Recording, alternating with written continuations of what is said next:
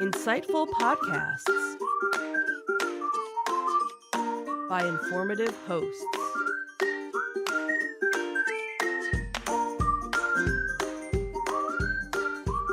Insights into Things, a podcast network.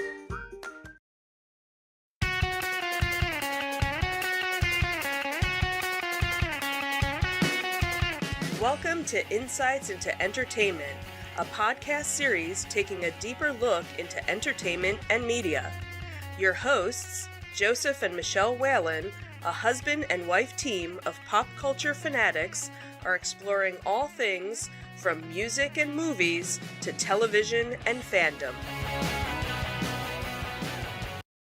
Welcome to that sudden intro to Insightful podcasts by informative hosts.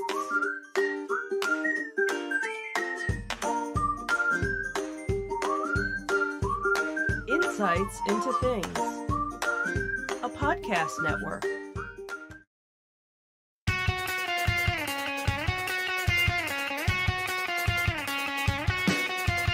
Welcome to Insights into Entertainment, a podcast series taking a deeper look into entertainment and media. Your hosts, Joseph and Michelle Whalen, a husband and wife team of pop culture fanatics, are exploring all things from music and movies to television and fandom. Hello, everyone, and welcome to Insights into Entertainment, episode 152, Gaming's Best and Bleakest of 2023. That's right, if I'm hosting, that means it's an episode about gaming. I am your host, Sam Whalen, and the guy that I just keep dragging into the river of gaming news, my co-host, Joseph Whalen. How's it going? Hey, and if you're hosting as well, it means we're going to get into some negative stuff at the end of the show, too. That's right. That's our MO. Yeah, we're going to start off positive, though. So today we're doing, like I said, another gaming episode. We're going to talk about the Game Awards. The nominations are out. The actual ceremonies are on December the 7th, so right around the corner. But yeah, we're going to cover some of the nominations, and then we're going to get into some bummer stuff. Because while it has been one of the best years for gaming, it has been one of the worst years for gaming industry layoffs. So we're going to get into some of the hardest hit companies from that, and who should be held accountable for these layoffs, and if there's a way to prevent them. But before we get into that, we have to plug all of our subscriptions, or we need you to subscribe. That's on Apple Podcasts, Spotify, Google Podcast. Is Stitcher still around? Last time I did this, I think they are gone now. Yeah, well, if you're still on Stitcher, find a way to subscribe to us. We'd appreciate it. iHeartRadio, TuneIn, Amazon, and Pandora. Everyone loves Pandora. Yeah. Shout out Pandora. I forgot about that. Of course, you can always contact us as well if you have any questions, comments, or concerns. You can email us at comments@insightsintothings.com. We are on X at insights_things. I got it. Yeah, it was limited in what my options were. Okay. They were maybe already taken. Facebook, you can search Insights Into Things. Instagram, Insights Into Things. Anywhere, just search it. It'll come up. And of course, all these links can be found on our website, www.insightsintothings.com. Let's get right into it. All right.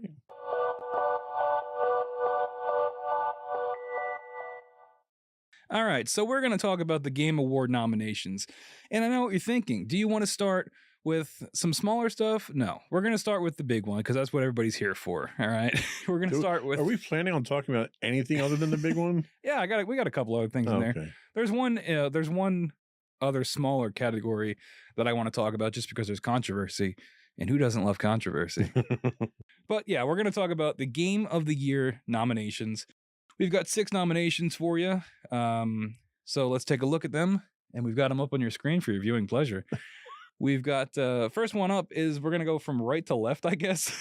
Yeah, it's in a different order than the script. Sorry. We've got Zelda Tears of the Kingdom. This is, of course, published by Nintendo and EPD. What's that? I don't know. Nintendo. Yeah. Oh, Nintendo EP. I guess it's like a subdivision. Entertainment something. Sure. Yeah. So Tears of the Kingdom has been highly praised for its improvements over Breath of the Wild, offering an expanded world and features that encourage exploration. Maybe it should be EGP. For what? Epic Games Publishing. Well, Epic Games doesn't publish Breath of the Wild. Oh, I'm looking at Alan Wake. I'm sorry. We'll get to that in a second.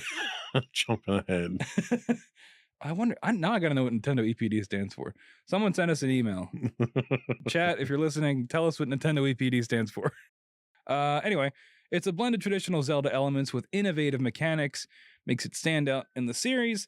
Everybody loves Zelda, right? I mean, it's always going to get nominated. Breath of the Wild received similar praise, but we were talking off air before the show. You said you're not really in on Nintendo anymore like you used to be. I'm not. I haven't been a Nintendo person for probably 15 years now.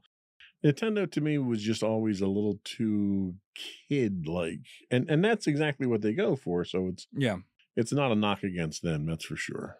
Yeah, I mean there are games like Zelda and Mario that I think while they look kind of kiddie, I do think they can appeal to everybody.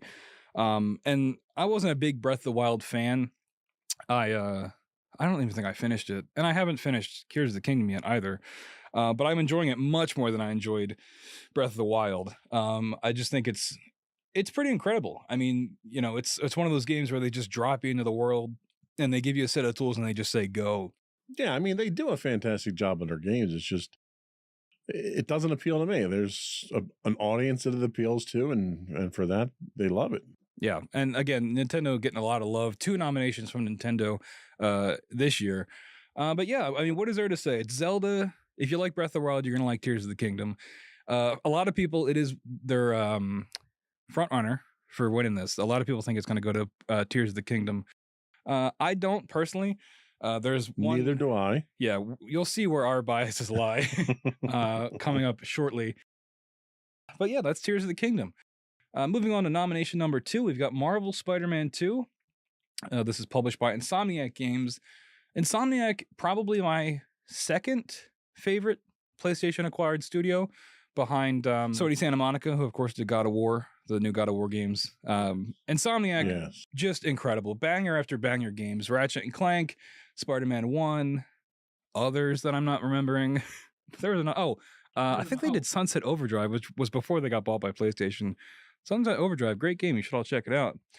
But yeah, Marvel Spider-Man 2 stands out for its dual character gameplay, innovative combat and traversal mechanics, and an expansive narrative that enriches the Spider-Man universe. I'm probably about 3/4 of the way through this. I've been trying to take my time with it because I do love these games, and I don't want to, gorge myself on it. I like to take my time when it comes to these things. But I didn't finish it for the show, so what are you gonna do?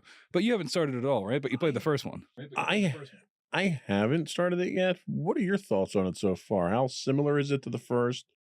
What's the storyline look like? Obviously the graphics and everything are fantastic. Oh yeah, it looks even better somehow because now we're fully with the power of the PS5. Oh, we didn't show it, but it was the power of the PS5.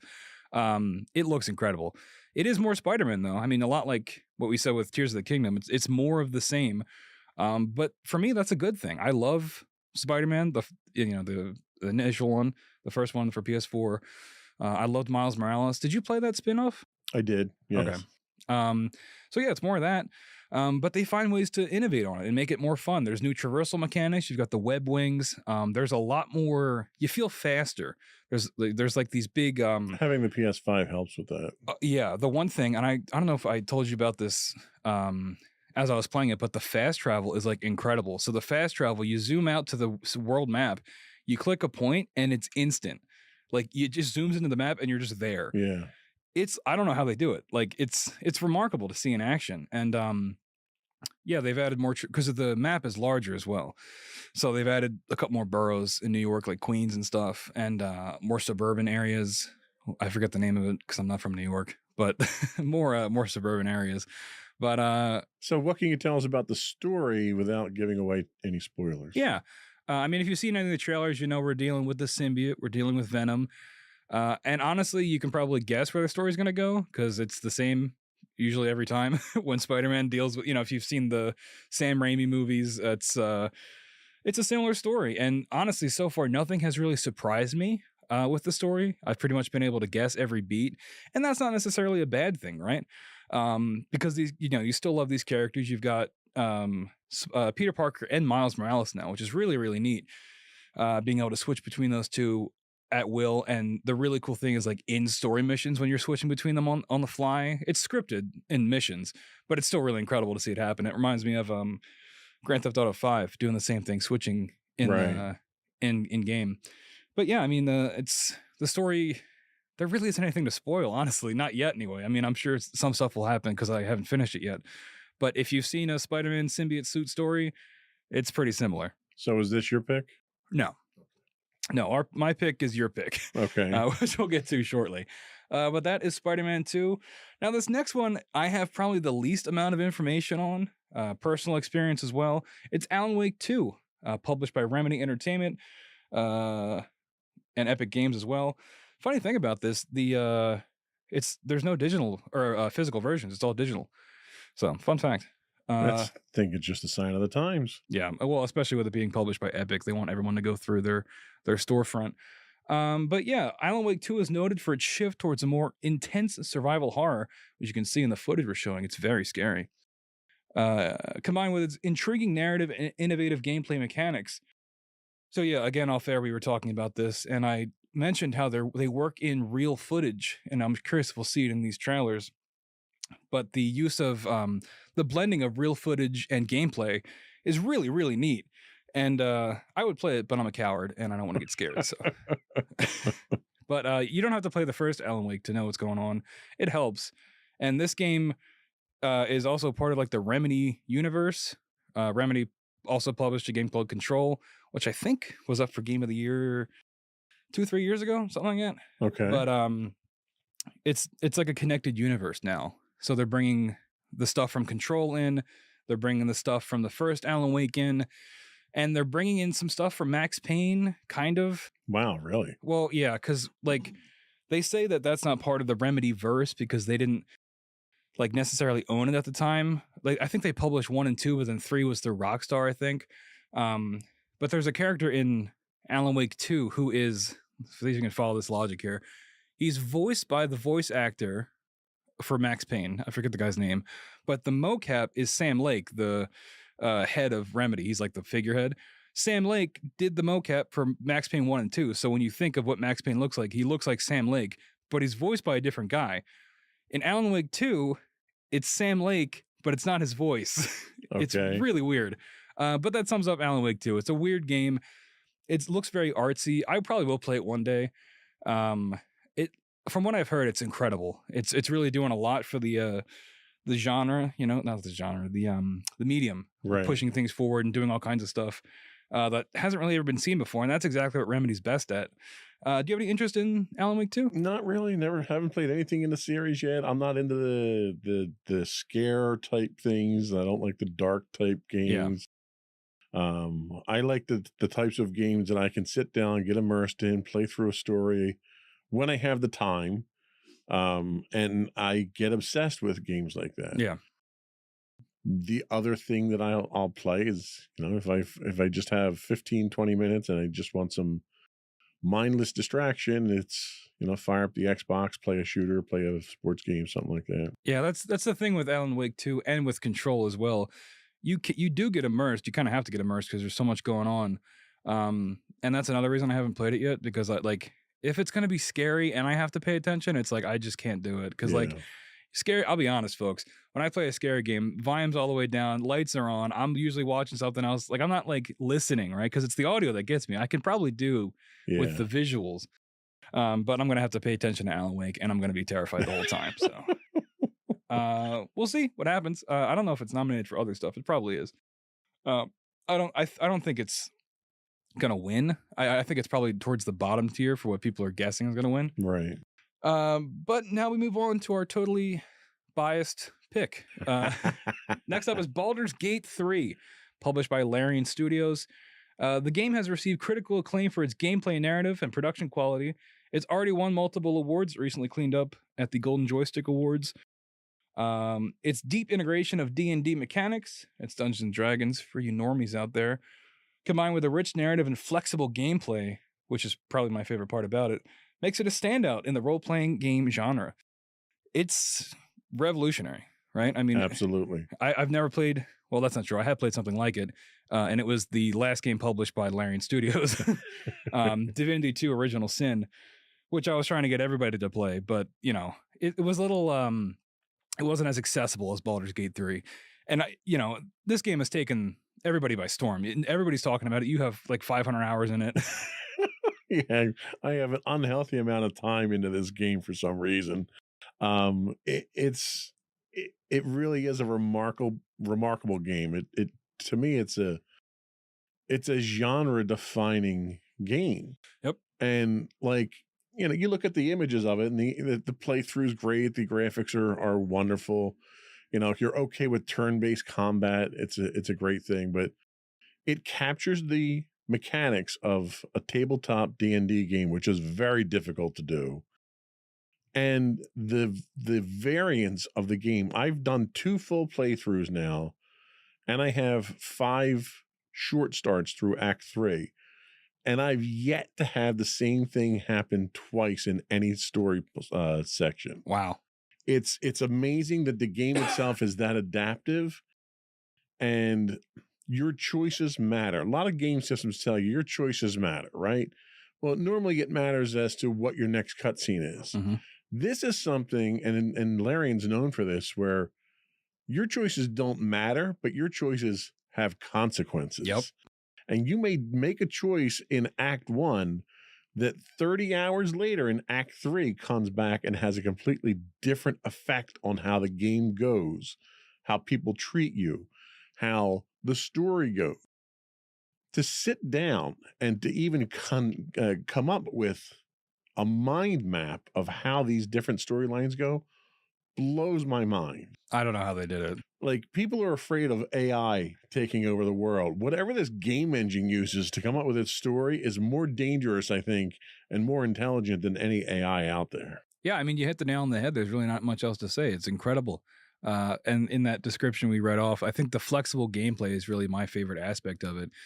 It feels like D&D. I love Dungeons and Dragons, and this is as close as you can get. And in some ways, I think it's better than actually playing D&D, because I think it onboards everything so much simpler, right? At least on console, your actions and everything you can do. When I'm playing D&D in real life, and I've got, even using the app or pen and paper, you kind of forget a lot of stuff you can do because there's so much information. But I think what Baldur's Gate 3 does so well is streamline that and make it so you really are considering everything you can do, even if it's just like shoving somebody off a cliff, which is like, you can end a boss fight by doing that if you pass the check. And it's like D&D in that regard, where a DM could spend 3 hours planning a boss encounter, and you walk up and you pass the first persuasion check and the fight's over. You don't even have to fight the guy. I know that feeling.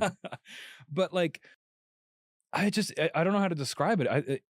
I think it's a game that everyone can play. Like, it is a little bit complicated, and it's definitely, you can tell it was meant for PC first. Sure.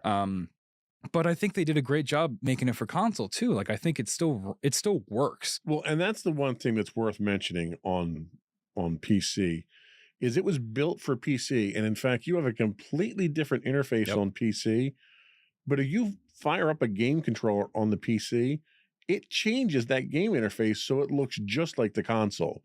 So it's completely, that's another thing, that the fact that they went through and made 2 completely separate interfaces for how you were going to interact with the game, just that level of forethought was extraordinary. Yeah. And I have to say, you and I both play D&D. We both DM from time to time. This has changed the way that I play D&D. Yep. It's educated me on different character class information, all that stuff. But the fact that it shows you, you could sit down at a tabletop and roll dice and throw a fireball at somebody, and it kind of just rolls off your tongue and you move on to the next thing. You don't know what it looks like. And in here, not only do they visualize what spellcasting and combat looks like, they show it in different ways for different classes, and even, if you go with a bard, the bard can cast, any number of spells, but depending on the instrument that the bard is using, the visualization looks different and is custom to the instrument, which is just incredible. Yeah. It adds so much ambiance and so much life to the game. That's why I think this one should win. Oh yeah. even if it Yeah, doesn't. spoilers, folks. I think, well, I don't think it's gonna. It's nominated for 8 things. First of all, I do not think it's gonna sweep. I think it will get most of them, but like it's up for like multiplayer game. I don't think it's gonna win that. And the multiplayer aspect is terrible. It's not great. I like that it's in there, and I want to do a playthrough with my friends whenever they get it. Well, the multiplayer.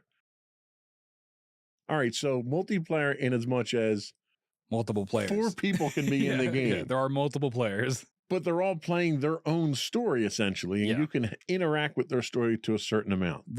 There's no instancing that happens here, right? So you don't have a shared experience. You go off and you have dialogue on your own that's relevant to your character, and you can share that with other people, but they can't participate in it. Right. It's not an MMO. It's a kind of a cooperative playthrough that you do most of the time, right? It's not even all the time. So it's not really a good multiplayer game. It's a great single player game that has some multiplayer capability. Yeah, and I think the one thing that does shine in the multiplayer is the combat. I think because we played it very briefly, and that's the only experience I've had with the multiplayer was the hour that we probably played. Right. So I can't speak to it fully, but the combat in multiplayer is great because the combat is normally turn-based, and it still is in multiplayer, but it syncs up whoever the real players are. So if you and I were playing, our turns would happen simultaneously, but everything else is still turn-based. Yeah. So you can sync up abilities. There is a lot of potential there. We just didn't play enough of it to find out. Well, and the one thing I will say that was great in multiplayer is as you play through your character's turn, you end your turn. In single player, if you end your turn prematurely, it's over. Yep. In multiplayer, if you end your turn, you have to confirm that you're ending it. That safety feature needs to be worked into the single player. It is. It is now? You can, I turned it on because I kept accidentally ending my turn. You can toggle it so you have to hold triangle to end your turn. At launch, that wasn't there. Oh, really? Yeah. Because I would end my turn accidentally all the time. Yeah. And I was like, there's got to be a setting for all right, this. I have to go turn that all in the game now. It's much better because there's been so many times where I've done it accidentally and like haven't even done an action. And then, I get beat up because I didn't do anything. Right. The one thing I didn't like about the multiplayer, though, is as you play through the game, you pick up companions. Oh, yeah. Well, the rule is whoever talks to the companion gets them. And I can't hand that companion off to you so you can go do something else while I go do something else. Especially when cutscenes can be triggered just by walking. Proximity. Yeah. So that's a little weird. But everything else is great. Yeah. I think I just get unlucky when it comes to these things, and I usually have technical bugs when other people don't. I have had some bugs with it, but considering everything that's going on, it's like a miracle. It's like it's from like on high. It was sent down, and it runs and it works. And if you think you can do something, you probably can. You feel so free, and I've never really played another game like that where there really are no. I mean, there are constraints, right? In terms of like you can't like clip through a wall or something, right? But like.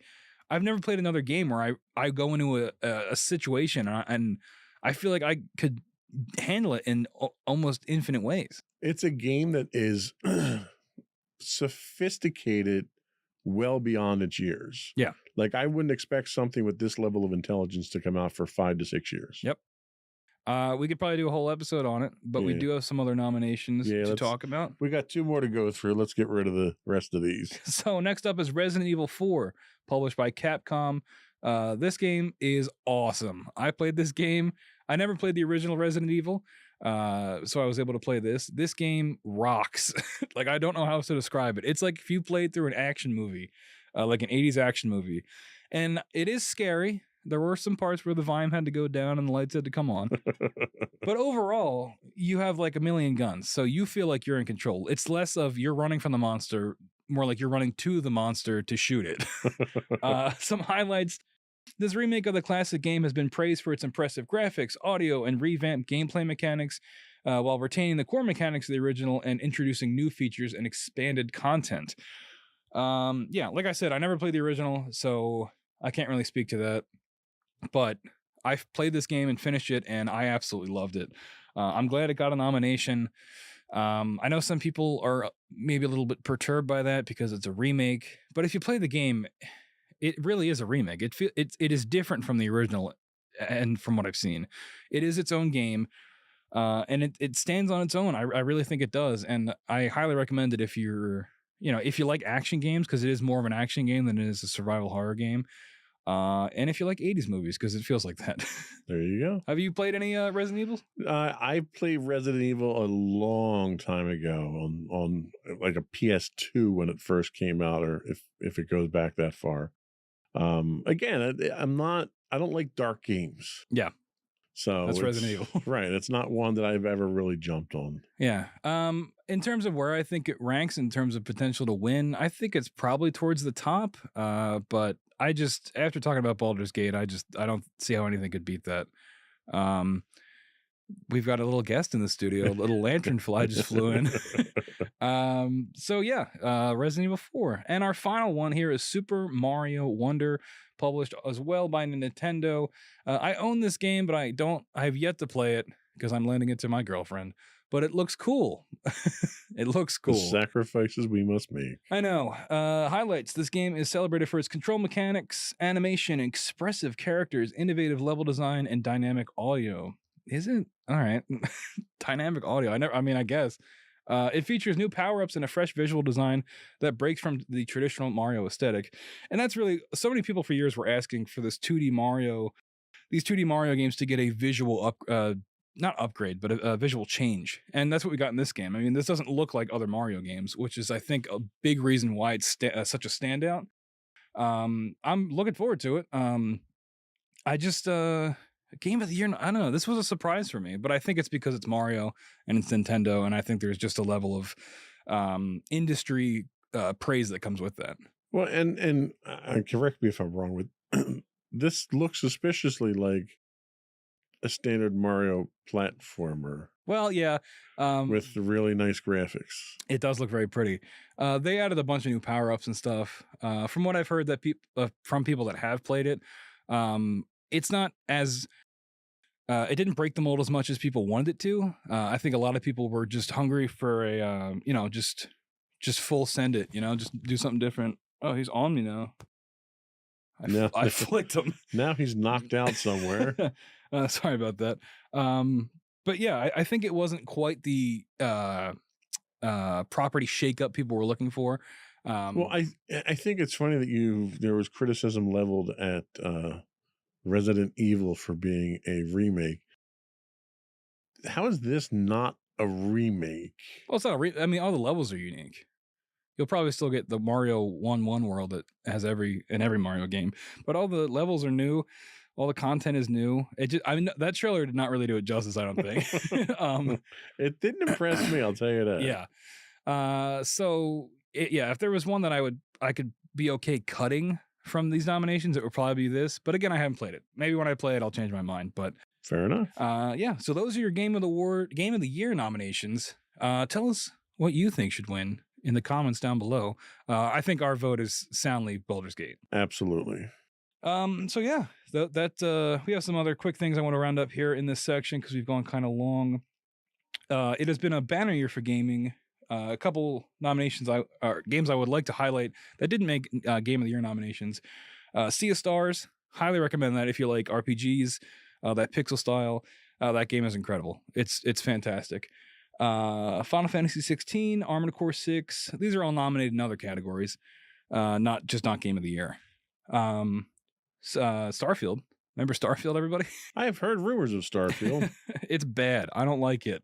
I'll say it. I heard it's got a really good engine for building Starship. Yeah, I haven't done any of that. That's what everyone seems to love about the game. Yeah, it's I don't know. I think since it's come out, it was praised pretty highly on release, but I think as people have been able to sit with it, I think it's somewhere in the middle of the pack, which is a disappointment, especially if you're an Xbox fan, because that was supposed to be their game winner. That was supposed to be their game winner, and it's nominated for one category, and it's probably not going to win. What's that, for biggest game of the year? RPG, I think, is what it's up for.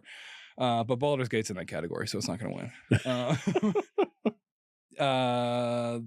Yeah, so Jeff Keighley, the guy that runs it, he's like the brains behind the operation. He said that even though, it's a great year for gaming, we did have to limit it to 6. Let's see. Do we want to cover these other categories, or are we short on time? You can run through them real quick. So we got these are some that I just wanted to highlight. Best performance, we have Ben Starr for Final Fantasy 16, Cameron Monaghan for Jedi Survivor. Have you played that yet? No, Yeah, he does a good job. It's fine. I didn't really like the first ones. Oh, that's right. You didn't. We've talked No. about that before. Idris Elba for Cyberpunk Phantom Liberty, which What was that? An add-on for Cyberpunk? yes, Really? but it's also like a remake kind of, because with Phantom Liberty came the Cyberpunk 2.0 update, which like changed the whole game and made it what it should have been at launch, which is impressive and deserves acclaim. But Not that steaming pile of crap that we got at launch. I love Cyberpunk since day one. I love driving around a city and seeing random piles of trash just fall from the sky. It was such a just delightful thing. I've been a Cyberpunk diehard supporter since day one. Not a CD Projekt Red supporter because they lied a lot, but I don't know. People are saying it's back, and it's kind of wild that Idris Elba is in the game. That is kind of well. That's the thing. If you have a terrible release for a game, sign a celebrity to the next version of the game. I own this DLC, but I have yet to play it because when I was playing Cyberpunk, I'm playing through it to experience the 2.0 stuff, which is very impressive, and I highly recommend going back to it if you want. You can drive around the city. Is it another 15 terabytes of a download? Probably. It took 3 days to download it. I'm going to butcher this woman's name, but Melanie LeBird. Sure, that looks good. From Alan Wake 2, she plays, I think her name's Saga in it. She's the other main character that isn't Alan Wake. Neil Newbon, who is Asterion, right? In Baldur's Gate 3. People love that guy. He didn't survive in my playthrough very long. Didn't survive in mine either. So, but I know he's captured the internet's. Turns out a stake through the heart really does kill a vampire. Yeah, I pretty much instantly killed him. I think he's one of the front runners, and then my boy Yuri Lowenthal for Marvel Spider-Man 2. He is the best, and I hope he wins. But that's who I'm pulling for. I love Yuri. He kind of does the same voice all the time, but man, is it good. So he's like the Nicolas Cage of voiceover. So we'll see who wins that. Really quickly, best independent game. I just wanted to cover this because this is where the controversy is. Defined as for outstanding creative and technical achievement in a game made outside the traditional publisher system. Remember that. It's going to be important. So we've got Cocoon. Haven't played it. Want to. Viewfinder is really, really interesting. The concept of that game is, are you able to pull footage really quick for it if you can? Maybe? I can try. Because you got to see it. You have a camera, and when you take photos, you can then go into the photo, and it changes the layout of the level. And it's tough to describe, but once you see it, it will like blow your mind. So yeah, we're pulling up a trailer real quick. I played the demo for this. I haven't played the full game, but it is it's really, really remarkable. And again, it's one of those games where you wonder how it even runs. So yeah, here, check this out. So he just takes the picture for our viewing audience. Oh, that's right. Sorry, audio listeners. Look up a trailer of Viewfinder. It's very cool. But yeah, I don't know. I think this is one of the reasons why the indie category is so This looks like something that should be in my Oculus Quest. Yeah. Like, it's incredible how this like works. And like I said, it's hard to describe for audio listeners, but go check it out. And I think the demo is still available. And you'll pretty much get the gist of it. But yeah, it's one of those games where it's like, how is this even running? And how does this even work? So yeah, that's Viewfinder. Sea of Stars is also up for the indie category. I love that game. That probably is in my top 5 for game of the year, for my personal game of the year. It's incredible. Dredge, which I think is a spooky game. And then Dave the Diver, which I love. Dave the Diver, also a great game. Is it an indie game, though, is what people are wondering. Because Dave the Diver is developed by Mint Rocket, which is a small team. But Mint Rocket is owned by Nexon, which is a multi-billion-dollar gaming company. So people are wondering, That sounds like the evil corporation from a Bond movie or something. Yeah, it sounds like from RoboCop. So yeah, unfortunately, Dave the Diver is getting a lot of heat because of this. And the team at Mitt Romney, that's what I think I'm going to say. It is a small team, but they're getting all this heat because is it really an indie game? I don't know. What do you think? Because they had effectively a blank check to make this. Well, and that's the thing is that you can have a small team, but when you're getting backed by a large corporation like that, and you've got the budget for it, right, and you don't have the pressures of being that struggling indie developer trying to find an outlet for it and someone to push it and market it, I think you very quickly get outside of that indie game realm. Yeah. And I still highly recommend you go play Dave the Diver. It's you run a sushi bar, you're exploring, you're a diver. I don't know, it's hard to describe. That sounds exciting. It's very exciting. I would make you pull up the trailer, but that was really hard to do for the other game. So, but yeah, Dave the Diver is great, but I don't think it should be in the indie category. That being said, you should still go play it. Okay.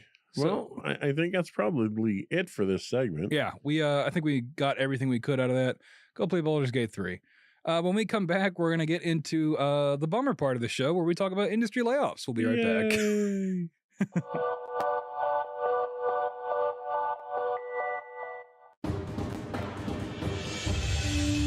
For over 7 years, the Second Sith Empire has been the premier community guild in the online game Star Wars: The Old Republic. With hundreds of friendly and helpful active members, a weekly schedule of nightly events, annual guild meet and greets, and an active community both on the web and on Discord. The Second Sith Empire is more than your typical gaming group. We're family. Join us on the Starforge server for nightly events such as operations, flashpoints, world boss hunts, Star Wars trivia, guild lottery, and much more. Visit us on the web today at www.thesecondsithempire.com.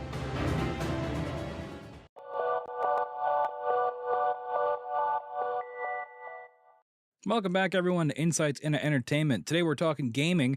We just got done covering the Game Award nominations, and now we're going to talk about industry layoffs. Of course we're talking gaming because you're on the show. That's right. I should wear like a gamer sweater or something. Be Insights into Gaming when you're on. Yeah, it would have like Mountain Dew in the intro. All right. So anyway, like I said at the top of the show, despite being lauded as one of the best years in gaming, the industry has been hit by massive layoffs at every level. At the time of writing, it's probably higher now. Around 6,000 people have been laid off in the gaming industry. There's a very helpful but depressing website called videogamelayoffs.com, and it's been tracking the numbers since the beginning of the year. It's just one of those stories you hear about every week if you're not covering, I'm not covering anything, I'm not a journalist, but if you're following gaming news, it's one of those things that you can't really ignore, especially this year.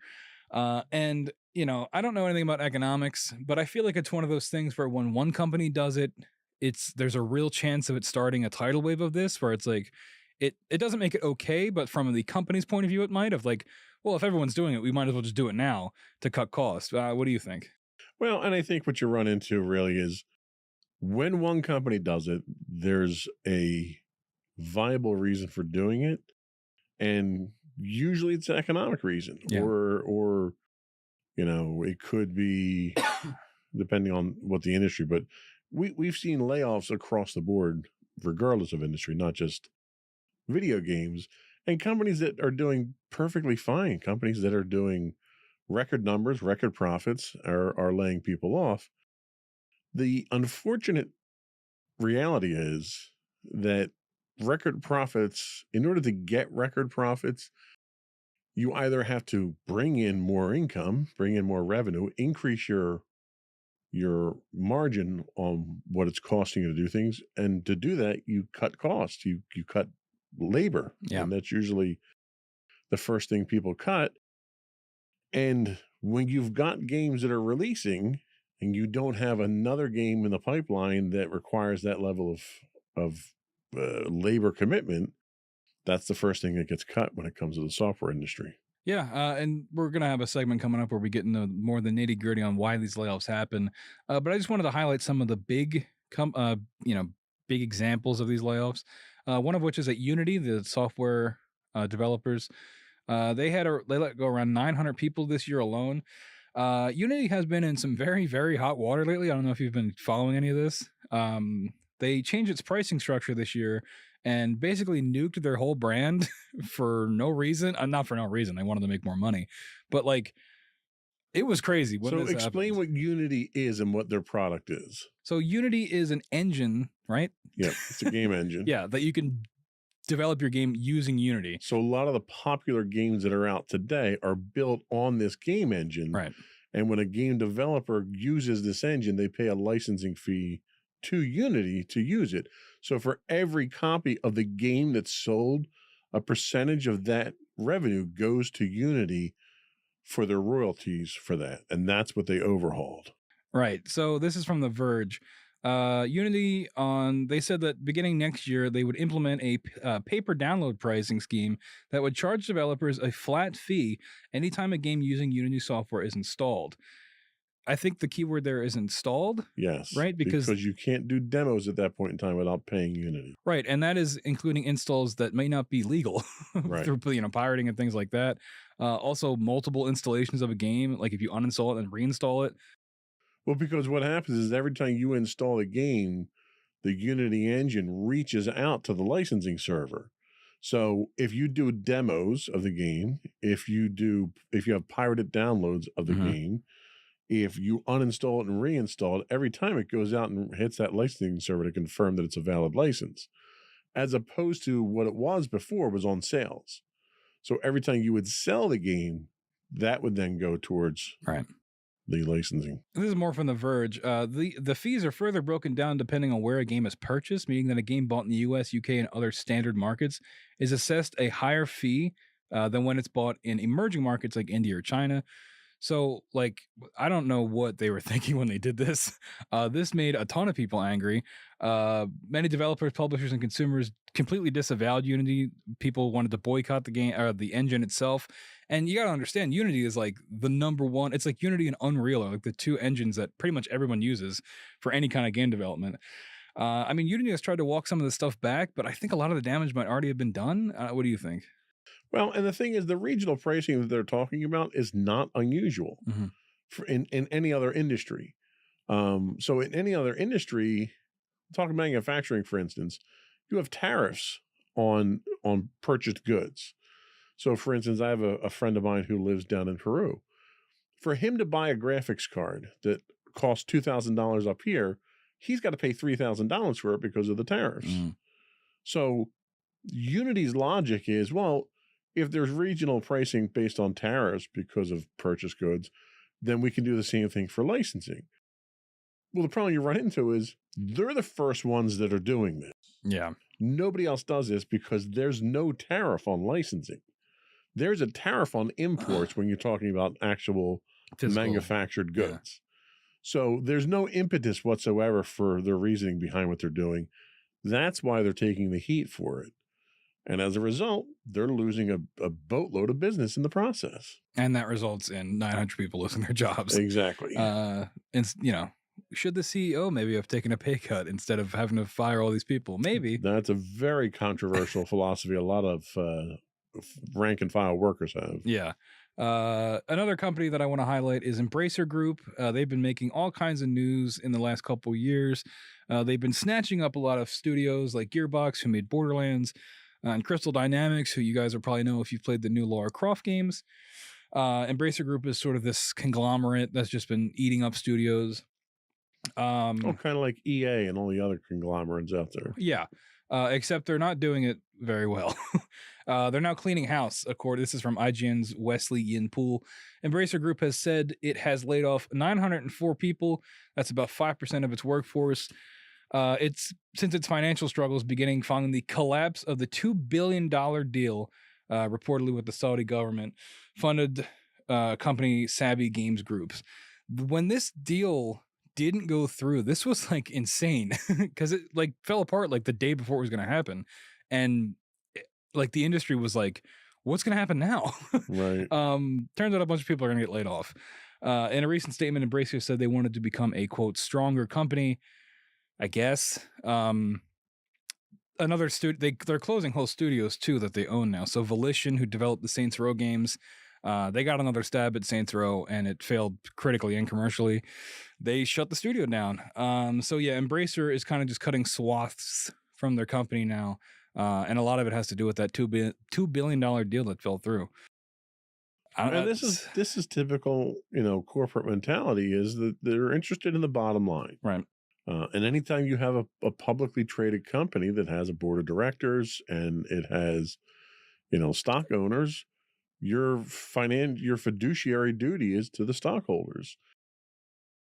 and you trust the people that are making these decisions, who aren't always they're business people, but they're not necessarily software or game industry people. And that's sort of where you get that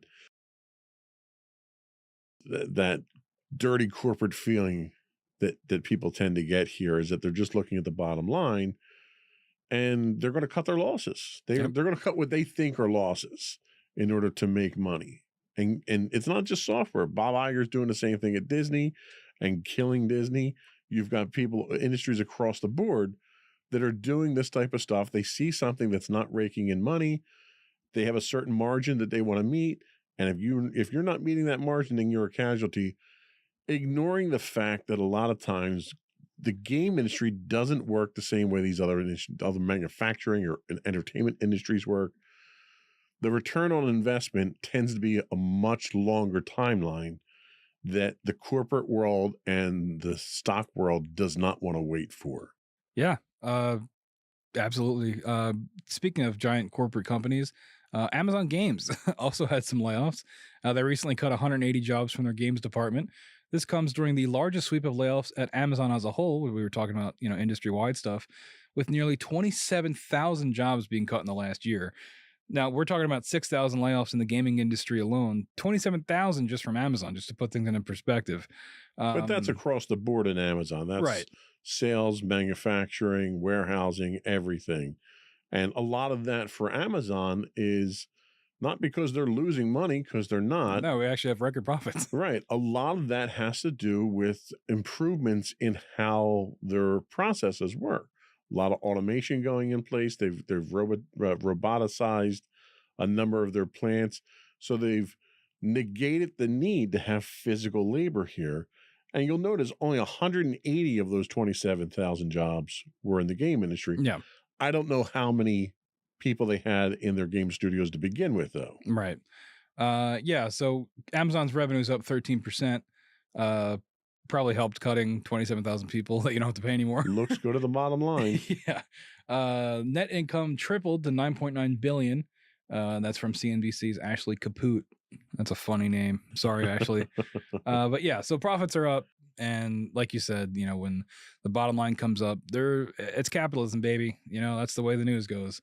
So despite the game industry experiencing one of its best years, over 6,000 people face layoffs. How do you think these job losses at various levels are impacting the industry's morale and future prospects, especially in light of such a successful game release year? I follow a lot of people that are in game development on Twitter and stuff, and I listen to a lot of gaming podcasts of people that are very close to people in the industry.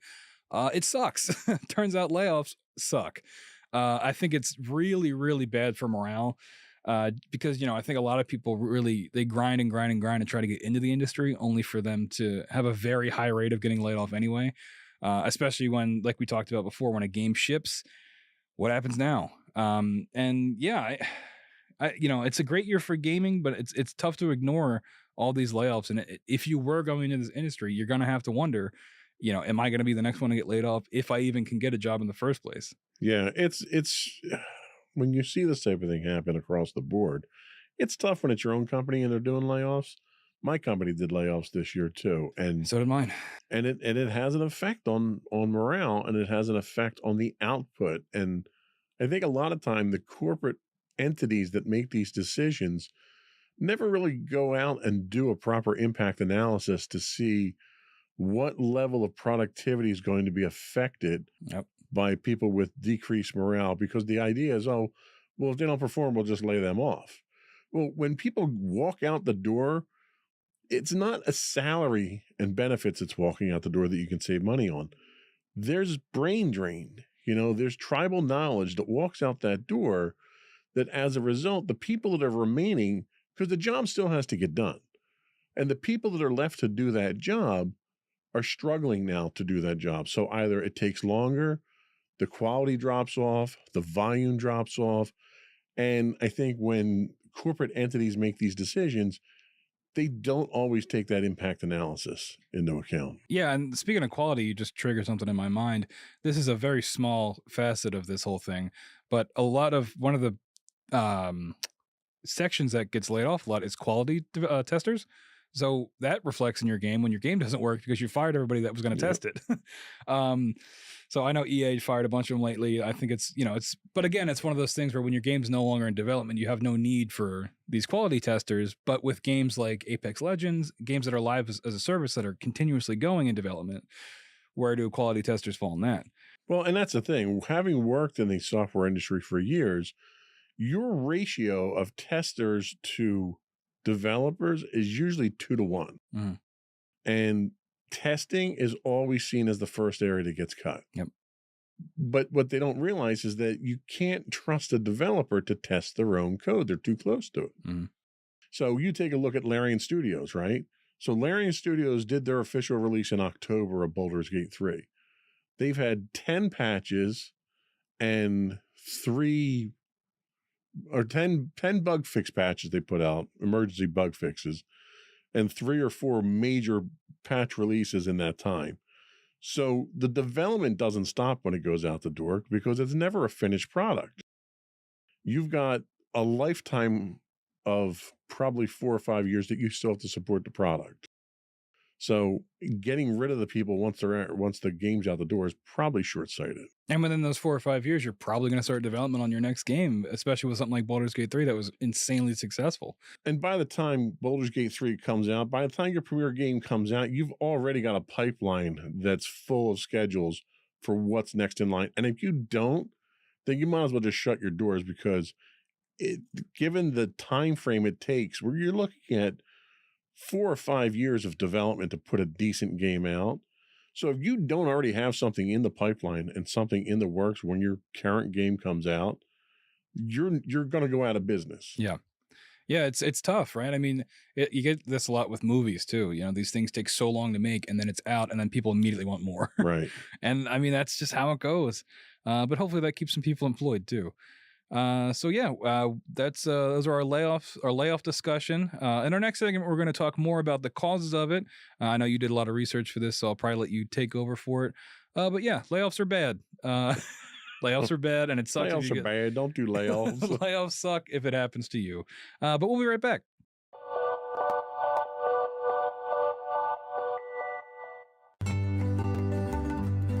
Insights into Teens, a podcast series exploring the issues and challenges of today's youth.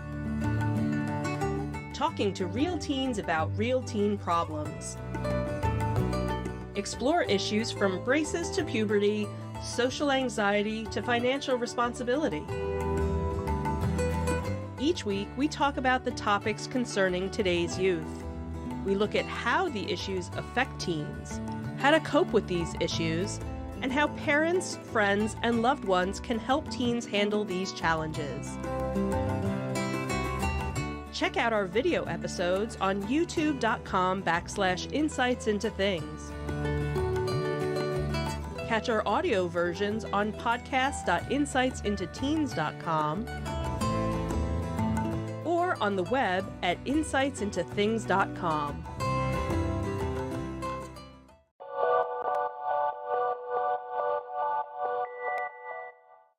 Welcome back to Insights into Entertainment, everybody. We're wrapping up the show today talking about the cause and the purpose of all these layoffs. So the trend of layoffs in the video game industry can be attributed to several factors, and understanding this is key to forecasting the trends during and its impact on the industry's future. And we go to our corporate shill, Joseph Whalen, for the layoff report. Wow. Why layoffs are a good thing? Go. No, not why they're a good thing. What causes layoffs? So we already kind of touched on economic fluctuations. So the video game industry is not immune to the broader economic trends in the world. And economic downturns or market uncertainty can lead to budget cuts and staff reductions. And everyone knows where we are with inflation and how tight money is and everything's costing more money. So that's pretty obvious right there. We're also looking right now, and it's first time in the industry's history that we're in a post-pandemic period. So we're still looking at adjustments from that. COVID-19 pandemic led to a surge in gaming as people sought entertainment during the lockdowns. This surge may have led to overhiring or overexpansion in some companies. As the world returns to normalcy, demand may stabilize or decrease, leading to restructuring. There's also, people now are like, there's the discussion of work from home. Well, why wouldn't I just always work from home if I can? Especially when it comes to game development. A lot of these folks packed up their work computers and brought them home to keep working on games during the pandemic as best they could. So now, there's a discussion of, do we even need to be going back into, in the work? And that's across all industries. If we can, can we just keep the work at home thing going?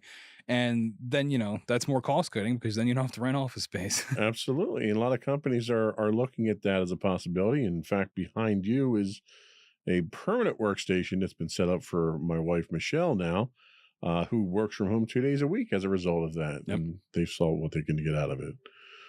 So the other thing you look at is shifts in consumer behavior. Changes in gaming trends and consumer preferences can impact revenue streams. Companies may need to restructure to align with these shifts, leading to layoffs in departments that no longer align with new strategies. We also have technological changes. Advancement in technology can render certain skills or positions obsolete. As companies invest in automation and new tech, there may be a reduced need for certain roles. And then we get to the corporate shill side of things with financial management and strategic shifts. Ugh. So poor financial management or strategic pivots can necessitate cost-cutting measures, including layoffs, which is exactly what Unity ran into. Mm-hmm. They're trying to make a buck, so they made a change in their strategic, product line there, and it came back to bite them. It's a very nice way of saying we want to make as much money as possible all the time. Absolutely. So tell us about what the actual impact of all this is on the video game industry. Yeah, so there's innovation and competition. Layoffs can lead to a consolidation of talent, with larger companies absorbing experienced personnel. You got a little bit of that with Embracer. Now that they're all part of this conglomerate, maybe they're having some cross-studio development. This could foster innovation, but might also reduce competition if smaller companies struggle to compete, which is definitely true, especially when it comes to indie development, which is what we have next. As talented individuals leave larger companies, there might be a surge in indie game development, which I think we talked about this before when we were talking about the Microsoft Blizzard thing, where Yes. it's like as more studios are bought up and part of large corporate structures, Something has to fill that vacuum, and the indie companies step in to do that. Exactly. There's, this can lead to more diverse and innovative gaming landscape, which I'm all for. Assuming, it's, I'm all for the creative side of things, as you can probably tell by this. It's tough to see, but maybe that is a silver lining. Well, and the one advantage you get from the indie side of things is you don't get the corporate shields. You get idealism. You get companies that come in here with this idealistic view of, I'm going to make this for the fans. I'm going to listen to the fans, and I'm going to produce something for the fans. If it doesn't sell, then the corporate guys come in, they suck up the company, and then they move on. A lot of times, for the longest time, BioWare was of that philosophy of, you had a couple of regular guys there that wanted to make good games for people, and they did, until they sold their souls to EA and moved on. We would all do it, let's be honest. I would too. Hell, if I could get, a couple $1 million for this podcast, I'd sell it in a heartbeat. Yeah, next episode we're going to have McDonald's branding all around the place. Yeah, I highly recommend you play Sea of Stars, because it is a very similar situation. I'm blanking on the name of the developers, but it's like that, where they made another game called The Messenger, but they all seem like very down-to-earth people. We have shifts in job roles. The industry may witness a shift in the types of roles that are in demand, with more emphasis on technologies like AI, VR, and cloud gaming. I don't know about VR. Are we done with VR? I think VR is pretty much, although Apple wants to bring VR back, I think they're missing the boat. They're going to make people spend like $10,000 for a headset, so you can get freaky eyes on the outside of your headset. Yeah. We talked about this already a little bit, but the impact on game quality and diversity. Layoffs can lead to reduced manpower, impacting quality. However, they can also force companies to focus on core competencies and produce higher quality titles, which is kind of what Sony's doing. They're spending and taking the time to have all these first party games that are, industry wide successes, commercially and critically, that sort of hold up the brand just by virtue of existing.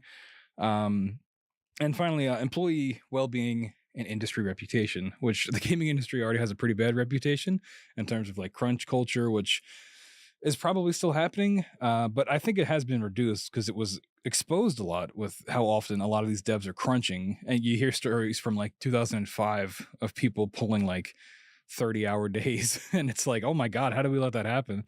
But hopefully that's a little bit better Well, now. and I've been on build teams, not for the gaming industry, but in the software industry, where we've put in 36, 48 hours straight to get a build out the door for, an artificial deadline that was set by a product manager because he made a promise to a customer. So it happens across the board. Yeah.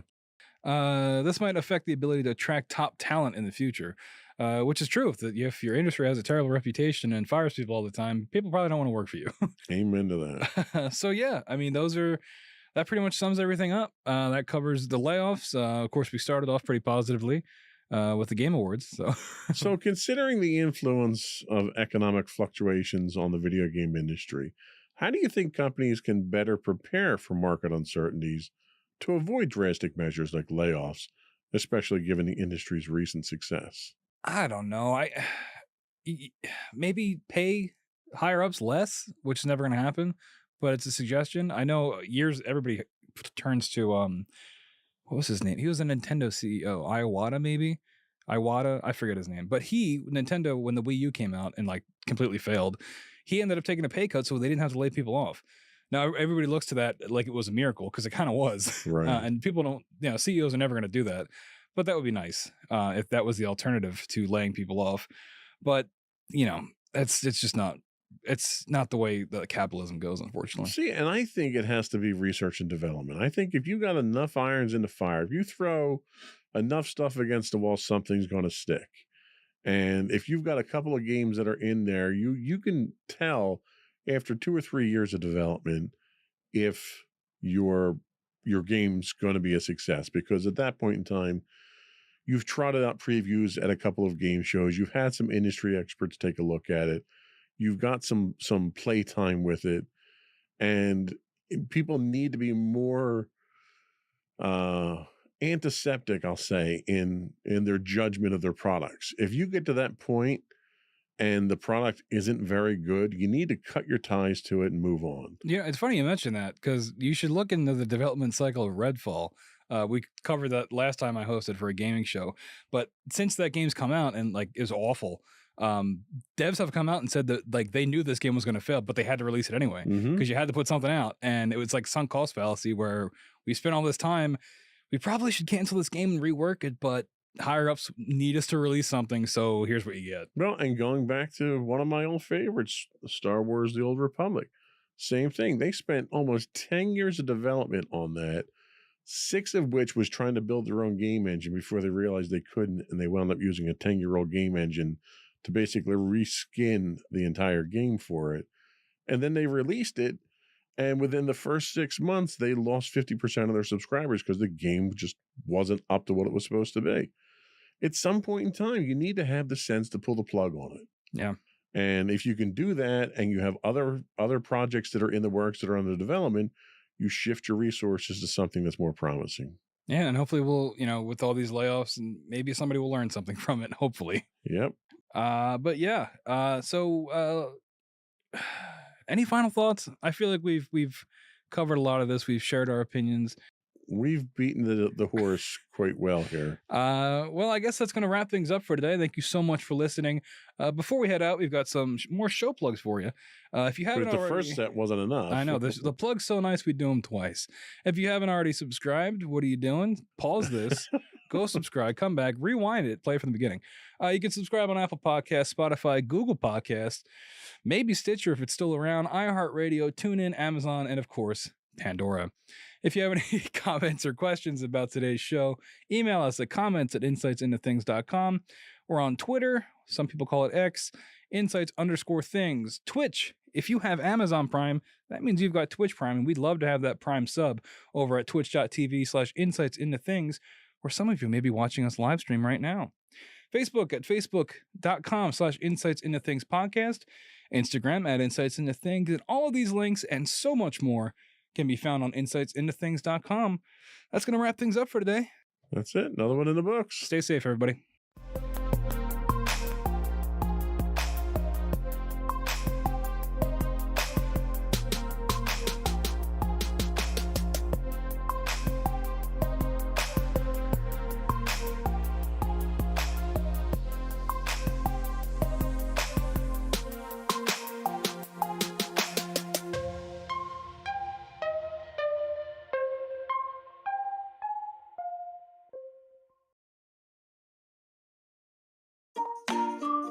Insightful podcasts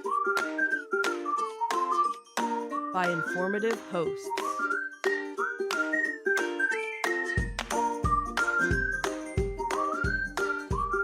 Insights into Things, a podcast network.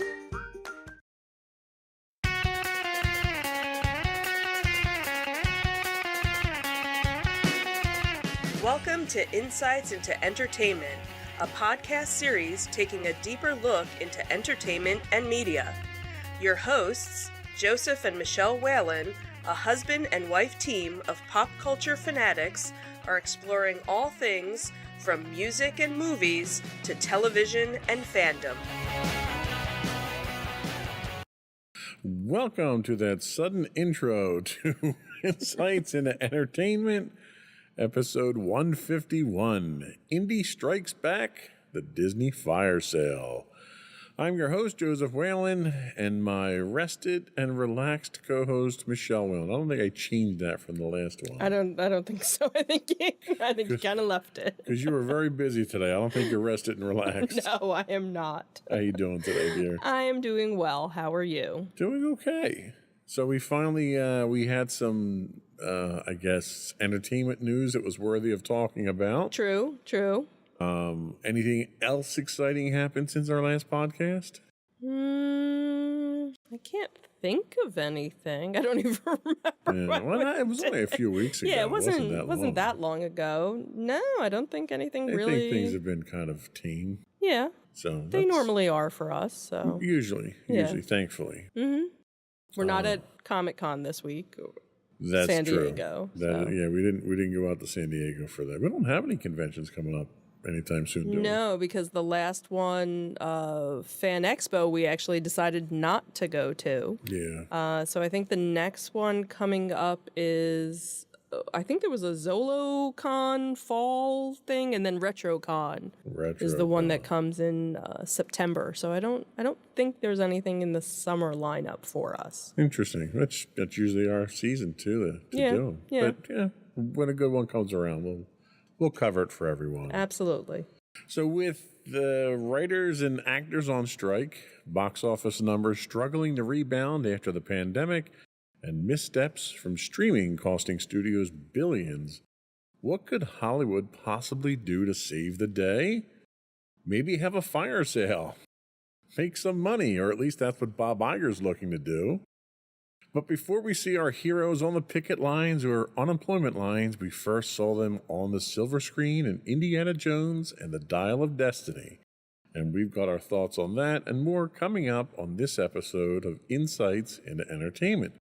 But first, I'd like to take a moment to invite our listening and viewing audience to subscribe to the podcast. You can find audio versions of this podcast listed as Insights into Entertainment. You can find audio and video versions of all of our podcasts listed as Insights into Things, and we're available anywhere you get a podcast: Google, Stitcher, Podbean, Pandora, wherever. I'd also invite you to write in, give us your feedback, tell us how we're doing, give us suggestions on what you'd like us to cover. You can email us at comments@insightsintothings.com. You can catch us on Twitter at insights_things, or you can find links to all that and more on our official website at www.insightsintothings.com. Are we ready? Sure. Let's do it.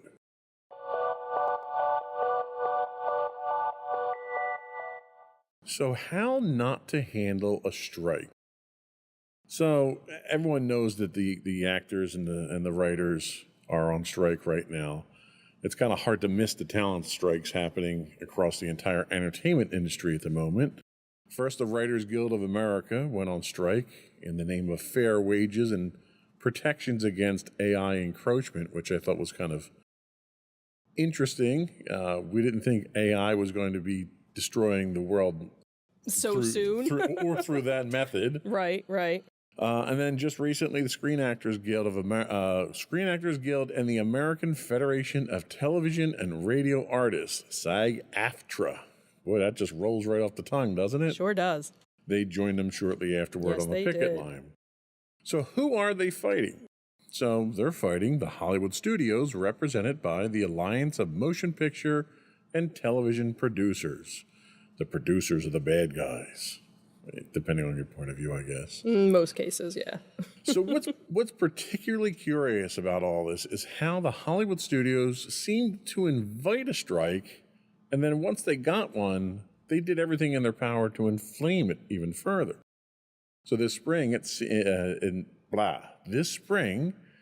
seemed like some Hollywood studios were actively itching for a writer's strike. Speculation about why exactly ran the gamut. Maybe it was to save a little money in the short run on shows the Writers Guild were part of.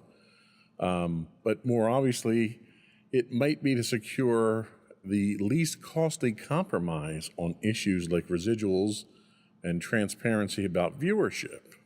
So, as discussions broke down between the two parties and the SAG-AFTRA representatives, we're seeing a majority of their demands rejected despite a nearly unanimous strike vote.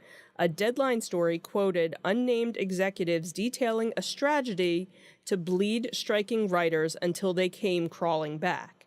Further inflaming the issue were comments from well-known Hollywood executive Bob Iger of Disney saying, "There's a level of expectation that they have that is just not realistic, and they are adding to the set of the challenges that this business is already facing that is, quite frankly, very disruptive."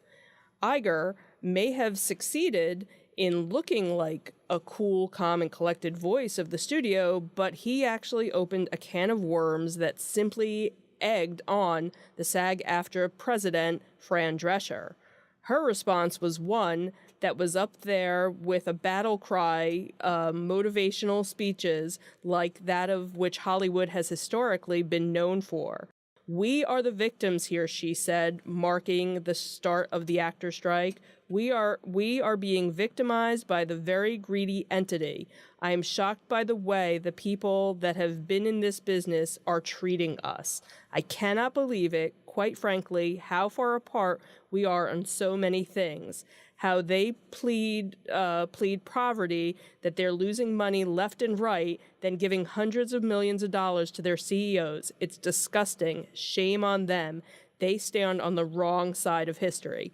And this was a very funny meme that kind of popped up where, the woman we all thought would lead the rebellion against the machines and, the woman who actually ended up leading the rebellion against, the machines. That is very funny. Yeah. So Barry Diller, who is the chairman and senior executive of IAC and Expedia Group, and a former Hollywood chief, suggested that the studio executives and top-earning actors take a 25% pay cut to bring a quick end to the strike and help prevent the collapse of the entire industry. It's worth noting that at this time, the motion picture industry is still struggling to recover its box office numbers, which are nearly half of what they were pre-pandemic. It's also worth noting that in their haste to capitalize on the streaming bandwagon, many companies are in the red. Disney, Peacock, Paramount Plus, HBO Max, Discovery Plus have reportedly lost a combined $18 billion since 2020, which begs the question, can either side in this strike really afford it? Yeah, I think that the sad thing here is obviously the fans are the ones that are going to be losing out. Right. In general. Right. The last time we had this, was it back in the 20-aughts or whatever when the last strike was, we wound up getting a rash of reality TV. Well, and the one, I guess, positive is there's been such an influx between all of the different streaming services that have so much original content that's already there. So if nothing were to come back for a little while, there's plenty out there. It's just that you're not going to get anything new. So anything that people are waiting for, like a new season of Stranger Things or new things, that are on regular broadcast television, that's what's going to hurt. Whereas, somebody like a Netflix or, all of these other streaming services, they're probably not really going to be hurting because there's so much content that probably the average person hasn't gone through everything in the catalog yet. Well, and that's also a good point because even Disney's getting to the point where their exclusive streaming content they're going to be releasing on network television. They have already announced they're releasing the Miss Marvel series. Right. That was never intended to come out on network television. Right, and I think there was something else from HBO that was going to be released on, so that's how they're kind of balancing, okay, well, we have enough on our streaming, but what are we going to do on broadcast? Okay, well, now we'll start doing a little bit of this to make it happen. So, of course, inflaming all this is the wage disparity between executives and the actors and writers who make up the union workforces on strike. So just to put this into perspective, the average pay for top Hollywood executives climbed an average of 53% from 2018 to 2021, up to $28 million annually. And to put that further into perspective, you've got Bob Iger of Disney, who makes $31 million. Of course, he just renegotiated, so he's going to be making $1 million, but his incentives put him back up into the 20s. You have David Zaslav of Warner Brothers, who is compensated $39.3 million. Ted Sarandos of Netflix gets $50.3 million a year. Brian Roberts of Comcast is $32.1. Bob Bakish of Paramount is $32. And you have Tim Cook from Apple at the top at $99.4 million. Now, granted, Tim Cook, Apple does more than just streaming. Mm-hmm. Right. So there's a lot more going on there. So you could probably take, 60% of that out and he'd still be in that third of the $40 million just for the streaming side of things. Right.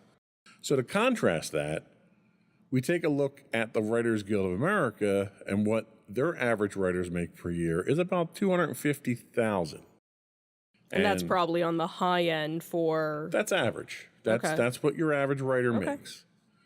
And your average SAG-AFTRA actor makes about $40,000. That's what blew my mind. Mm-hmm. Now, granted, that average is low because you have the top 1% talent. Right, that make $10 million a movie or something. Yeah. Well, more than that. Well, yeah. So, taking a look at the top talent, you've got Tom Cruise, who in 2023, which is about half over, has taken in over $100 million. You have Will Smith, who took in $35 million just for his Apple TV Plus show, Emancipation. Now, that's a real slap in the face. That was funny. You have Leonardo DiCaprio, who brings in $30 million or more per project, as does Brad Pitt. You have Dwayne "The Rock" Johnson, who routinely brings in $20 million per project. Now, I'd certainly like to smell what The Rock is smelling compensation-wise. Even Will Ferrell, who I'm not a big fan of him, I know a lot of people like him and think he's funny, he demands about $20 million per project as well. So the 1% of the club, really, they're the bulk of the actors that are involved here. Your extras, your bit parts, your character actors, the people that aren't your big Hollywood stars, they make up the bulk of the union. Right. And they're making an average of $40,000 a year. Well, and some of them aren't even making that because in order to get benefits through the union, you have to be making a minimum of $24,000 a year. And there are so many... And I agree. That that's aren't why even these numbers are average numbers. That. Right. So obviously, no, I get it. You got people making more, you got people making less. And there was actually, something that I saw that said where you had about, if they took 25% off the top, and there was something that I saw that even said 2% of the top executive salaries. So 2% would be like nothing. Nobody would notice, but basically everybody that's in the union would be able to get coverage because of just that 2% off the top for everybody. Right. Now, what is interesting was I just saw briefly an article I didn't read fully, but there's one of the movie studios, A24, that they actually met all the negotiations. So anybody that's actually working with A24, with their production team, they're not striking because they said, okay, you want more money? Here's more money. The actors, you need more money. So they went, all of the demands that were asked for between the actors and the writers, they met them. So those people are working. Right. So, So the vast majority of Hollywood really is made up of starving actors who live paycheck to paycheck. Yep. Now, being the person that I am, I want to ask the question, why not just go get a real job if you're not making it in acting? I understand that's a lot of people's dream. Right. But if you're living paycheck to paycheck and you can't make ends meet, maybe it's time to go get another job somewhere. And in a lot of cases, they do have other jobs. They are doing other things. So. Have you ever considered a career in truck driving? And I don't mean to sound callous about it, but right. If you're not, like, if I wanted to be a doctor and I'm a failed doctor and I can't do it, I'm not going to keep trying to be a doctor. I'm going to go do something else. Right. And in this case, it's the industry. The industry's not treating you right. If I work for a company and that company mistreats me, doesn't compensate me fairly for my work, doesn't provide benefits, I'm going to leave and go somewhere else and do something else. I know. And many people do. And you see that time and time again where, unfortunately, the paparazzi are now, in the age that we're in, that everybody has a camera on their phone. Someone will go to the grocery store and, hey, aren't you, so-and-so? You used to be on television. Now you're bagging groceries. And you get belittled for going and earning an honest living and doing that in some cases. And you know what? That stems from caring what other people think. Oh, absolutely. And that's where I think a lot of people, they try and, okay, well, if I can't be on the screen, let me see if I can do behind the scenes and do something. So you see that too, where people try and, get into production or set design or something to kind of... Or you turn into Kevin Sorbo and you just troll people on Twitter when you're not a successful actor. Yeah, that too. So really what the strike boils down to is two things. One, it's salaries. Mm-hmm. Really, it's three things. It's salaries because of the disparity between, and I don't know why you would pick on CEOs.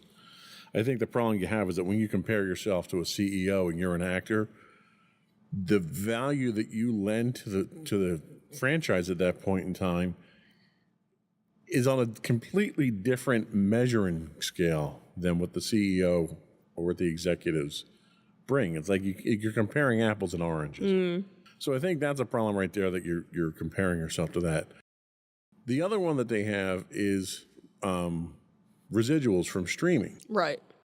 So the problem that you run into here is traditionally the studios are usually 2 or 3 steps behind technology. Right. They missed the ball on VHS and got screwed on that. They missed the ball on DVDs because they tried to encrypt them and they got screwed on that. So they kind of got out. This is the first time in decades that they got out ahead of things. Mm-hmm. And they got into streaming, and it was supposedly successful, even though they're $18 billion in the hole because they invested so much money in it. And the problem that you have is the previous contracts didn't... Streaming exploded so quickly, right. You couldn't have it in a contract before. Well, and really it was because of the pandemic, because everything really changed in some respects. Yes and no. I mean, Netflix was a streaming juggernaut well before the pandemic. Right. Everybody saw that. Right. And was shocked that Netflix, because everyone had their content on Netflix. Mm-hmm. True. Everybody was shocked at how well Netflix did. And Netflix did so well because they just poured money hand over fist into original content. Right. They were in the red for years producing content. Right. Just to get it out there and get subscribers in. Mm-hmm. So you had technology explode, and the industry's trying to catch up to it now. You're also dealing with the industry at a very fragile state now. Your ticket sales, your box office ticket sales are about 50% what they were pre-pandemic. You've got streaming services that are hemorrhaging money to the point that they're pulling back on projects now because they can't afford to keep making new content. So to strike now, when the industry is at its weakest, to a certain extent, I think Iger's right in that it's a really bad time to do this because you're really going to hurt the industry. What's going to happen here is they'll resolve this strike, obviously, at some point in time. But how many people are going to be out of a job because you're going to have studios that are cutting budgets back because of the losses they're already incurring, plus the losses that they're incurring because of the strike? So you may see as much, I've seen speculation up to a 30% cut in the workforce in the industry.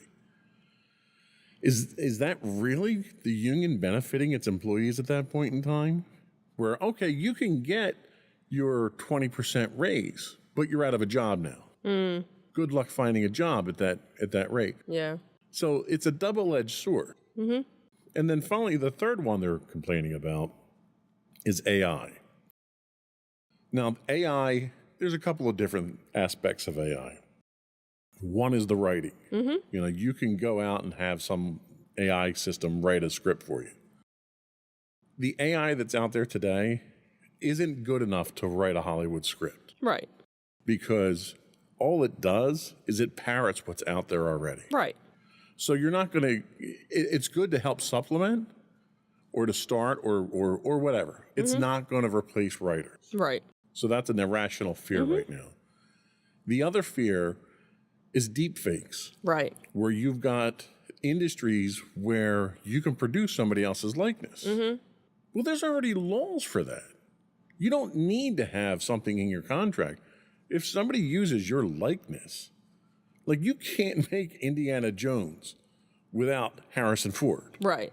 You can digitally reproduce them, and they did. They de-aged him and they digitally reproduced them. But if they did that without Harrison Ford's permission and involvement, he would have sued them. Well, and I think that's what a lot of these background actors are concerned about who are on that bottom level, is that they're going to go in and do something and there's going to be something in the contract saying, you know, oh, we now own your likeness, and it's going to be, you know, hidden somewhere. I think then they can still do that. There's nothing that says they can't do that. So you need to have an agent that's going to read your contract That's for you. the thing, is that they're trying to protect, to make sure that's not something that's added on because it's now so easy to do. But that's not something you can expect to use as a bargaining chip in a negotiation for a strike. That's something that's a negotiating point when you negotiate your contract. So make sure that your agent and your lawyer know how to read a contract. Right. So I'm kind of hesitant on giving them credit for that one here, but salary-wise, I'll totally give you that. Streaming, you know, we covered the what was the one with her studio where Disney didn't want to pay her? Oh, Scarlett Johansson. Scarlett Johansson, That yes. was the kind of the start of everything. Right. So Disney basically engaged in a contract with her that said they'd pay her a certain percent for ticket sales at the box office. Right. Then the pandemic hit, and they released it streaming. Right. And they said, oh, but we don't have an agreement on streaming. And they pretended as though they could just do whatever they wanted with it at that point in time. Right. When in reality, you didn't have an agreement for streaming. So you legally have no rights to stream it. It's not that you don't have to pay me for it. Right. So they wound up settling that out of court, though. But that's another, instance of how streaming, it's so new that the industry it's falling over itself now to try to figure out what to do with it. Right. So anyway, we're going to take a break. We're going to come back and we're going to talk about Disney's fire sale. We'll be right back.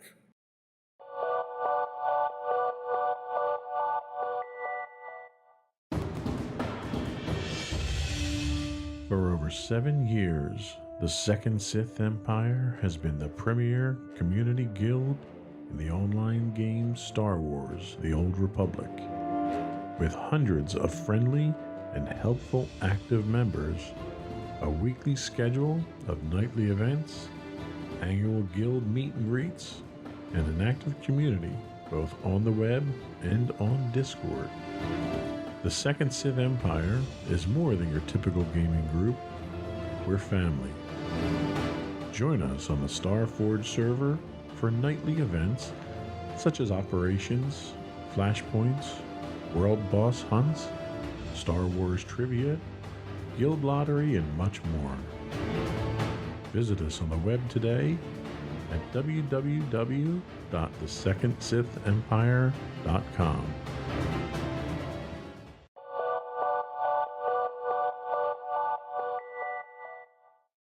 So welcome back, everyone.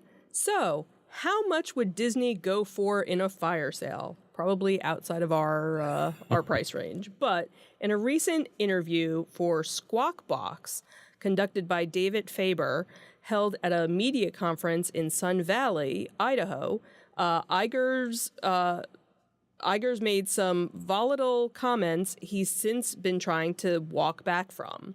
The initial questions revolved around the impact of the writers and the actors' strike, but quickly moved to business matters that may have revealed more information than Iger was originally intended to go public at the time. During the interview, he indicated that ABC and its local stations may not be core to the Walt Disney Company. The interviewer speculated about a possible sale, and Iger said, "We have to be open-minded and objective about the future of those businesses." Bloomberg reports that with cable television on the decline, Iger wants to sell most of Disney's TV assets, mainly ABC, Freeform, and FX. Well, Bob Iger had made it clear that he's looking to sell some of the company's TV and streaming assets. Rumors have been swirling for months in the industry that Disney may even be considering selling the entire company. Disney streaming services have been losing money and subscribers. Disney lost 4 million subscribers last quarter. Streaming is expected to have hit a total loss of $800 million in the third quarter.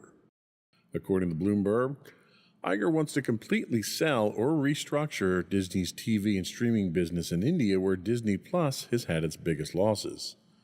Disney Plus Hotstar, the region's version of Disney Plus, lost streaming rights to Indian Premier League cricket matches, leading to the service losing 3.8 million subscribers in quarter one and 4.6 million subscribers in quarter two. Despite the recent setbacks, Iger looks to double down on streaming with his plan to hold on to Hulu. Disney will launch a combined app for Hulu and Disney Plus later this year, though Disney will more than likely have to buy Comcast's 33% stake in Hulu in 2024. So experts speculate that selling Disney's TV networks could get them about $8 billion, which could help offset the cost of that last third. Potential buyers would be financial entities like private equity firms. Iger also wants to hang on to ESPN, but is looking for a partner for a sports network. Potential partners include sports companies and Apple. Speaking of Apple, there have been rumors since Iger's return last November that he will sell all of Disney to the tech company. At the time, Iger called these rumors nothing more than speculation, but the sale still seems to be a possibility.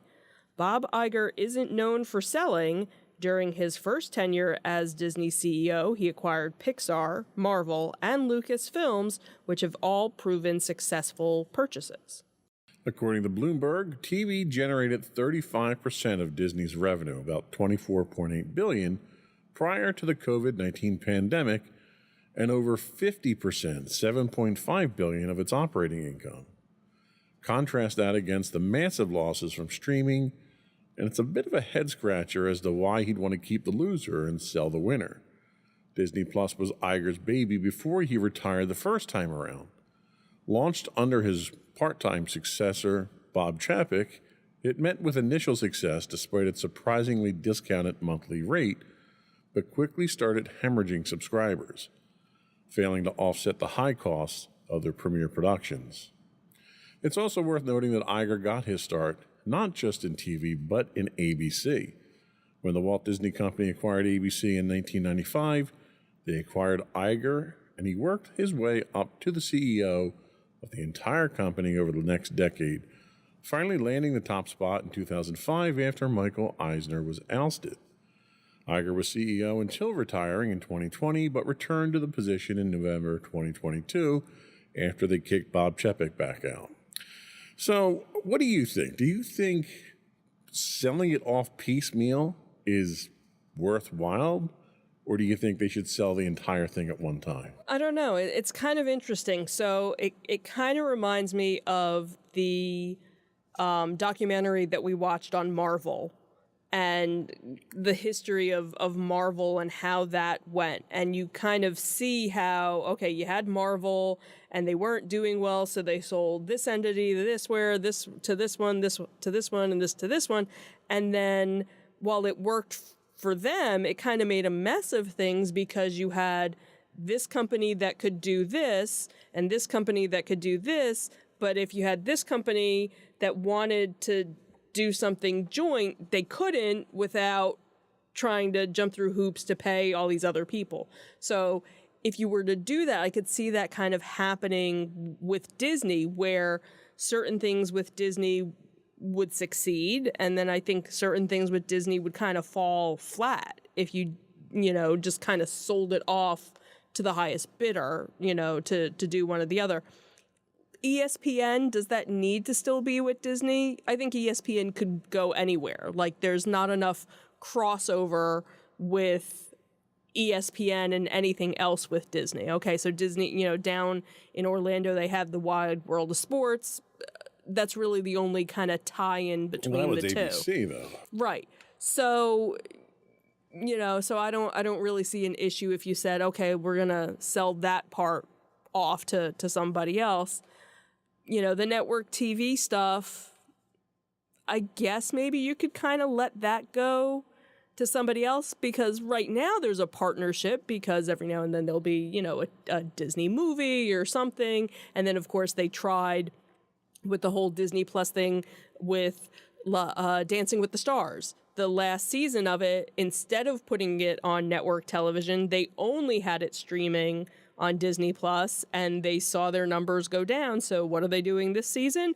It's going to be back, on regular television, and then they'll, put the episodes on Disney Plus after the fact. So, kind of going back to how they were. So I don't know. It's kind of a mixed bag. I obviously I don't want Apple to buy them just because I'm anti-Apple, but that's just me.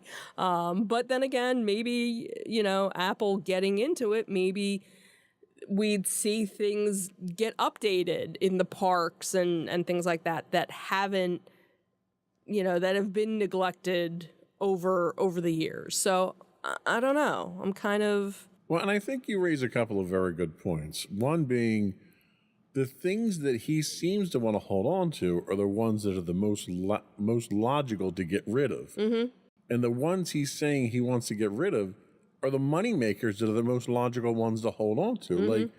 Like, yeah, ESPN can be parceled off and sold off either on its own or to somebody else and have zero effect on Disney whatsoever. Nothing is tied to ESPN.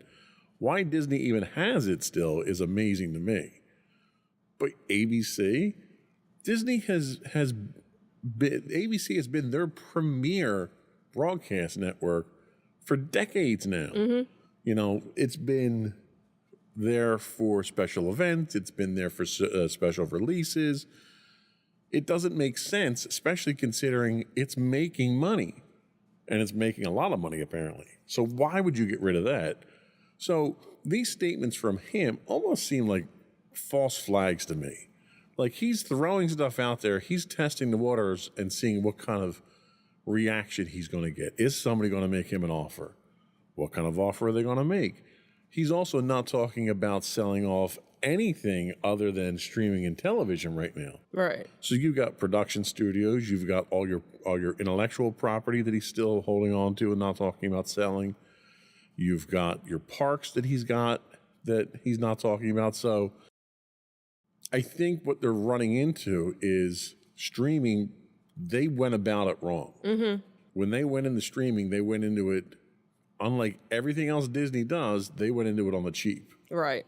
The price that they released their streaming service at was a fraction, literally 50% off of what every other streaming service was.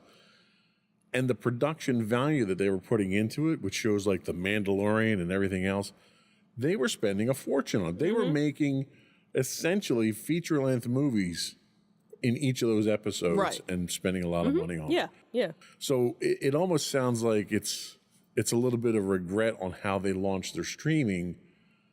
But I think it's almost him trying to shake up the industry, try to shake up the executives at Disney to realize that there's a awakening coming and something has to give. He's not going to be there that much longer. Right. I don't think there's enough time for him to start selling off assets, even with the contract extension he just got. So I think what he's really trying to do, since he renegotiated his contract and he's looking for the incentive bonuses, is he's trying to kick people in the pants and get them moving to get some money so that he can get his bonuses. Yeah. I would be shocked if they sold off anything in the next 2 to 3 years. What do you think? Yeah, I think you're right. I think it's, again, testing the waters, seeing what's out there, seeing, like, hey, I might be interested in selling, the Louvre, and, how much are you going to give me for it? How much is it worth to you? And kind of seeing, okay, where's that going to put me at the end of the deal? Well, and that's the thing. Like, so if somebody comes in and starts speculating and saying, I'm going to give you $5 billion for ABC, you have any idea what that's going to do to their stock price? And all he's trying to do is boost the stock price. If he can do it by, basically doing what Elon Musk does, going out there saying stupid stuff to change your stock price. Right. That works too, as long as the stock price goes up and it stays there. Yeah. If he, I think he's trying to generate this idea of value. Like, I know what we have is valuable. I want somebody else to tell me how valuable it is and tell the rest of the world. Right. So that people realize how valuable we are. Sure. So I think it's a lot of bluster right now. I can see that. I'll be honest with you, I'm an Apple person. I don't want to see Apple acquire Disney either, but that's just me. So anyway, we're going to take our second break and we'll be back with our review of Indiana Jones and the Dial of Destiny.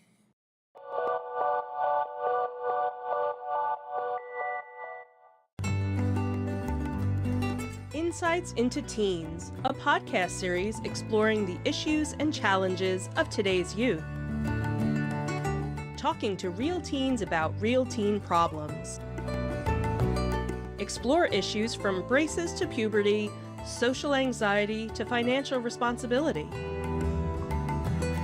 Each week, we talk about the topics concerning today's youth. We look at how the issues affect teens, how to cope with these issues, and how parents, friends, and loved ones can help teens handle these challenges. Check out our video episodes on youtube.com/insightsintothings. Catch our audio versions on podcast.insightsintoteens.com or on the web at insightsintothings.com.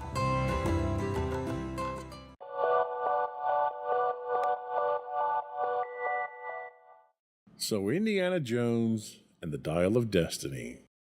I'll give you my take on it first, and then you can give yours.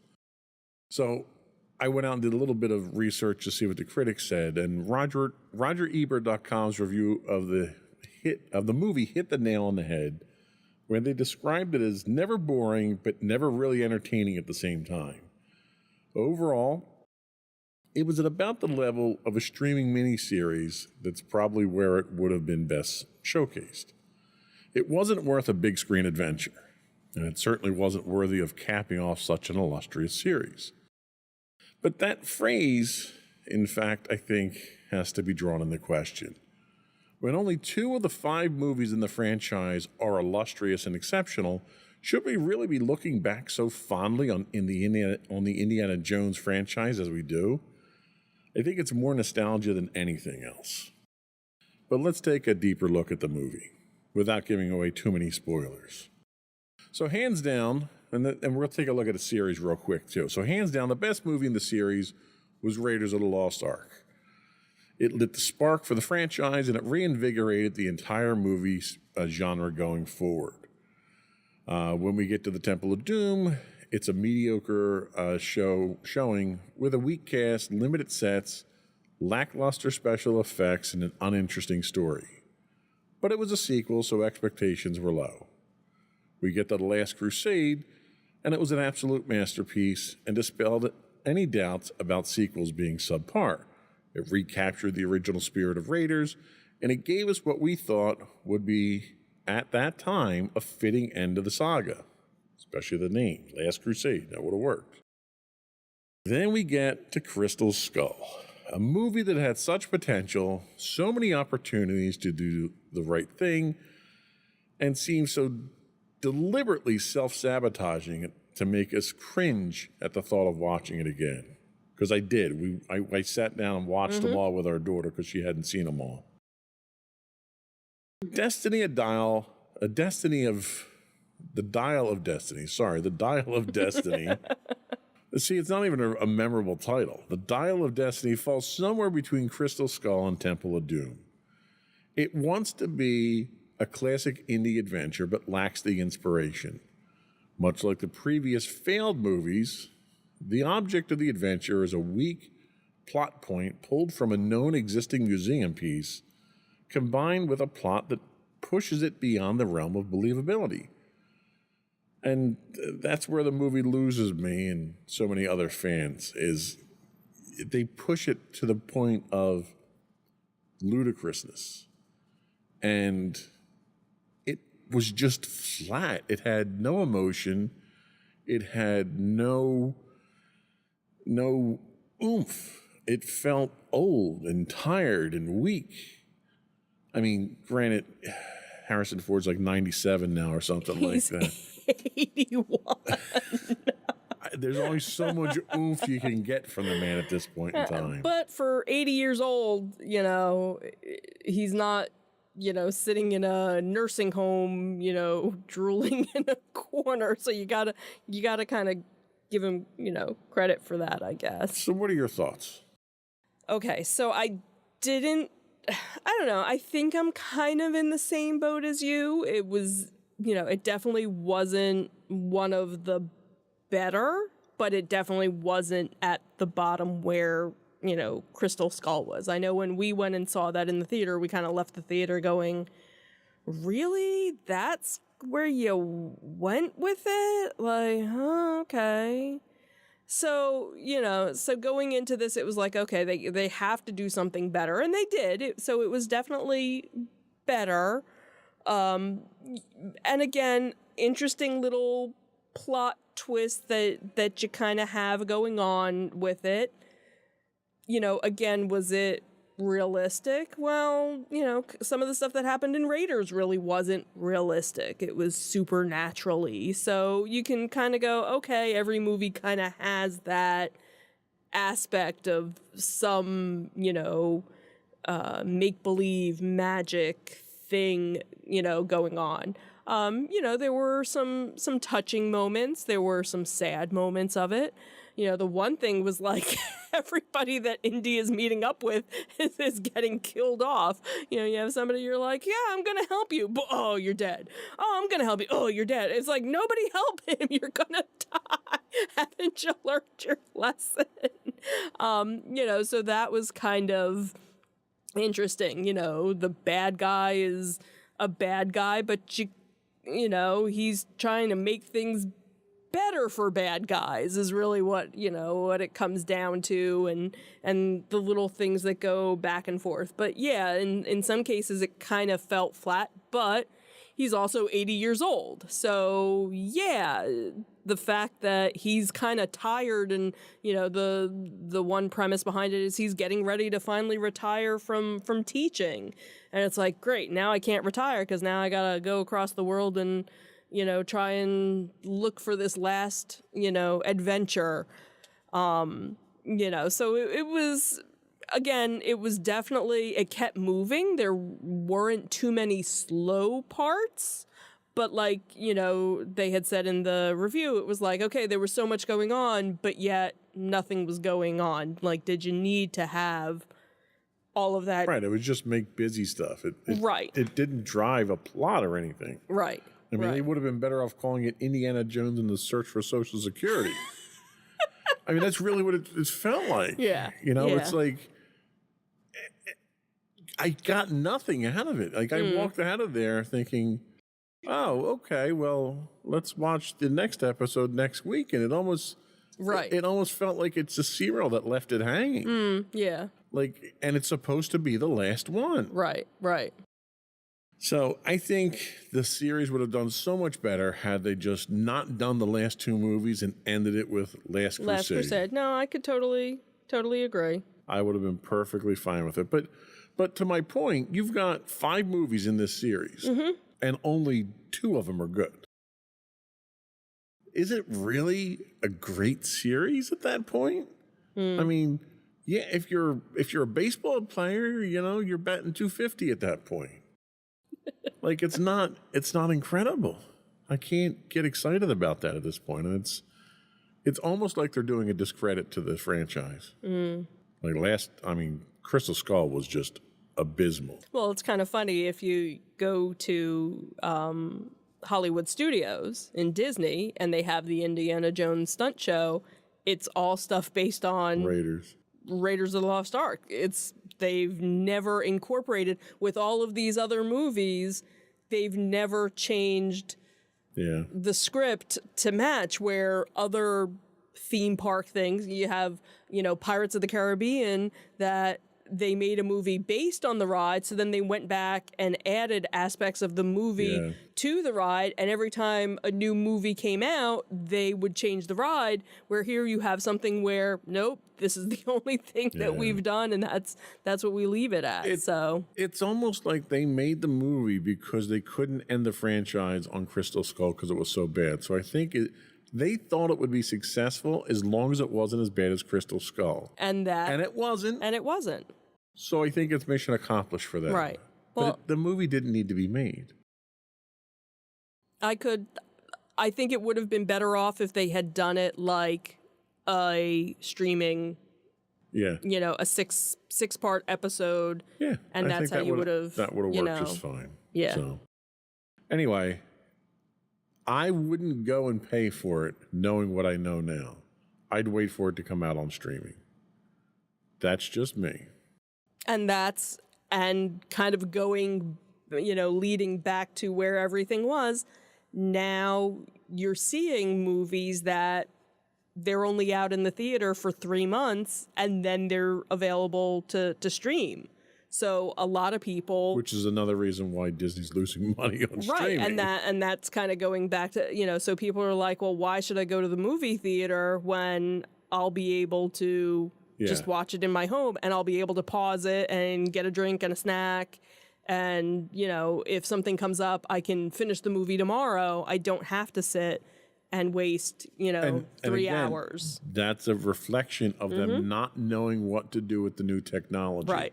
And they're basically abusing themselves with this technology because they don't know how to use it. Right. So I think that was all we had today. Yep. Before we go, I do want to once again invite our listening and viewing audience to subscribe to the podcast.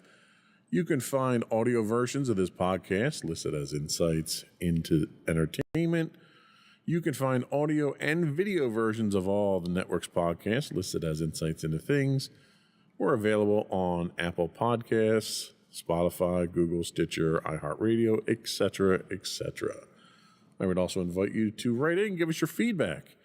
You can email us at comments@insightsintothings.com. You can find us on Twitter at insights_things. We do stream 5 days a week on Twitch at twitch.tv/insightsintothings. You can find us on Facebook at facebook.com/insightsintothingspodcast. We stream 5 days a week on YouTube at youtube.com/insightsintothings. You can find us on Instagram at insightsintothings. And you can find all that and much more on our official website at www.insightsintothings.com. And that's it. Another one in the books. Have a good week, everyone. Bye. Bye.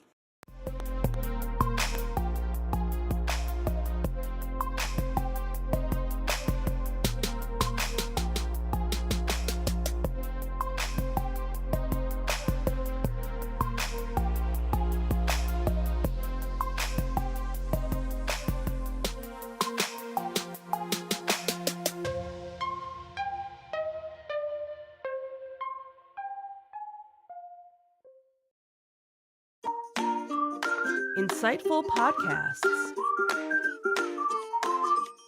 by informative hosts.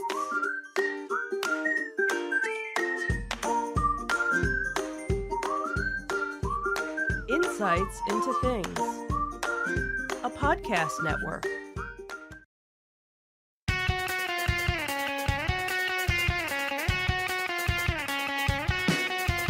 Welcome to Insights into Entertainment, a podcast series taking a deeper look into entertainment and media.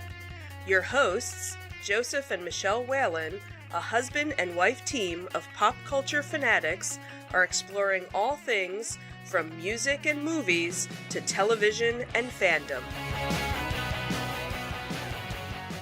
Welcome to Insights into Entertainment. This is episode 150, a strong finish.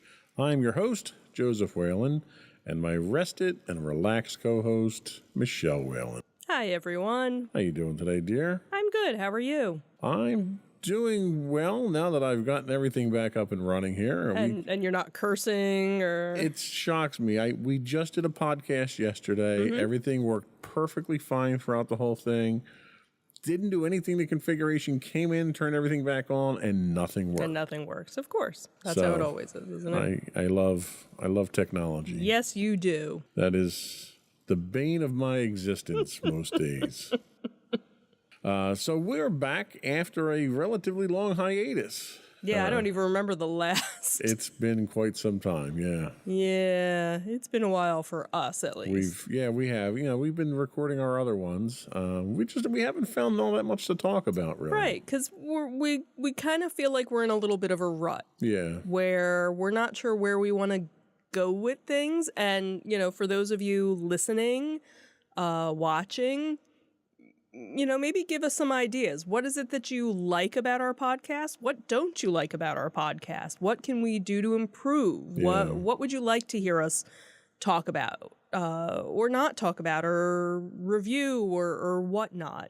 I think that's where we kind of were feeling like we were more like an entertainment show. Yeah. Well, Insights in Entertainment kind of would have made sense being an entertainment show. Right, but like an Entertainment Tonight or something. We were doing too much news reporting and Right.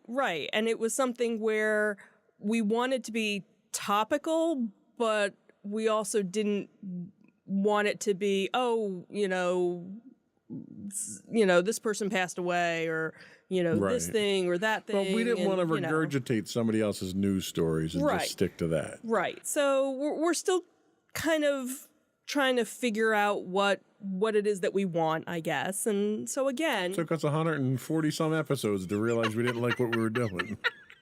Go figure. Well, no, we've had different variations throughout the 150 episodes. We have. We've tried different things. Some podcasts don't even make it to 150. That's true. That's very true. So there's that. So again, still trying to figure out what we want to be when we grow up. Right. If we want to grow up. If we want to grow up. Well, that seems to be the real challenge. Yeah. No. But after a long hiatus, we're back in a revamped studio. We completely redid the studio. We upgraded some of our equipment. If you have watched previous episodes of the podcast, you'll notice that our positions are reversed, so we changed things up dramatically there. Yep. And we had some interesting experiences to share. First that we're going to talk about was from a trip we took up to Niagara Falls a few weeks back. Had fun with that. That was we did. Interesting. Sad little town because I didn't have my passport and Maddie didn't have hers, so we couldn't go into the fun part of Niagara Falls, which is the Canadian side. We'll get more into that when we start. But and we have a new convention in town, which we attended. That was potentially a really good convention. They just didn't advertise. Right. So hopefully the poor turnout didn't turn them off, and they will be back. Yeah. And then we're going to wrap up with some thoughts on a few of our favorite shows coming to an end. And then we have some afterthoughts that I just threw in literally in the last 5 minutes to finish things off with. But before we do that, though, I do want to take a moment to invite our listening and viewing audience to subscribe to the podcast.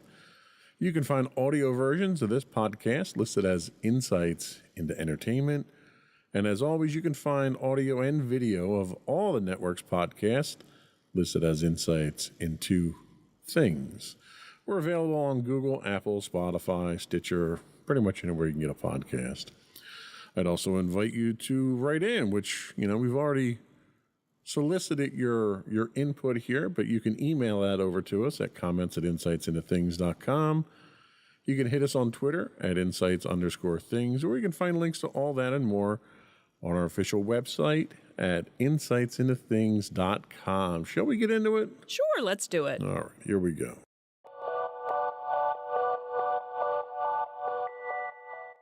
So the first thing we're going to talk about is the Strong National Museum of Play, which when we were up in Niagara Falls, we actually went out to Rochester for a day trip because it's a bit of a ride from Niagara Falls, and found that we probably needed much more than one day to do this museum. Yeah, it was definitely, we spent pretty much the whole day there, and we still didn't get to see everything. There were a few areas that we were just tired because we didn't expect to have so much to see. And we kind of said, if we ever come back to the area, we would probably do an overnight in Rochester, just because Rochester had so many different things to see and do that we didn't get a chance to do. So now this was something you had heard about the museum. You remembered it from a show that you watch. Yes, it had appeared. In fact, they had a display at the museum. Right. It was the most appearing facility on the TV show that I watch called Mysteries at the Museum that goes around and profiles different exhibits at various museums. And it was there. It appeared on the show, I think, 17 times. Yeah, something like that. So that was where I had heard about it. And on the drive up, I was looking for things that we could do. And it came up in there. And I thought, hey, that would be really neat, but not on the way up because... Right, because we knew it was going to take some time. Right, because at first we were like, all right, well, do we do it on our way to Niagara? Do we take it as a day trip? And as it turned out, because we really didn't have anything planned for our trip, we said, okay, well, this will be the day that we'll go. And it ended up probably being the highlight of our trip, besides the one restaurant that we really enjoyed. But that's a whole other... We'll plug them too by the time we're done here. Sure. But yeah, no, the Strong National Museum of Play, also known as just the Strong, is in Rochester, New York. It was established in 1969, based initially on a personal collection of a Rochester native, Margaret Woodbury Strong.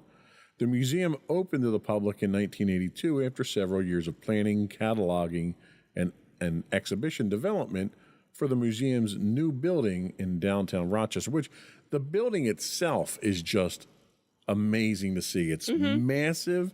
It's got probably one of the most incredible designs I've ever seen for a museum itself, both inside and outside, and it's just a wonder to see. Yeah. So for at least 15 years after its opening, the mission of the museum was to interpret the social and cultural history of average Americans between 1830 and 1940. Under the direction of H.J. Swiney and William T. Anderson, Mrs. Strong's collection of dolls and toys, American and European decorative arts, prints, paintings, Japanese crafts, and advertising provided a firm foundation for this mission and were supplemented with collections purchased and donated to more fully support the museum's early mission. The museum received considerable local and national publicity and support and substantial financial support from the National Endowment for the Humanities Exhibition and Public Programs Division. And in the 1990s, the museum's board of trustees and director changed the museum's mission to collecting, preserving, and interpreting the history of play. Since then, it was refined and has increased its collections, hundreds of thousands of them. And believe me, we didn't get to see them all. There's so many there. Right. It's been expanded twice, and in 1997, it was expanded twice in 97 and 2006. The museum is now one of the 5 play partners of the Strong, which is also home to the National Toy Hall of Fame, the International Center for the History of Electronic Games, and the Brian Sutton Smith Library and Archives of Play, and produces the American Journal of Play. The National Museum of Play is the only collections-based museum anywhere devoted solely to the study of play. And although it is a history museum, it has the interactive characteristic of a children's museum, making it the second largest museum of that type in the United States. The museum includes exhibits that interpret the key elements of play, as well as allow guests to explore the worlds of Sesame Street, the Berenstain Bears, Reading Adventureland, and the Dancing Wings Butterfly Garden. The museum's exhibits are immersively themed for video games, storybooks, television shows, education, nature, history, comic books, carousel, and train rides, and they do have a massive carousel there, and children's lifestyles. E-Game Revolution is the first permanent video game exhibit in the U.S. and includes the World Video Game Hall of Fame. The National Toy Hall of Fame is at the museum. Dancing Wings Butterfly, as we mentioned already, features thousands of butterflies and is the largest indoor butterfly garden in New York. The Berenstain Bears Down a Sunny Dirt Road is an original permanent exhibit produced in partnership with the Berenstain family. So I was in awe, really, of the whole thing. Yeah. It was just shocking, the size, the quality of the collection. One of the things that really kind of caught my attention was a number of the exhibits were interactive in that they would ask your input. And as you provided your input, they would tally the input of the visitors and use it in the various studies that they do, that they release in their magazines and books. So it was kind of neat being able to be part of that, you know, a little bit of part of that history and that knowledge that's preserved there. But unfortunately, we just didn't get to see the whole thing. We didn't have enough time to see the whole thing. Right, because again, it was just one exhibit after another, and it was like, well, what's around this corner, and what's this corner, and it was just so well done. And what was interesting was going back, which I did today, because they did have a bunch of different plaques about Margaret Woodbury Strong and her background, and she was an only child, and her parents were very affluent, and she traveled a lot with her parents. So by the time she was 11, she had probably seen more of the world than most people do in a lifetime. And because of that, she would always collect little toys and treasures from these trips. And her parents were also collectors as well. You know, her father collected coins and her mother collected Japanese art. So it was kind of like the hobby of collecting things. And that's how her personal collection actually started, to the point where she actually built 2 wings onto her house in Rochester to display these things, and would have people come to her house and sign a little guest registry that they had been there. And over time, that was when the Historical Society kind of came in and said, hey, we really should do something with these. And that was kind of the start of the museum. And when she passed away, she had willed all of the items to start this foundation. So, you know, it was all started just by a little girl collecting, you know, toys, and just at the time to be able to see. And that's what's so interesting is, you know, some of the sections, they kind of go through the history of, here's the history of a doll, you know, from the 1800s to now. And it's so well done and so well preserved. And then you have, you know, the board game section, and here's what board games were like in the 1800s to now. And again, just the video game section, which was we probably could have spent so much more time just with the video games and the history of the video games and how it's evolved. And you figure the video games, that's a much smaller window of time that they have been around versus, some of the other things. So it was just so much to do, and for all ages, and it was funny because when we were thinking about going, we know of the Please Touch Museum in Philly. And that's one of those things where little kids go. Once your kids get to a certain age, you don't usually go back there. But with this, there were people there that didn't have kids who were visiting the museum because there's just so much to see and do. It's a real museum. And for, the kids at heart or you've played, anybody that goes there, you're going to find something that you've played with that was in your personal collection there. And, just finding the history of Legos and how Legos kind of came to be. And that was really fascinating and all the different things. Well, and the other thing that really kind of struck me was that the entire facility was geared towards play and entertainment, to the point that even when we went to get lunch, the cafeteria where they served lunch, you had a skywalk that you could do, and it was various levels, and the kids strapped into these harnesses and could walk the sky over your head while you're sitting there eating.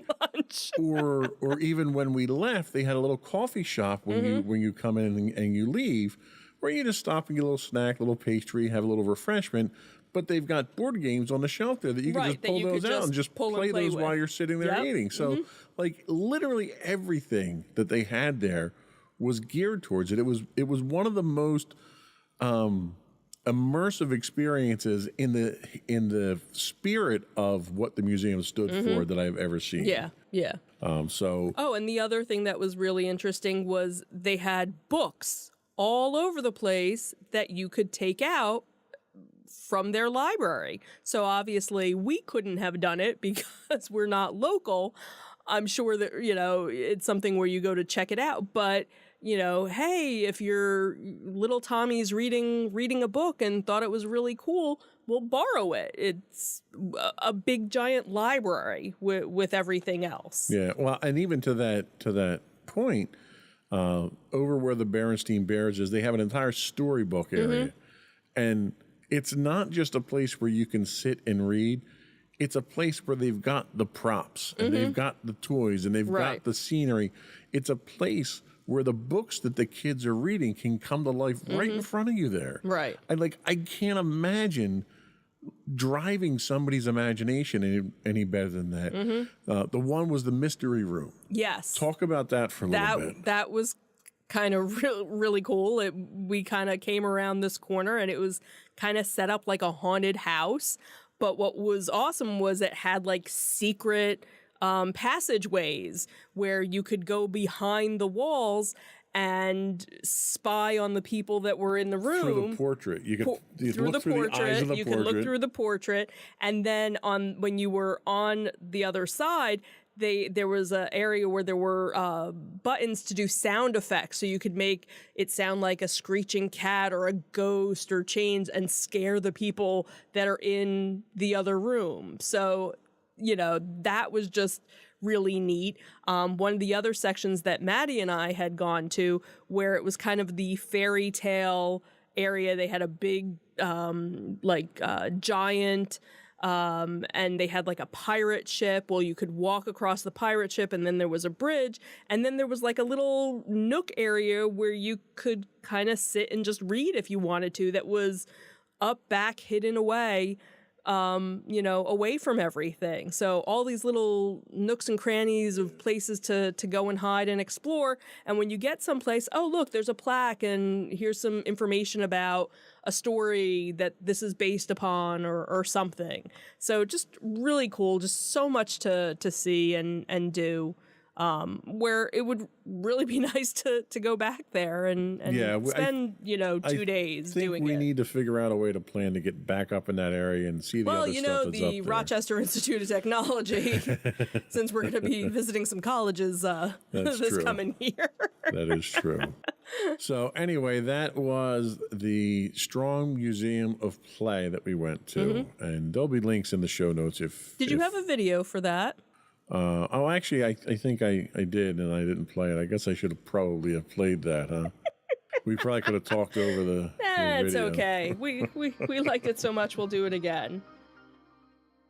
They had a giant Mr. Potato Head that was a remote control Mr. Potato Head you could play with. Oh, and the superhero section, which was... Their superhero section was huge. Yeah. They had interactive things that you could do there. You could great picture opportunities for it. So more of the little fairy tale gingerbread house. You had section. a castle there. You had a dragon. You know, everything was so interactive. Oh, this was one of the hidden nook areas, you know, and then again, Harry Potter stuff, Narnia stuff. So up until, you know, current items, and obviously. Some of this stuff was like literally museum grade things that you would not normally find in stores and stuff as well. Oh, and they had a train. Yeah, they had a train inside too. Right. They did actually have, and then the different, you know, school area type things. Then a whole huge section of Sesame Street with a huge Big Bird and play area and stuff. And then here's part of the history of the dolls. And the dolls were one of the interactive ones too, where you got they asked you a series of questions about the dolls. They showed you like the 1860s dolls and the moderns, and they asked simple questions like, are these the same type of play? And they went into details. And of course the little play Wegmans that you could go into and shop, which was adorable. Because we love Wegmans. And then Snoop, you know, basically any character, you know, and our daughter loves SpongeBob, so that was, woo, yay, SpongeBob was there.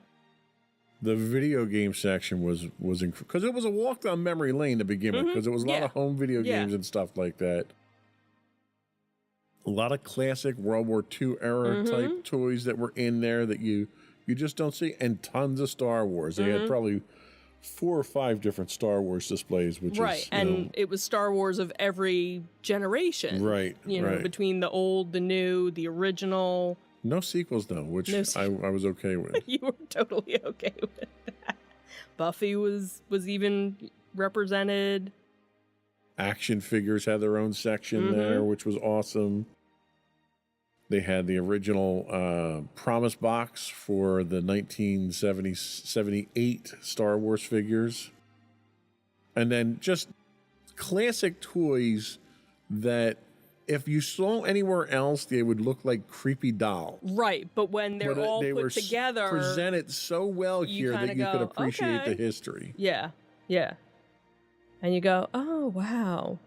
And again, you go, I had that, or, you know... And that was every corner you turned. Oh, I had that. I played with that. Or my neighbor had that. Right. I've played with that before. I had that before. Remember, they had the light bright section there. In the video game section, they even had recovered a copy of the E.T. the E.T. game that was buried out in the desert. That was funny. So that was interesting. And I tried playing that and realized, wow, this game really does stink.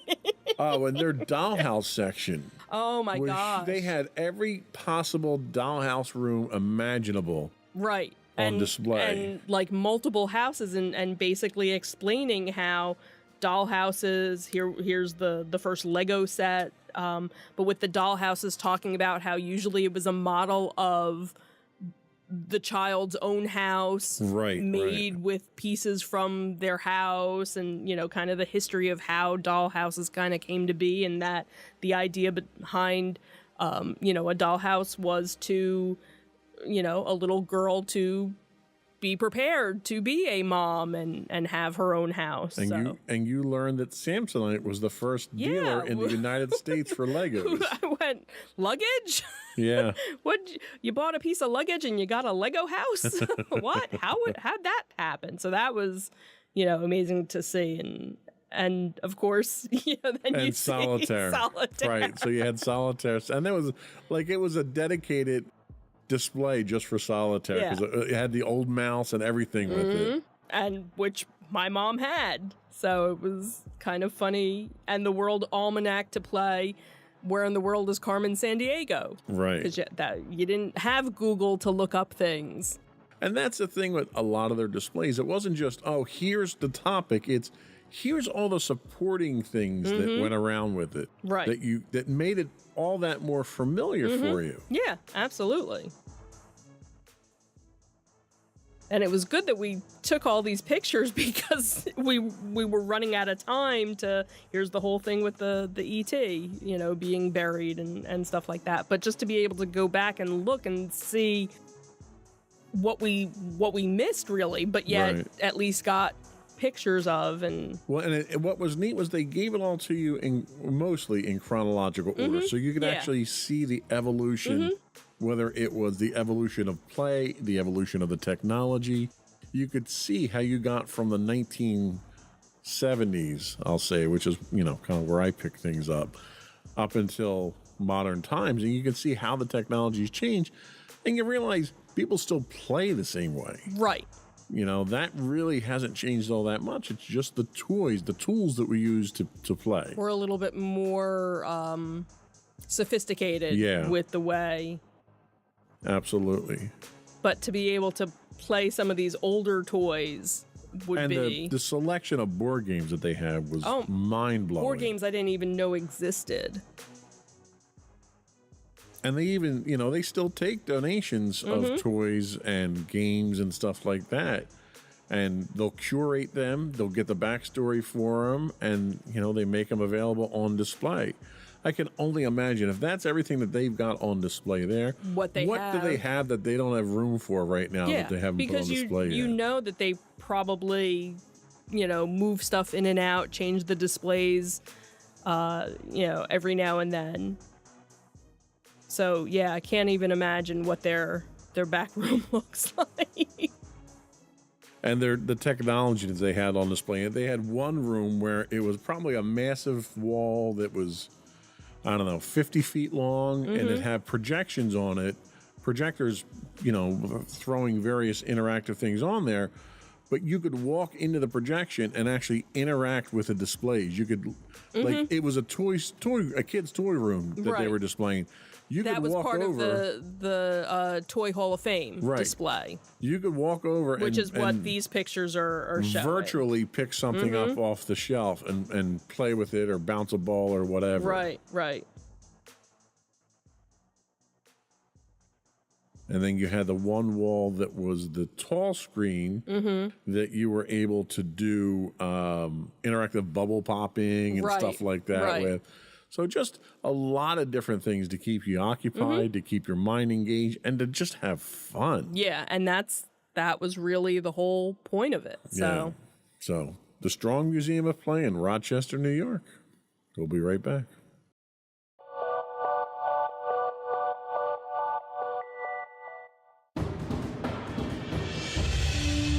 For over 7 years, the Second Sith Empire has been the premier community guild in the online game Star Wars: The Old Republic. With hundreds of friendly and helpful active members, a weekly schedule of nightly events, annual guild meet and greets, and an active community both on the web and on Discord. The Second Sith Empire is more than your typical gaming group. We're family. Join us on the Starforge server for nightly events such as operations, flashpoints, world boss hunts, Star Wars trivia, guild lottery, and much more. Visit us on the web today at www.thesecondsithempire.com.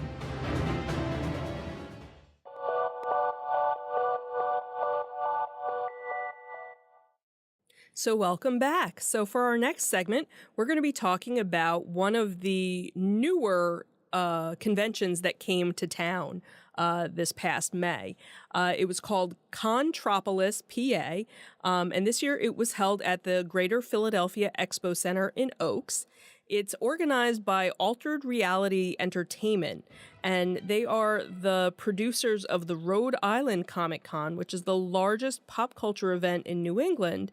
And and this is the first time that they've done something in the Philly area.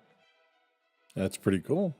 It was huge. They had, I think, 4 halls I think they had open for it. Yeah, I think so. They had the cars. They had tons and tons of vendors, and vendors that we hadn't even seen before. Right, because a lot of the vendors were from the New England area. Right. Because we did talk with a few of them just to kind of see, how things had been, because we had gone, did we go on Saturday or did we go on Sunday? We went on Sunday. We went on Sunday, and and normally we go on Sundays, and Sundays are usually a little quieter, but it just seemed very quiet. So we had asked, were you guys busy, Friday and Saturday? And they said, the crowds really weren't that big, and it seemed that they really hadn't advertised it. Right.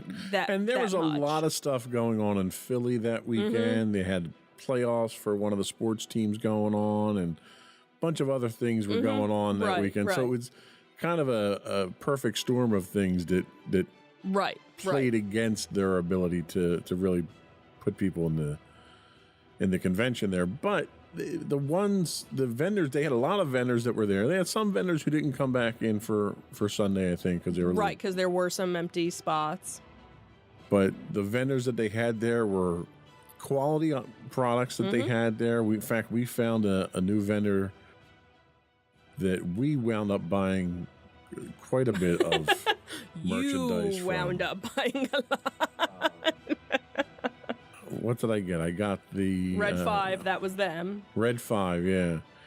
So that's me trying to convince our daughter to. Right. So Maddie bought her SpongeBob. What kind of backpack was it? Loungefly backpack. I bought my Ray Force Effects lightsaber. I bought a Haunted Mansion keychain. You didn't really spend all that much there. No, I didn't. And I wound up scoring another Darth Vader statue from a different vendor as well. Tons of artists, and I love the way they did it too, because they mixed their artists in with their vendors. Right, so that it's not just. You didn't have a dedicated artist alley, so it was a nice mix. You could get in there. You weren't elbow to elbow with people. They arranged everything, plenty of room. They arranged everything with plenty, sufficiently wide aisles. Which that's the one thing I hate, especially when we went to New York Comic Con. Right, that's probably our biggest. On people. Yeah, our biggest gripe with New York. You had a great mix of comic book vendors, pop culture vendors. We're looking at a toffee vendor there. Yeah, there was something for everybody. It was a very nice mix. You had the homemade stuff. That's always nice. You have a couple of different authors that are there with books. A lot of crafty stuff. A lot of crafty things. And that's one of the things that I've noticed recently at the conventions is you're getting a lot of the laser engraved, laser carved wood objects and stuff now. Right. Now, they had celebrities here too. So let's talk about the celebrities for a minute that they had. And I'm not talking about Fezzik there. Sure. So who was the highlight performer, highlight celebrity that they had? So I think probably their top billed person was Corey Feldman. Yeah.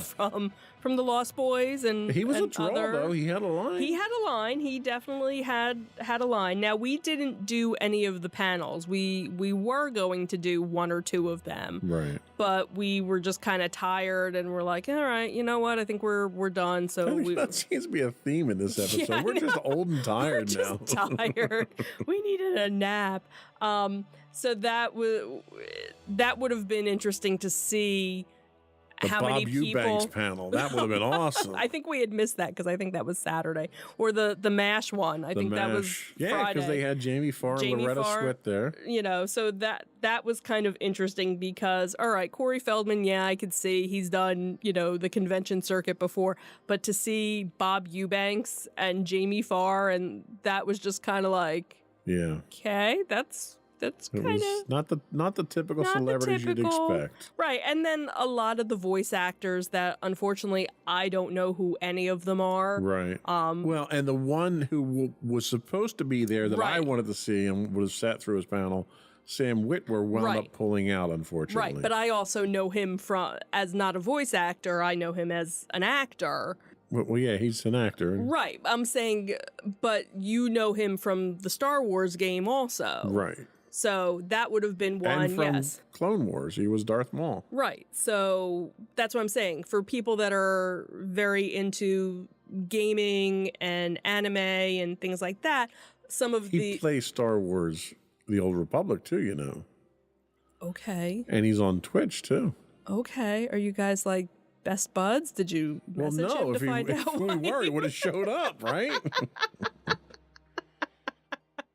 I gotta drop a note and find out what I'd happened. be like, I hope everything's okay. I missed you. When are you gonna be in town again, When man? are you gonna be in town? But again, it's one of our favorite locations to go and see conventions at.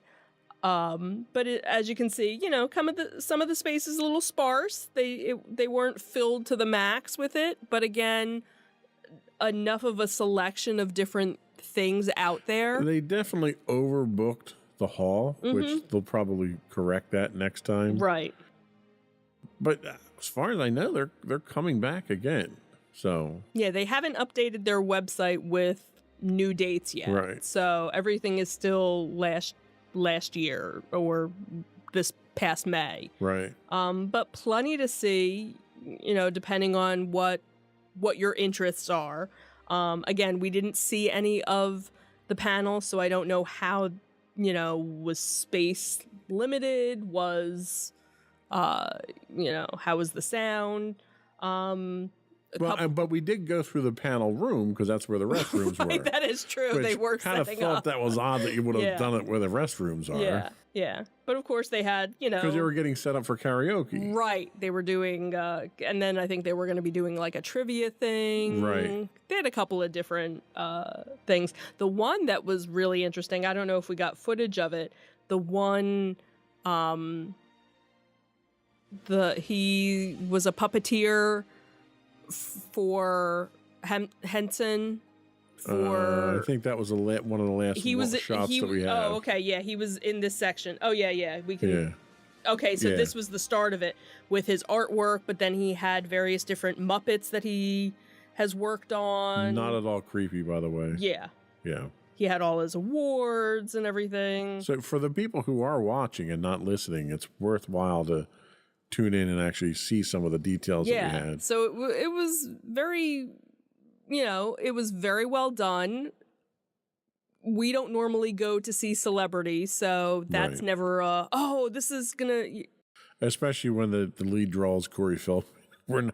We're not standing in line for Corey Feldman. I'm sorry. I would have stood in line for Jamie Farr and Loretta Swit because I love MASH. Right, and they had no They line, had so no you line, probably right. could have just gone over and, you know, talked to them and said hi, and they Yeah. probably would have been ecstatic to. I was spent by them. We probably Yeah. should have did the celebrities first. We always should do that. Go and Yeah. find them and work our way back. Yeah. Maybe next one. So, do we have any conventions coming up in the near future? I think September. I don't think there's anything in the summer because the last one would have been Fan Expo that we decided not to go to. Right. We're not going to go to the Burst in Flames Horror Con at Expo Center, the outside one again, or are they Well, not doing no, that? they're not doing it. That they only Okay. did. They'll be doing Monster Mania. Will be back at Oaks in November, Okay. so we'll be doing that one again.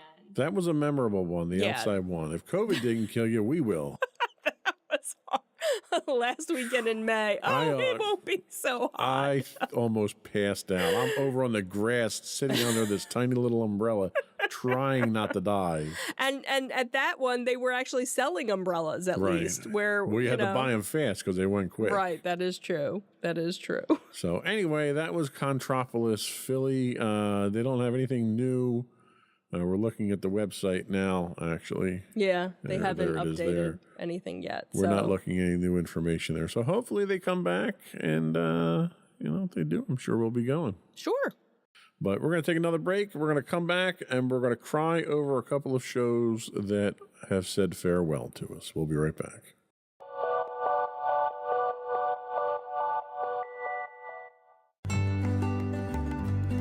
Insights into Teens, a podcast series exploring the issues and challenges of today's youth.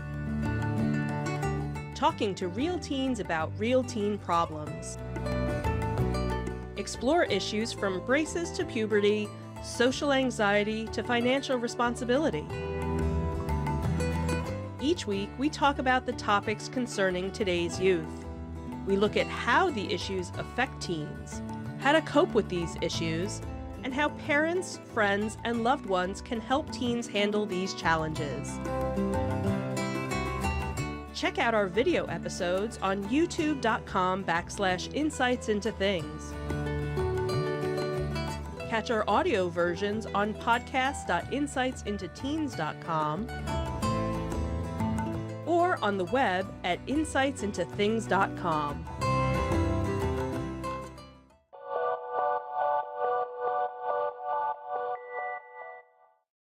Welcome back, everyone.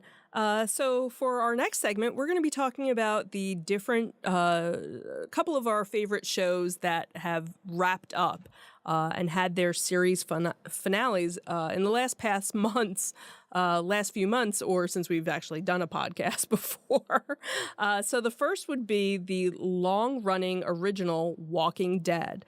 And if you didn't ever hear about it, you're obviously living under a rock because it's based on the comic book series written by Robert Kirkman. It's the gritty drama that portrays life in the months and years that follow a zombie apocalypse.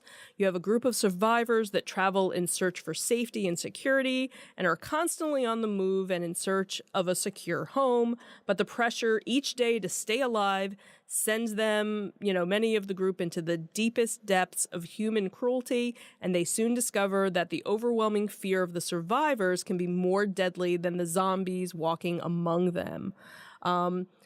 Since the original came out, there have been now 6 spin-offs from this show. The original, obviously, was the one that lasted the longest with 11 seasons, and kind of rewrote the way zombie shows were done and looked at, really, when you kind of think about it. The popularity really boomed once Walking Dead came around. But they finally wrapped up their season, and we kind of thought, oh, this is the end. And then all of a sudden now you have these other spinoffs where some of the other spinoffs that they've had were totally different characters, were different places. You had the one where it's out in California, one that was also in the South where there were a couple of little tie-ins, but not really. But now after Walking Dead, they have the New York version that just came out. Dead City, which is with Negan and Maggie. But you have the Michonne show with... Allegedly. That one's also in the works. And then, of course, you have the one... I can't think. Fear? No, with... what's his name? Daryl, the Daryl show. That was supposed to be the Daryl and Carol show, but Carol backed out. So you have, so where you kind of thought things were just ending. Nope, we're giving you 3 other shows with characters from your beloved... Daryl and his sister Carol and their other brother Daryl. Right. So what did you think of the finale? Or the final season? It was kind of... Well, the final season was just a mess. They were all over the place. And it was largely because of COVID. They didn't really know how to deal with shutting down because a zombie show where you're getting eaten by other people doesn't really work in a pandemic, does it? True. They were very creative in how they went about doing some of the things because you had the little shorts that came out for it that pushed it around. You had season 11A, and then you had season 11B, and then you had the interludes that were the Tales of the Walking Dead in between there. Right. You had the ridiculously long episodes, then you had a 4-part series, and then they did the second half. It was so confusing as to where you were with things that it was really like 3 seasons in one for season 11. Right, because I think they kind of felt like they had gotten gypped out of previous seasons because of COVID coming in and shutting things down, that they felt they had more story to tell, but yet I only read the comics up to a certain point. You did kind of read the anthologies or to kind of know where things were going, and the way the story ended on the show and where it ended in the comics was completely different. There were characters you said that Well, and that was the survived problem. So and- by the time you got to this point in the comics, this show is completely off the rails. Mm-hmm. The main character, well, first of all, like Daryl never even appears. Right. So the characters, Everybody knows that part. Yeah. right? The characters that wind up at the end of the series are not the characters that are in the comic books. Mm-hmm. And the key characters that show up in the comic books are all dead or gone or missing or walkabout or whatever. You know, they're just Right. not there. Right. So what was interesting was seeing the parallels. So, like for instance, Michonne in the comics turns out to be a lawyer, and she's a judge in this new community. Mm-hmm. Well, they had to kind of have somebody there to drive part of that story, Right. so they pick a different one. So they Right. pick who'd they pick for that? Nikita. I can't think of what her. Khrushchev. You know, I'm horrible with names. Yeah, That one. That one. Yeah, yeah. The one in the picture right there. So, right. So, and one of the key things that happens in the comics is the son of the governor, I guess, or whatever her Right. he winds up killing, no spoilers here, the comic's been out a while, killing, what's his face, cowboy hat. Big gun, sheriff. What's his name? Help me out here. Michonne's husband. Yes, him. Rick. Rick, right. So he winds up killing Rick, and that sends that whole story down.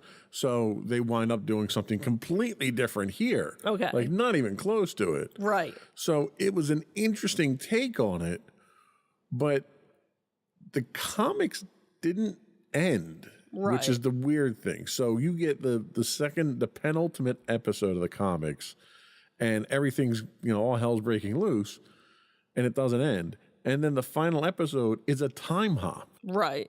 that tries to sort of tell you where things are 20 years in the future or whatever. Right. Right. And it was such a disappointing end to the series.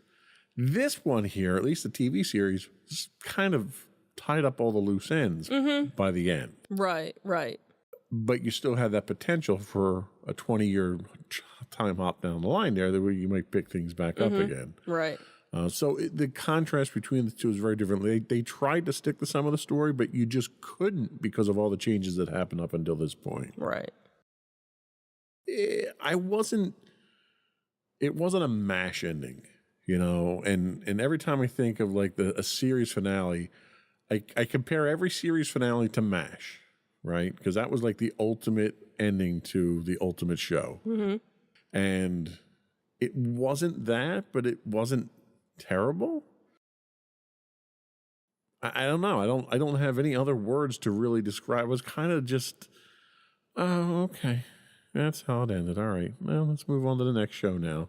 Because you knew it wasn't over. Well, and that was the that's worst kind part. of what I was thinking, is that we knew we weren't completely saying goodbye Right. to most of these characters because they've already said, "Oh, by the way, we have these 3 shows in." Right. There were no production. tear-jerking goodbyes. There was Right. no, we'll never see you again type thing. It was like, oh, okay, guys, I'll see you on the set next week. Right. So it was like, it was such an artificial end to the whole thing. Yeah. Yeah. And let's be honest, 11 seasons, they dragged it out a little too far, And that's the thing, is there were some seasons that didn't have to, like season 2. The Terminus season was terrible. or that didn't have to be so long. There, And again, this is before COVID even happened, where there were seasons that were just kind of like, That one whole season where they were wandering in the wood. The only good thing that came out of that season was look at the flowers. Just look at the flowers. mm-hmm. Now, if you get that reference, I commend you for sticking with the show, okay? And that's the thing, is there were people who had started watching it and got to a certain point and they were just like, you know what? Well, and I told I'm you, done. when I binged watched the first 7 seasons, Right. had I watched season 2 week to week, I would have walked away from that bored out of my mind. The only thing that kept me with the show is that I had binged the entire season and was able to get it done in a couple Right. days. Right. So, but anyway, that ended kind of in preparation Sorta. for the new ones to come out, which Right. Dead City is out. We saw episode first 2 episodes, right? We only watched the first one Just so the far, first one. but there have been 2. We haven't Right. watched the next one. What's your opinion of the first episode? I'm interested to see where it goes, but it's kind of there. Oh, look, there's more bad people. Oh, okay. Wow, there's more bad people, and they're really, really bad, and they're stuck on an island in New York. Ooh, let's go. And then you have, like, you even brought up the whole marshals and things that are, trying Just to doesn't keep make sense. law and order, and it's like, well, what organization is there? How did that organization come to be? Because And how do you invest somebody with authority in a society where you can kill people at will? Like Right. there's no laws. The only thing that makes a law enforcement officer valid is people who follow the law. Right. And if you don't follow the law, you face the penalties. Well, if nobody follows the law and you're just killing people, Right. like clearly they are. I mean, Right. you literally have communities that are miles away from each other going to war with each other.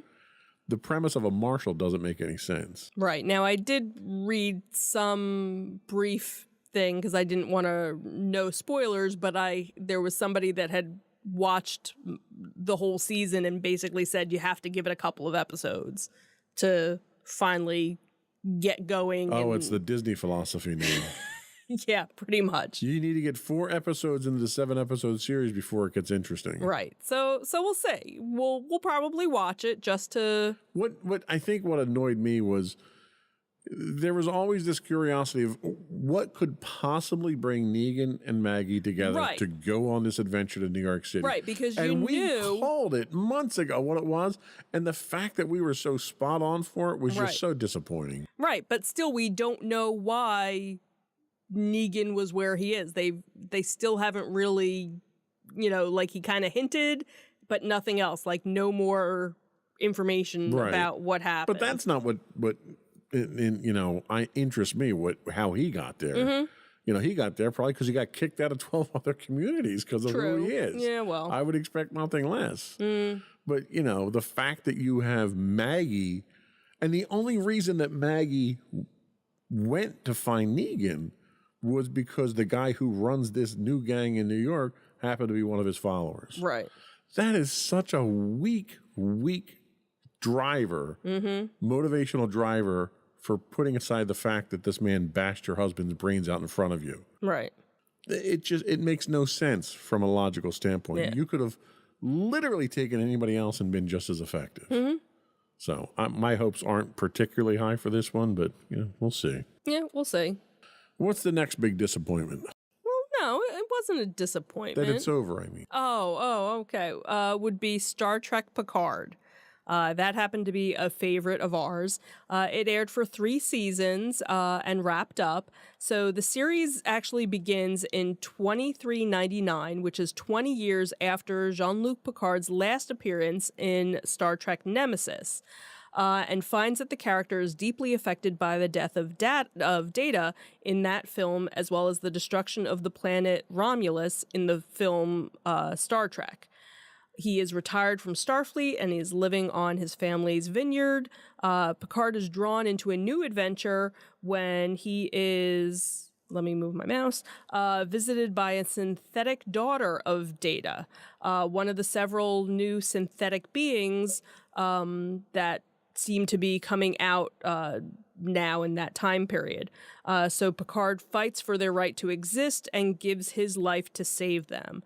After his consciousness is transferred into a synthetic body for the second season, Conveniently. we move to 2401, and now Picard and his companions are living new lives when an old adversary, Q, traps them in an alternate reality, and they must travel back to time to the 21st century to save the future of the galaxy. And then finally, the third season, Picard learns that he has a son who is being hunted by a mysterious enemy, and then he reunites with the former crew of the USS Enterprise to protect his son and face the new invasion of the Borg. Yep. Yep, that's what happened. That's pretty much it. That's pretty much what happened. No spoilers or anything though, but he has another son. It's not a clone from Nemesis that the Romulans made. And he helped the synths to define the fact that they could exist, kind of like he did with Data when the only thing with the series was they kind of recycled a lot of themes that they had previously. Right. There wasn't fresh themes there, but the way that they did it, it was a throw to the fans. Well, definitely season 3 was definitely a throwback and a love letter to the fans because they knew it was ending. They knew they weren't doing a 4th season, so they knew they kind of had to tie up all of the loose ends. So you had where, season 2 and season 1, you had a couple of cameos by a couple of different things. By season 3, it was basically everybody and all these different cameos and people that you weren't even expecting to show up. That, we would watch and be like, oh my God, is that? And it was. And, so that was kind of neat to have that happen. And then it was. The only problem is there was some of the situations in which these people showed up were completely unbelievable. It's like these people don't have a life. Like they all just sit around waiting for Picard to call them and come do something. Okay, yeah, they're all retired for the most part. I love the fact that they had Geordi running the ship museum, and he just conveniently put together the Enterprise that was destroyed in Star Trek Generations. Just conveniently happened to have that in his back pocket, just right when they needed it. Because you never know when you're going to need a ship. Yeah, it was. Suspend reality. I felt like so much of this 3rd season was forced down my throat. I ate it up. You sure did. Because I'm a Star Trek fan. Yep. I just felt force-fed so much of this and was just told to believe it. Yeah, that was really my take on it. But who was your favorite character in the whole season? My favorite character? In the 3rd season. I don't know. Who was my favorite character? Who wasn't from the original? Who wasn't from the original? I don't know. I don't think I really had a favorite. Wasn't the captain? Oh, yes. The captain of the what was the ship? Oh, yeah. That's what it was. Yeah, we're not going to mention that. No. But the captain of the other ship was my favorite just because he was so dry and sarcastic. Yes. And he was a prick, and he admits that he's a prick, which, just kind of endears you. And unfortunately, he doesn't make it out of everything as squeaky clean as everyone else does. But yeah, he was definitely the highlight. He definitely added to the highlight of your watching. Yeah, that was pretty good. Yeah. So, but anyway, Picard seasons 1 through 3 now available on Paramount Plus. We're going to take a quick break. Come back. We're running a little bit late here for the good, the bad, and the ugly segment. We'll be right back. I don't have the music queued up, unfortunately, but we'll be right back.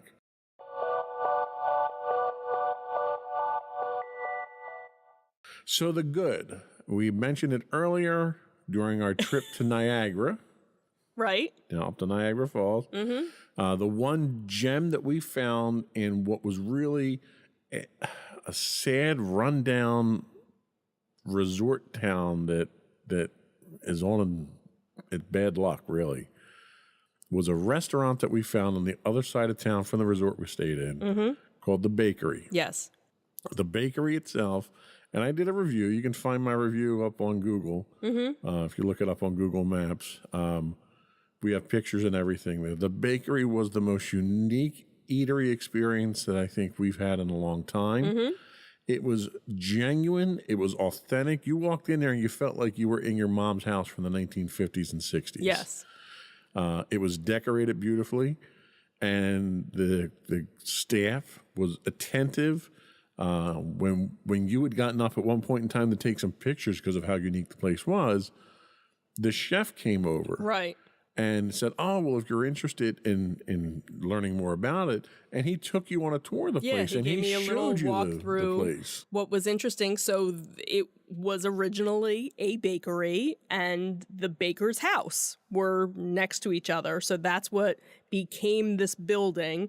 And he took me, to the hallway where the restrooms were, and you could see through the architecture, oh, this is where the house was, this is where the bakery was, and they kind of built the two buildings together, and you could see where the front porch had been, where they had built an enclosure, and then the one area had been a dance hall, had been a speakeasy at one point in time.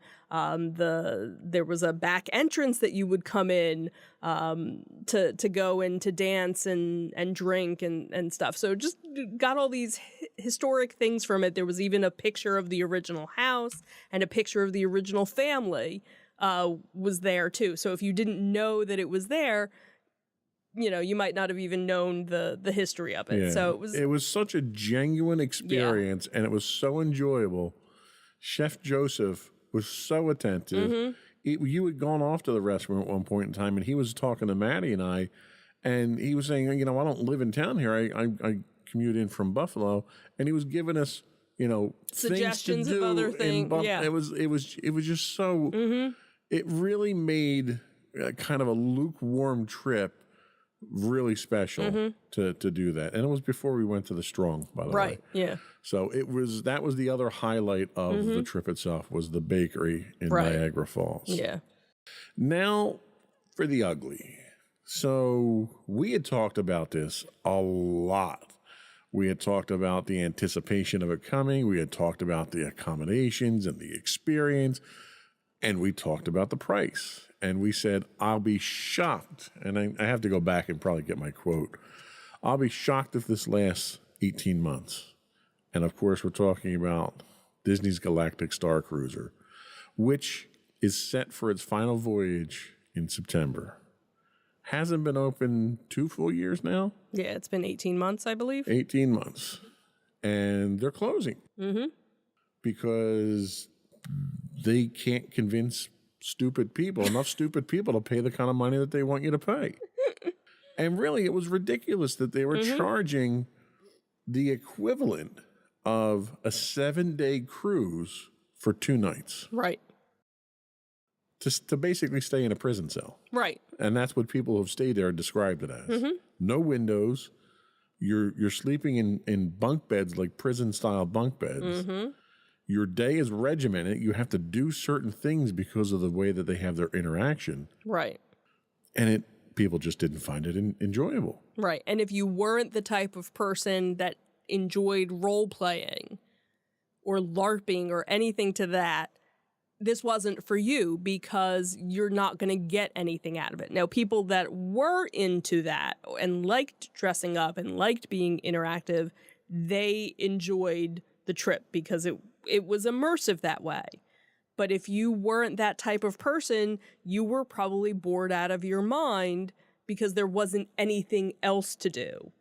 Or you kind of felt weird hanging around other people that were doing these adventures and things like that. So I just want to take a moment to tell Disney, I told you so. I took great pleasure in hearing about this, because there was as much as I would have loved to go and experience it, there was no way in hell that I was going to give Disney that kind of money for any kind of experience. I don't care. I'm not giving Disney that much money for something like that for 2 days. right. Now, if it was a week's vacation with, on an actual cruise ship, yes, I will give you that kind of money. Right. For me to actually go someplace and see something and do. But yeah, that was the thing. We were very excited when they were first announcing it, and we said, okay, let's see what it comes out to be, how much it's going to be, how much, okay, where's our price point, what we're willing to spend. And then when the prices came out, it was just, and then Disney slapped millions of people in the face with the fictitious price that they gave you. And it was just embarrassing. Right. I was embarrassed for Disney that they were asking people for that kind of money. Yeah. Second ugly thing, and this is one that's near and Well, dear. this is really the bad. This is probably more than ugly. Oh, right. This is the bad. Sorry, I went out of order. Yeah, The it's bad. okay. Yeah, It's yeah, fine. You can fix it in post. Yeah, I'll fix it in post. I keep saying that. Anyway, we were robbed. Somebody stole money from us. And the people that stole money from us were the Philly Pops and the Kimmel Center, because we had bought tickets for a Star Wars concert event. And it was canceled at one point in time, allegedly. It was supposed to be last summer. Right. And then due to whatever reasons, they had to postpone it until June of this year. So they said, hold on to your tickets. They didn't offer any refunds. Right. You could Wait a you could year. transfer your ticket to something else, but just hold on to your tickets. Everything will be fine. We'll see you June 2023. Right. And then what happened? Oh, it's postponed again, but we don't know when now or where it'll actually even be. They were very communicative, the Philly Pops were, in telling us about this legal battle that they had with the Kimmel Center. And it was a terrible thing, and they kicked them out, and they're not giving them any concert hall time, and blah, blah, blah. And I didn't give a damn about any of that. All I know is I paid money for a concert that they didn't put on, and I don't care whose fault it is. The concert was scheduled for last week. I want my concert, or I want my money. Right. I don't want to wait. I don't want to hear it's postponed. I don't want to hear this guy did this. I don't want to hear that you're crying poor mouth. You took my money. You didn't give me a product. You stole my money. And it was the Philly Pops and it was the Kimmel Center that stole my money. And at this point in time, I'm waiting for the class action lawsuit because I know it's going to come out and I'll get $3 back from it and lawyers will get the rest of the money.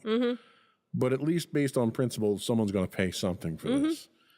And neither the Philly Pops, which we've gone to a number of their shows already, nor the Kimmel Center will ever get another dime from me because they stole my money. That's my public service announcement for today. Do you feel better now? A little bit. Okay. A little bit. It's a little hot in here now, so I'm getting a little hot under the collar. I understand. So anyway, that was the afterthoughts I had. Be careful of who you give your money to. Don't trust anybody, et cetera, et cetera. Be paranoid like me. Sure. And bitter. Be bitter too. Be better. That's the important part. Nice. I don't forgive. I don't forget either. So I guess it doesn't really matter. Anyway, that was all we had for the show today. Before we go, I do want to once again invite folks from our listening and viewing audience. If you don't already do so, please subscribe to our podcast. You can find us on Apple Podcasts, Spotify. You're looking at me as though I have to say something. No. Okay. We're on Google, Stitcher. I would also ask you to take a few moments, give us a review. Give us a thumbs up or a star or whatever your podcast of choice uses for a rating system itself. High five. High fives work too. Fist pump. I don't know. That works. I don't know of any of them that do fist bumps, but that could be kind of awkward. Also, reach out to us. Give us your feedback. Tell us how we're doing. You can email us at comments@insightsintothings.com. You can find us on Twitter at insights_things. We do stream 5 days a week on Twitch at twitch.tv/insightsintothings. You can find us on Facebook at facebook.com/insightsintothingspodcast. On Instagram, we're at Insights Into Things. And you can go to our main website that has links to everything that we mentioned, which is www.insightsintothings.com. That's it. Another one in the books. Have a good week, everyone. Bye. Bye.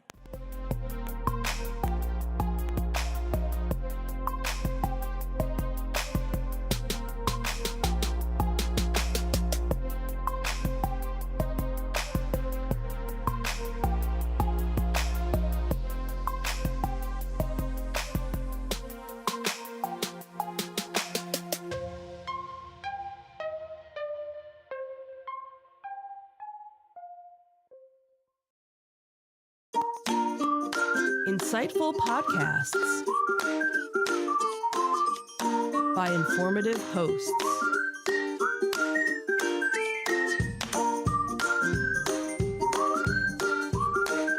Insights into Things, a podcast network.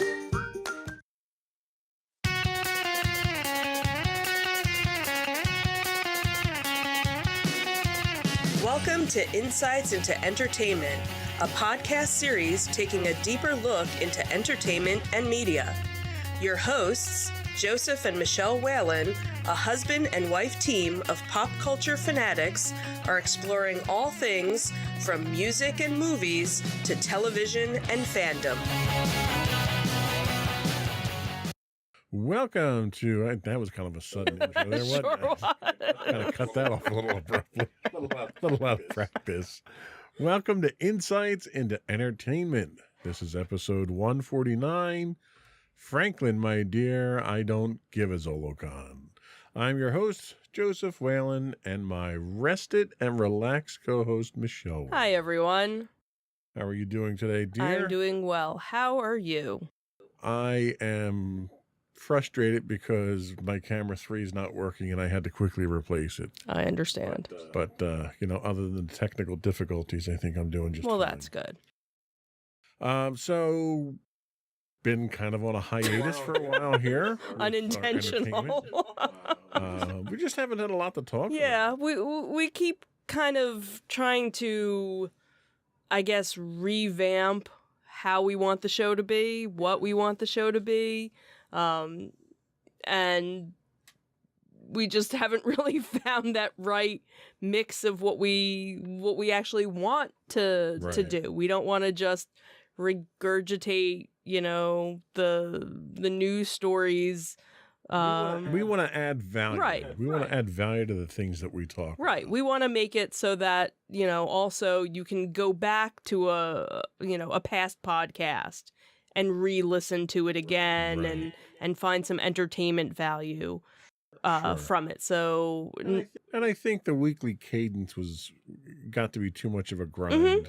Mm-hmm. It got to the point where we were struggling to find things to right. include in the So show. it was definitely we want it to be quality, not necessarily quantity. So if it's something where it's Exactly. once a month, it's once a month. If it's twice a month, it's twice a month. If it's, I think at minimum once a month. I think we can come up with Probably. enough things to talk Probably. about, especially now that convention Mhm. season's going Yeah, on. yeah.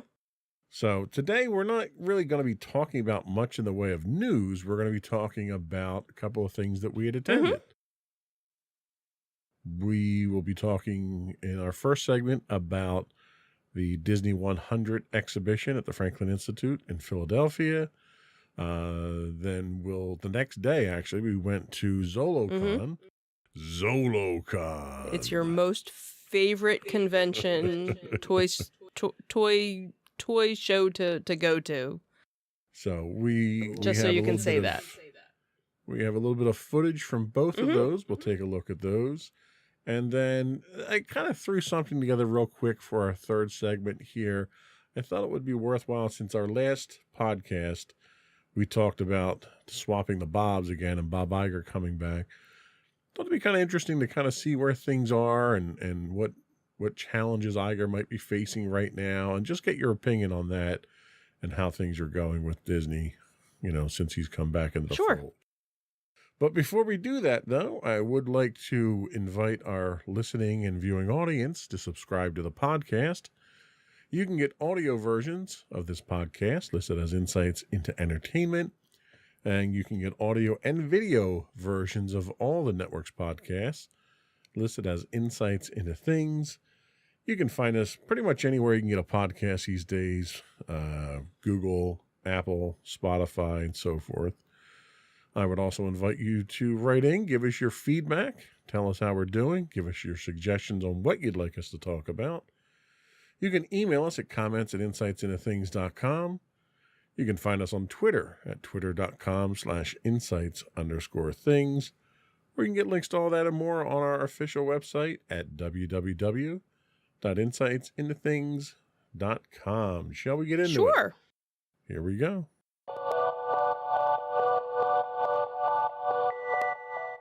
So Disney 100, Franklin Institute, Philadelphia. We were there Last weekend. last weekend, which was that opening? No, weekend? it was their second weekend. Second week. They Second opened weekend. the week before. Right. So we were there early in the morning. We got there. We did the museum. We had a 12:30 time for the exhibit. And they have it in the same exhibit hall they have all the other ones. We've done the Star Wars one. We've done the Marvel one. What are your thoughts? Walk us through it. So I have to say, if you are a fan of Disney, any aspect of Disney, being in this area, we're very fortunate because this is the only location within the United States that this is going to be. So there are people that are traveling from all over the country to come and see it because this is the only place. So that's kind of special to think that that we're kind of hosting it, even though we're not physically hosting it. And let's be fair. Since they always do the D23 in California, the least they could do is give the East right, Coast something. exactly. And that's when you think about all of the D23 events and everything else. It's usually always Florida or it's California. So to actually have it, in Philadelphia. So really for anybody that's within, a couple of hours, and you're a Disney fan, this is a look into, behind the scenes stuff that you don't normally get to see.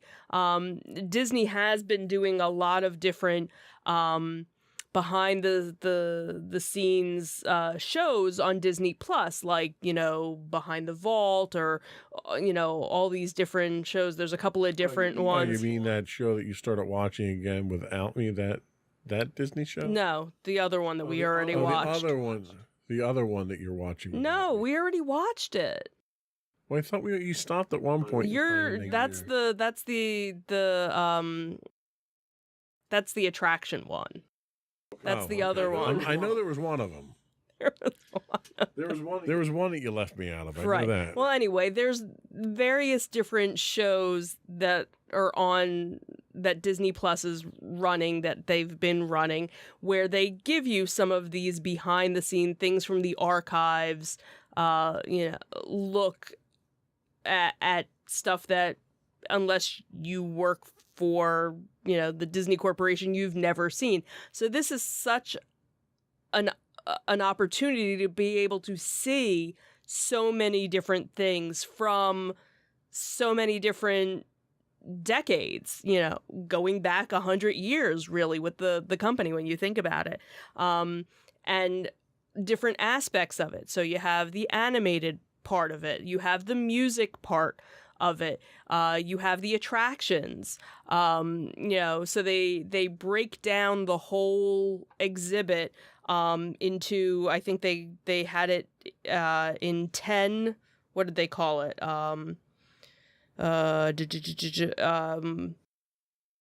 what did they call it? Why can't I think of the word? I don't know. What did they call it?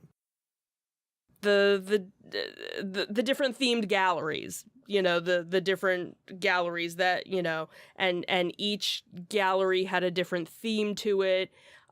One was costuming, one was the individual characters, one, like I said, was the music, technology, even showing some of the audio animatronic body parts, how they would manipulate a character to make it move.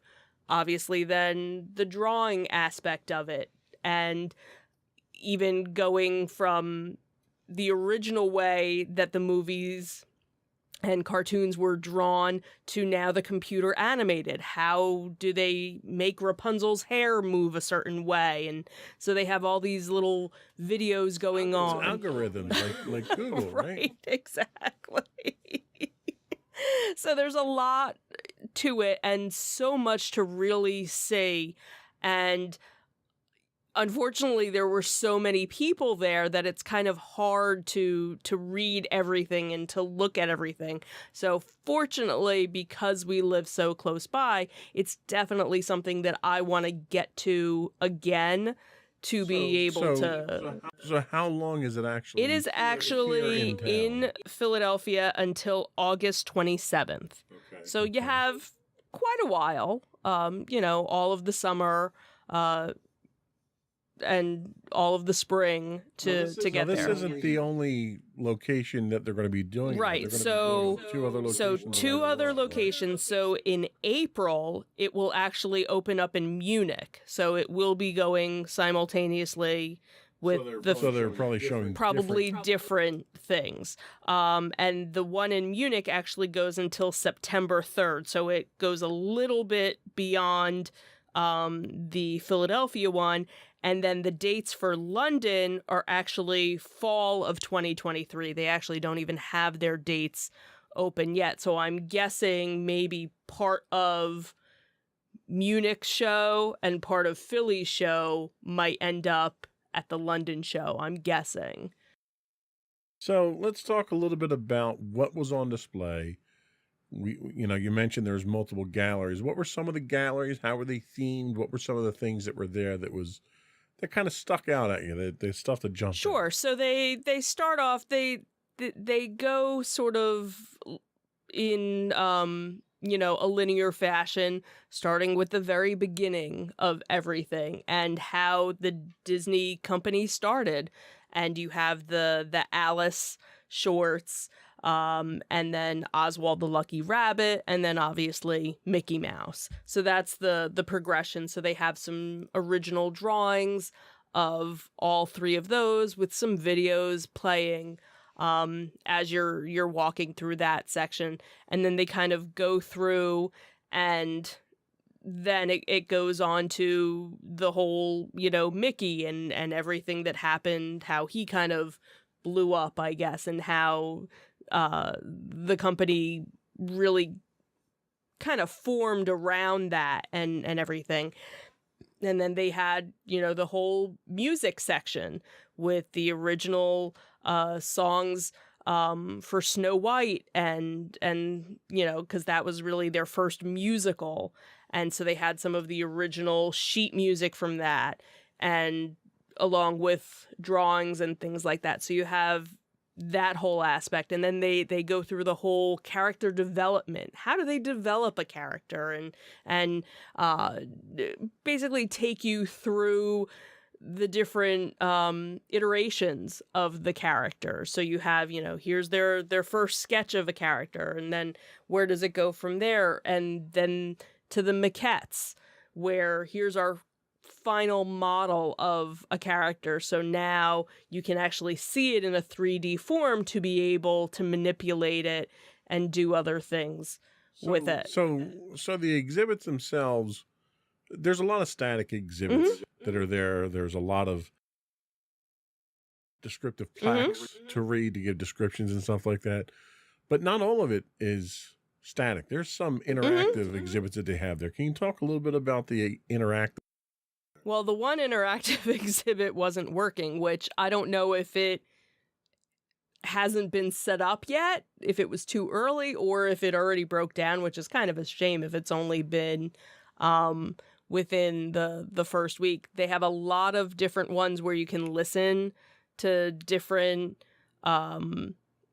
presentations, and then they have other ones again where they had one where it was different colors, and you could pick different color schemes, and when you picked certain colors, it would show you which character was associated with that. I really didn't do much of the interactives. I don't know if you guys, because we weren't really walking around we together. Kind of blew through a good portion of that, because most of the interactive, so the way the exhibit itself is arranged is you have small rooms that are then connected by hallways.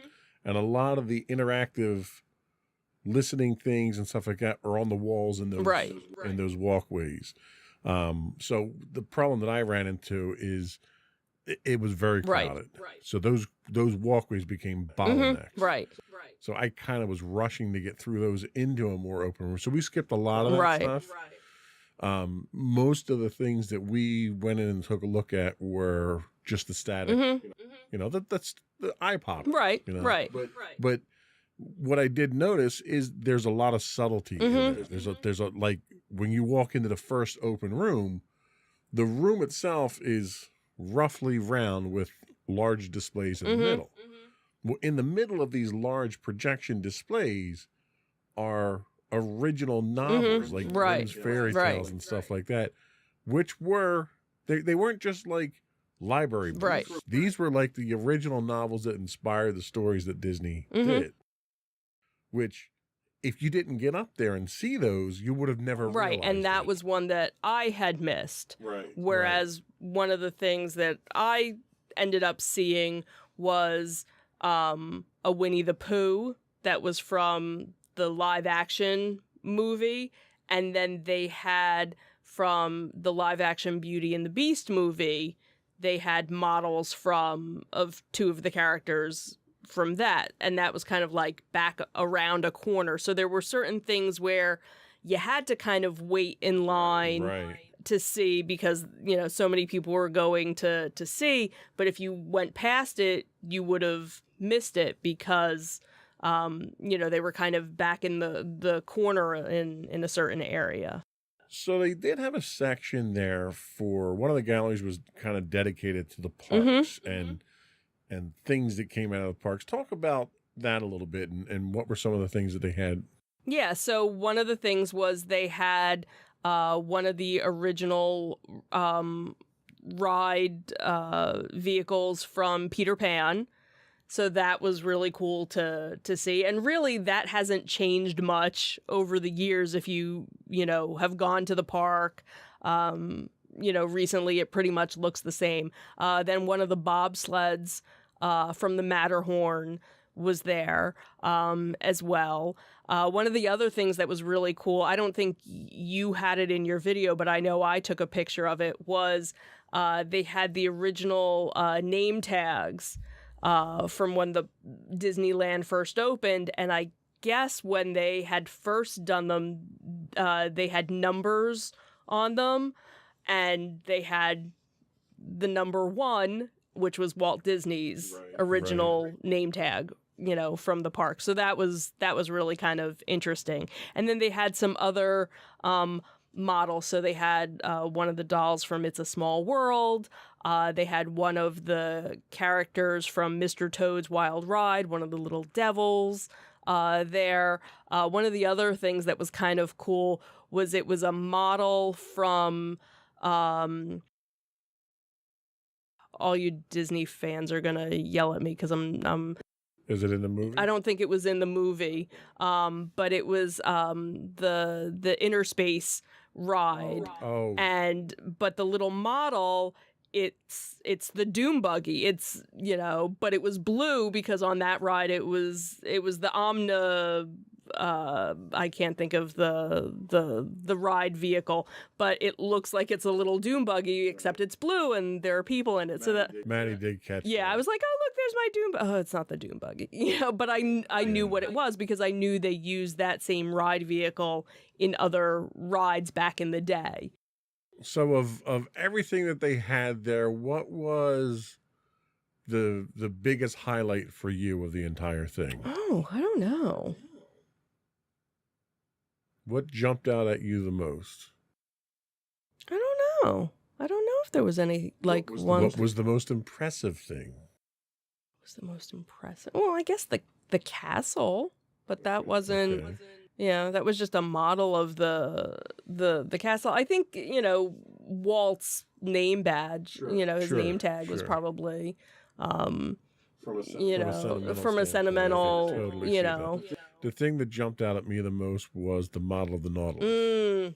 Like, it was the hero model that was 12 feet long. Right. It was monstrous. Right. That was just impressive to come around the corner and see that. Yeah, like everything was like, wow, cool. Like if they would have had something from the Haunted Mansion, that probably would have been like my But they didn't, and that was kind of disappointing. but that's the whole thing is I don't know if And it's a shame because it was such a pet project of Walt's. Right. To do. Right. He was so involved in doing that. like I would have liked to have seen more stuff with the audio animatronics and a little bit more of the history and the technology for that. But again, they had the different movies going on. In one of the movies, one of the clips they had was a behind the scenes of the Haunted Mansion. So they did have Well, that. Let's so run the video. Sure, You sure. can kind of give us some commentary over the video and point out the things that catch your eye. Sure. So this was a cute little pre-show, I guess, when you first, walked in. And it was neatly done because Uh-huh. it was when you're there, it's a hologram. It's a multi-screen 3-dimensional hologram. Yeah. So of course, being able to see, Walt Disney like that was really kind of cool. Kind of creepy, but kind of cool all at the same time. We believe in it There we all go. the way. We have confidence in our ability to do it right, and we work hard to do the best possible job. There's really no secret about our approach. We keep moving forward, opening up new doors, doing new things, because we're curious. And curiosity keeps leading us down new paths. We're always exploring and experimenting. Everybody ready? Then on with the show! Then move along. Right. Yeah, so this is the first section that you kind of walk through, and it shows, Oswald. Then this was an area where they had concepts of the different parks, different lands, and of course the Haunted Mansion right there. This was that book section that you were talking about. So this was talking about where they got the inspiration for their different movies and shorts and things like that.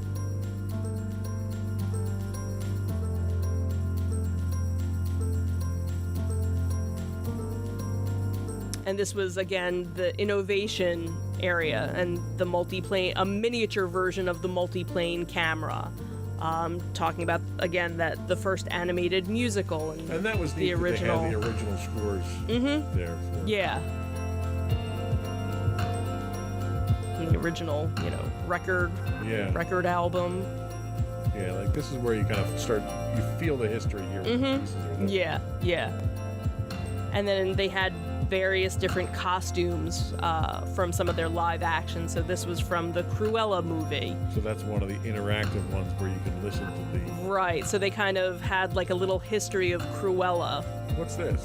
I don't know, some science fiction. Some science fiction-y thing, and some dice from a guy that wants to be a pilot, and oh look, it's chicken. No, it's pork. Well, that's dinner. And of course, BB-8, and these were screen-used props that were here. Right.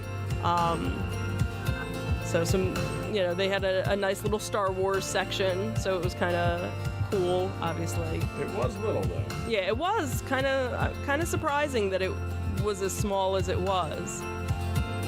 Here's those books again. Those books again. Yeah, and there were different interactive things with that Each of them had screens on there. And then this was the music section, talking about how influential music, and how much a part of music is. There's that creepy doll. There's that creepy doll. It's a small world. And this ride is neat vehicle. because it actually lights up, like there's a shot of the actual Ride, there, yeah. And they lit up. Ironically enough, the devil not nearly as creepy as the other one was. Yeah, definitely not as creepy as that. And he's from, Mr. Toad's Wild Ride. And then this was interesting, so... In a creepy way. In a creepy way. I have a story about the doll that we can talk about after the video. And then they had, a little bit of a Marvel section, so that was kind of nice to When the be movie included. franchise makes as much as it does, you have to. You have to put something in from that.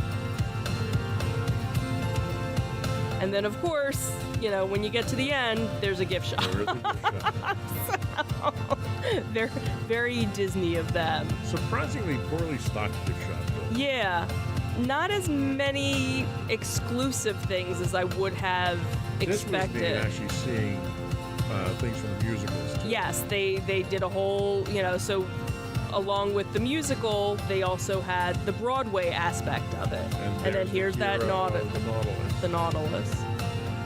Like, it's literally 12 feet, 15 feet. Yeah, in yeah. length. It's monstrous. And here's a creepy Olaf to go along with the other creepy characters we saw. Because again, this was part of the Broadway show, and they developed it and made the character, and then this was this really cool Cinderella's castle that was kind of towards the end of it with the fireworks. Not so loud fireworks. Not so loud fireworks. And you never get to watch fireworks when we're at the parks. I very rarely do. So this was I never get to see them from the right angle. I'm usually seeing them from the backside of something because our daughter is not a fan of loud sounds. But now with, AirPods, she could. Right. And maybe I'll actually get to see fireworks the next time we go. So what was interesting about that Mickey doll was, again, one of the specials that's on Disney Plus, where they kind of do a behind the scenes thing. And this is from one that was from a couple of years ago, so it's not new. But if you go on Disney Plus, you'll find it. They talk about that Mickey doll because when his shorts, became available, there was this woman who sewed this doll and had sent it to Walt, and he loved it so much that he kind of hired her to make them, but she couldn't make them fast enough, so she actually sold the pattern to McCall's, so that's what that doll represented there, where you could go and buy the pattern to make your own Mickey Mouse doll. So that was kind of, an interesting, side note of seeing that and then seeing it on the television show too. So to wrap it all up, what are your final thoughts on the Disney 100 exhibition at the Franklin Institute? If you're a fan, you have to go. You can't miss this opportunity, especially if you're somewhere within the East Coast, or if you're out on the West Coast and you want to fly out to Pennsylvania to Philadelphia and make a weekend trip of it. There's obviously enough stuff to do in the area. We're pretty historic in the Philadelphia area. We've had a couple of things happen here, so you could definitely make a week. A long weekend trip. What's nice is that if it's something where you don't want to do the rest of the museum, because if you if you go during the day with the exhibit, you get the rest of the Franklin Institute included in it. But if it's something where you don't want to do that, they do evening hours Thursday through Saturday from 5 to 8 p.m. So it's a little bit less because you're just doing the exhibit. But if you want to have, a full day, then obviously you can do the museum as well as the exhibit. And again, up until August 27th in Philadelphia.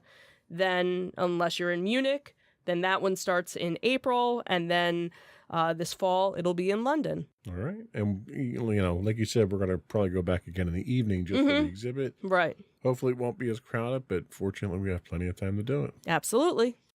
All right. Well, we're going to take a quick break. And when we come back, we're going to talk about ZoloCon. We'll be right back.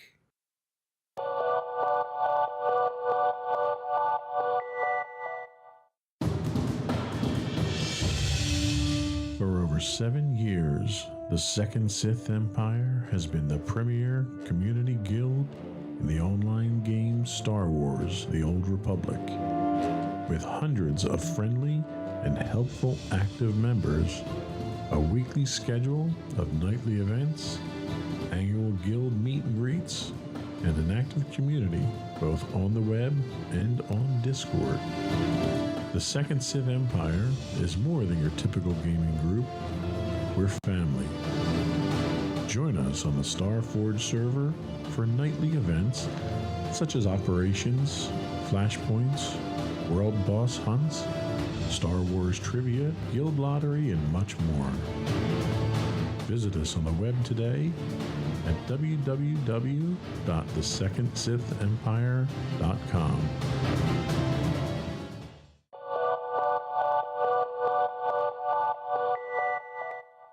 Welcome back to Insights into Entertainment.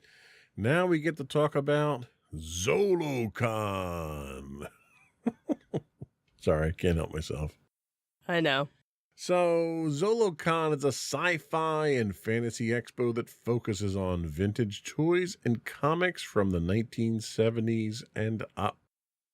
Tell us about it. Tell us about your experience. How did you enjoy it this year? So this past weekend, it's funny because as far as we knew, they only did it once a year. And then I guess last year or the year before, they started doing it twice a year. Now, this year, they'll actually doing 3 different events. So this happened to be what they consider their winter edition. And it was actually the largest one to date. And we could definitely tell vendors all over the place in various different places, even in some parts of the building we had never even been to before. And every area was jam-packed. I don't think there was really any empty spaces this year. Usually you'd go through there and you'd see like empty vendor tables or vendors that didn't show up for Sunday or something. Everybody was packed. Yeah, everybody was there. You have the main room where the centrifuge is, which is the highlight of the whole thing. Right. You have another room at that level and then a hallway that was packed. Mm-hmm.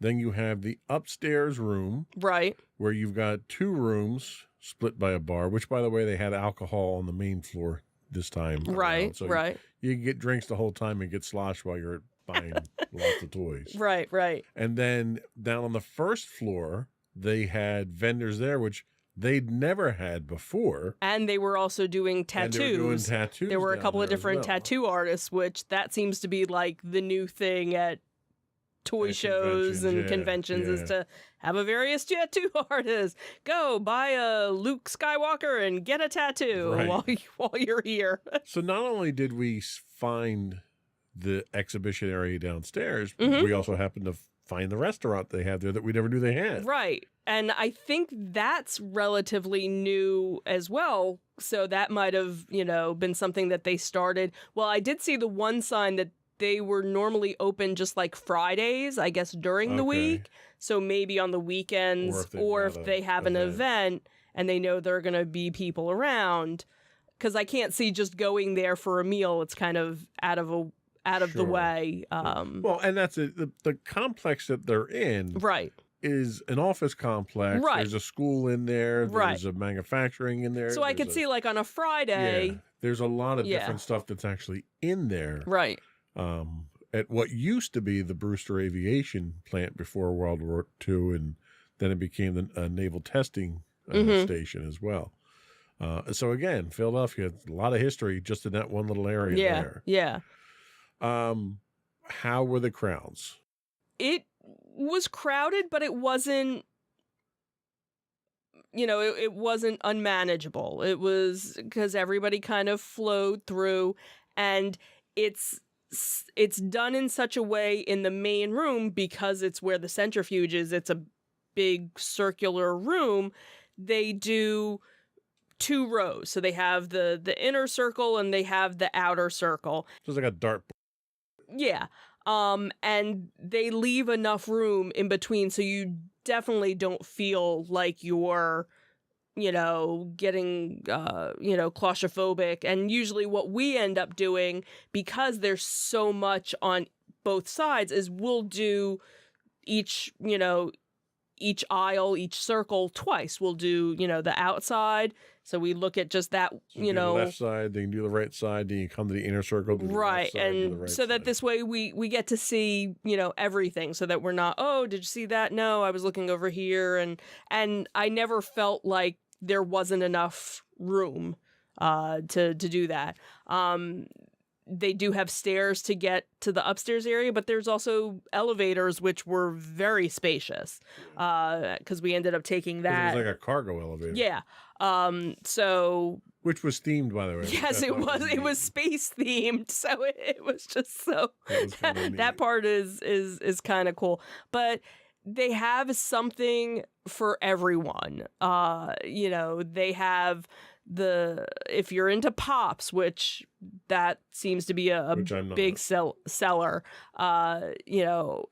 Almost everybody, you'll find a handful or two handfuls of vendors that are selling that. Then you have brand new toys that are out. Obviously, the vintage toys, and that's what a lot of people obviously are going for.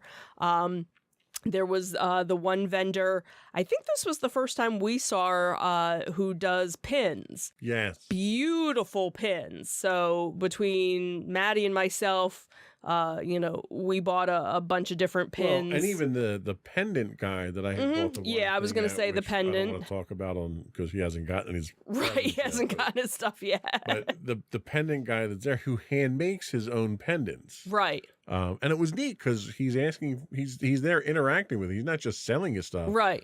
He's soliciting input for what you'd like to see him make Right, in his like next show. what would you like me to make? So that's what's always so cool about these events is it's that unique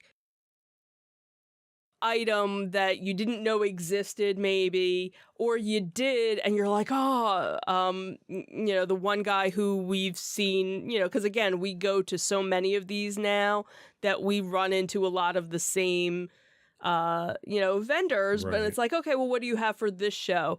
And the one guy, he sells Lego minifigures and he makes the Lego figures. This time around, I didn't buy a Lego figure from him. He was selling purses and wallets, and he had a Haunted Mansion purse, and I was like, all right, take my money. Yeah. So Yeah. again, something you never know what you're gonna find when you go. And like you said, part of the whole ZoloCon experience is the venue itself. Just knowing the history of that building and what happened there. And that was what was kind of cool too this time around, was because we were going to these other areas of the building, there were more pictures and plaques and different historical things about what had happened at that building in the past. So that's The one really kind of thing cool. that I had noticed was while it was vendor heavy, it was kind of light on artists this time around. There wasn't many. Like last time, there was probably 3 or 4 times as many artists Yeah. on that inner ring there. Didn't get as many artists this time. So I don't know if it's really it's not a comic book show, Right, even though there are guys that are selling comics. right. So you don't get a lot of artists. They had the one author there who Maddie had bought her book last time. that Oh, we were okay. there. But not really a lot in the way of artwork, Right, which I don't have enough room on my walls right now as it Mhm. is, but right. kind of noticed that was one of the big changes. They also changed the refreshment area up here Mm-hmm. this time because they put the alcohol down where the refreshments were, so you didn't have the seating area there.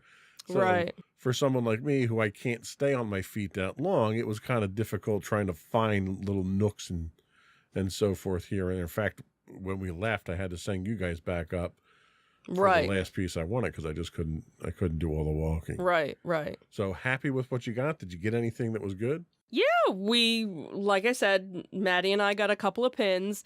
I ended up getting some Star Wars Pyrex, really for you, for Right. lunches. So, interesting, unique things that wouldn't have thought Well, to find. And cue up the video. Sure. We can. This was video footage that we took while we were there, and I had Maddie walk around with the camera for a little bit. Mhm. just to see what some of the things were that they had.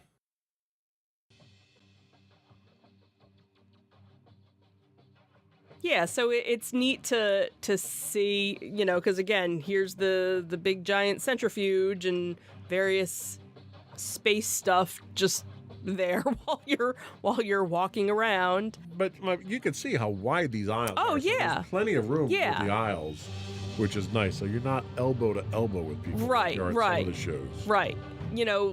Some of the sections, with individual vendors, if they had like a little corner and you wanted to go into the corner to see, then it might have been tight. But other than that, for the most part, and there were a lot of people there when we were there, so it wasn't like it was. And this was Sunday that we were there. Right. We usually always tend to go on a Sunday. If we're not going for panels or for celebrities, which we usually don't go for, we'll almost always go on a Sunday. We'll go on the last day of the show because the vendors tend to be a lot more interested in selling their stuff. Right. Yeah, and you have, a bunch of the vendors with homemade, a couple of vendors with D&D stuff, dice Right. and dice towers, which, it's kind of nice to see that coming into its own now. Right. I really need to coach her on how not to make sudden movements with the camera. A couple of these I had to slow down. Go slow. Yeah, it's just such a nice, because like the one vendor selling coffee, he wasn't there at Right. this one. So, here was There's the your pin. Yeah. And Ton of pins. too. ton of different types of pins, and more on her website, which is nice. A couple of people dressed up, not a whole lot. Not a lot. But there were some. They were doing a custom toy. Well, they usually do a costume contest. Did they do that on Saturday? Is that why? I don't know, maybe, but they were doing a custom toy contest. Right, like a action figure. Right. Toy. Yeah. Right. So again, lots of different pops. I was talking to that particular vendor. He said he's got 3,000 pops back at his shop. Oh, I bet. right now. I bet. And then you have different video games. So if you play any, older systems, there's usually always a couple of different people selling that. Sometimes you get a t-shirt person Yep. selling things. The one t-shirt guy who does t-shirt artwork and pins, he happened to be there, so I picked up a t-shirt from him. Maddie picked up another pin of his because I follow him on Facebook, so I knew he had an Owl House, which is one of the shows that she and I watch on Disney Plus. So he had a pin that had come out a couple of months ago, so we knew he was going to be there, so we definitely made a beeline to go and get something from him. Well, so. and the thing that's really nice is that when you have that many vendors there, you don't get a lot of duplicate vendors. You get Yes. a lot of variety, a lot of different things to choose from. And the vendors, like the interaction with the vendors, I think since COVID, really, I've noticed, has been very positive. They're very outgoing. They're very engaging now. Because everybody misses being around Yeah. people and talking to people and Yeah. and doing And this. I struck up a conversation with one of the vendors. I was there for 15 minutes just talking about, how the shows have been going and how business has been and, different types of customers. And they're not just vendors. They're people that love the same things that you love Right, too. So right.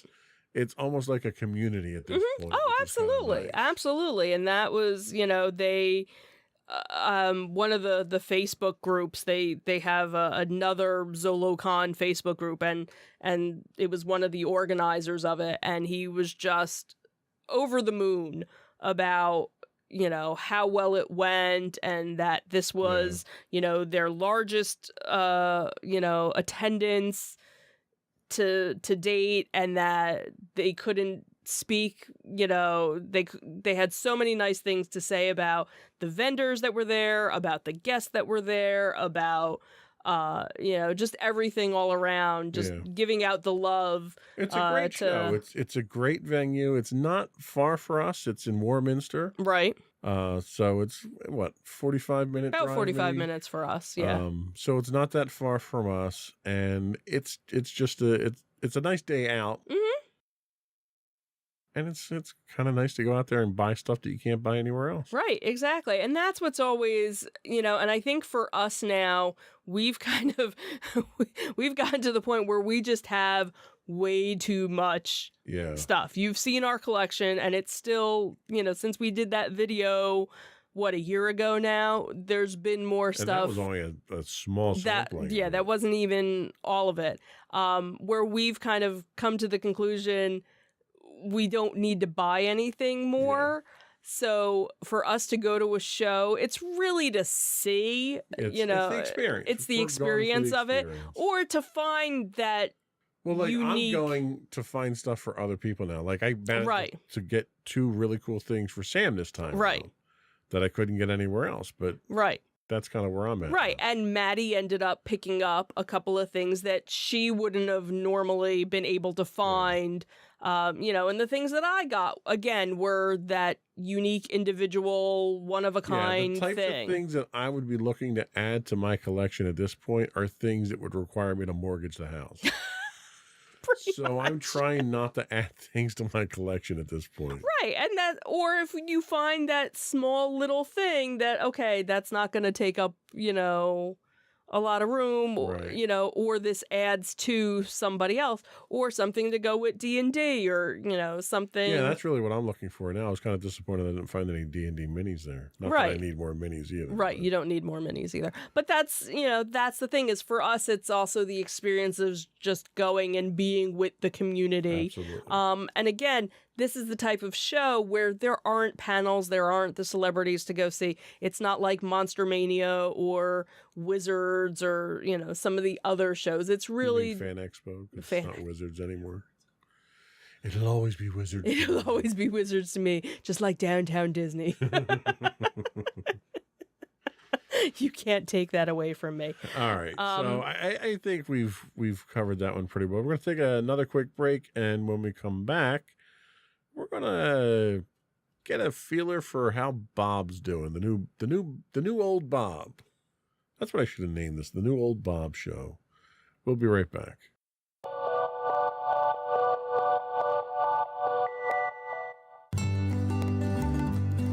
Insights into Teens, a podcast series exploring the issues and challenges of today's youth. Talking to real teens about real teen problems. Explore issues from braces to puberty, social anxiety to financial responsibility. Each week, we talk about the topics concerning today's youth.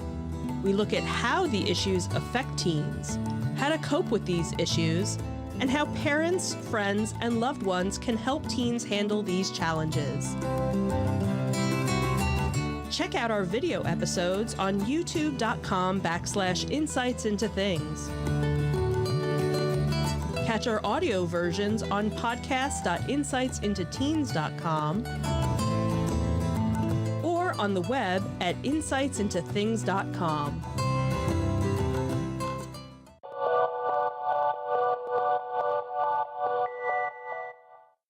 So Bob is back at Disney. Not that Bob, the other Bob. Right. So The original Bob. We've swapped Bob's back to the old Bob. And he's facing some challenges. He's only supposed to be there for 2 years, kind of a short time to turn things around. Chapek did a brilliant job of running things into the ground in the short amount of time that he was there. One of the first things that Iger's doing now that he's back is apparently slashing 7,000 jobs, and there's 5.5 billion in cost cutting he has to make somewhere. Should I feel bad that Disney's hard up for cash at this point in time? And that's the thing is, are they really? Because I haven't seen anything where. Not according to their stock price, they're not. Right. That's, where it's kind of, huh? Right. And it's almost imagined, because you look at some of the things that they're running into, and you're running into sluggish box office sales. You know, like, for instance, that new Quantum Mania movie came out and it tanked at the box office. Okay, well, box office sales are down in general since COVID. Right. That, plus everyone knows that their stuff's going to come out on Disney Plus in a few months. So Right, so spend the money to why- go to the box office? Right. The streaming business has been hit hard because they've completely flooded the market and turned people off with crap, really. I mean, they're literally just churning out stuff to put on there, Right. and it's not quality stuff. So Or the streaming's taking a stuff hit. that is good, they cancel after 2 seasons. Yeah. You know, there have been a number of shows that Maddie and I have started to watch, and it's like, oh, by the way, this is done now. Right. Like, oh, we couldn't even get like a second season or a third season. Like, okay, Right. thanks. So it almost makes you not want to watch something Right. until there's It's almost like 3 or 4 Google. seasons out. Like, nobody wants to get, Google comes out with really cool stuff, but as soon as you Right. get into it, they cancel it and it goes Mhm. away. So Right. nobody wants to do that. And Disney's putting themselves into the same Mm-hmm. position as well. They're canceling shows that I'm not even watching. And- Usually I'm the one that kills shows when I watch them and start getting into them. Exactly. So I think that $5.5 billion they're talking about really is it's a fictitious number that they think they should be making that. I don't think Disney's losing money. Disney's got more money than God. Mm-hmm. You know, when God needs to put a new world in place, he goes to Disney for a loan. Is that what it does? So it's not that Disney's losing money. They're just not making it as fast as they want to. Okay. And part of the problem you run into is, you know what? You keep coming out with superhero movies just for the sake of coming out with superhero movies. They finally reached a point of saturation with Marvel, and nobody wants to go see it anymore. Mm-hmm. Okay? Well, they learned that lesson pretty fast with Star Wars. Right. You know, they flooded the market with Star Wars, trying to turn it into another Marvel, and that bit them in the butt really quick. Right. So I can't feel bad for Disney. Mm-hmm. So the real question comes down to, in 2 years, can they come up with a succession plan for Iger? And really what I have to ask is, do you need a succession plan for Iger? Is he really going to be gone in 2 years? Mm. Because given how much his incentive is for success, I don't see him going away anytime soon. Yeah, I could see him still staying on as a consultant Right. when he's still Right. doing So, things. But then again, you also have to look at everything that's kind of going on right now in the state of Florida. that's And true that's as a well. whole other kit and caboodle of that whole toxicness Well, that and let's be honest. What's going on in Florida is a temporary thing. hopefully. It's temporary because it's a pissing match between DeSantis and Disney. Right. And it really was a pissing match between DeSantis and Chapek. Right. And Chapek's out of the picture. And Right. DeSantis is going to be out of the picture in 2024 when he runs for president anyway. Hopefully. So it doesn't really, that's not that big a deal. In fact, Disney came out with a statement recently basically saying, you know, we're going to focus on what we do best. We're going to provide the best experience for people, blah, blah. They took the high ground. Mm-hmm. They didn't buy into the taunting and the stick poking that DeSantis was trying to draw them into. Mm-hmm. And they basically said, look, we operate under numerous jurisdictions and numerous regulations around the world, and we make it work, and we'll make it work here. Mm-hmm. So ultimately, I think what's going to happen with this little pissing match between DeSantis and Disney is the taxpayers are going to lose out. Mm-hmm. You know, they skirted around the idea of having to take on all that debt for Reedy Creek by just restructuring the zone itself, and now DeSantis has his hand-picked group of Right. He board picked all of members in his there. board members and everything. Well, the fact of the matter is, Disney's been supplementing Reedy Creek since it was created. Mm-hmm. Disney's not going to do that anymore. Right. So Reedy Creek, or whatever the central Florida Tourism District or whatever they call it now because they had to rename it, they're not going to have the same budget they had before, but they still have the same requirements. And it's ultimately the people of Florida that are going to have to pay for that. Mm-hmm. And I think when people look at their tax bill after this whole fiasco, this little vindictive fiasco that the DeSantis put together, they're going to realize, well, maybe we shouldn't have reelected him for this.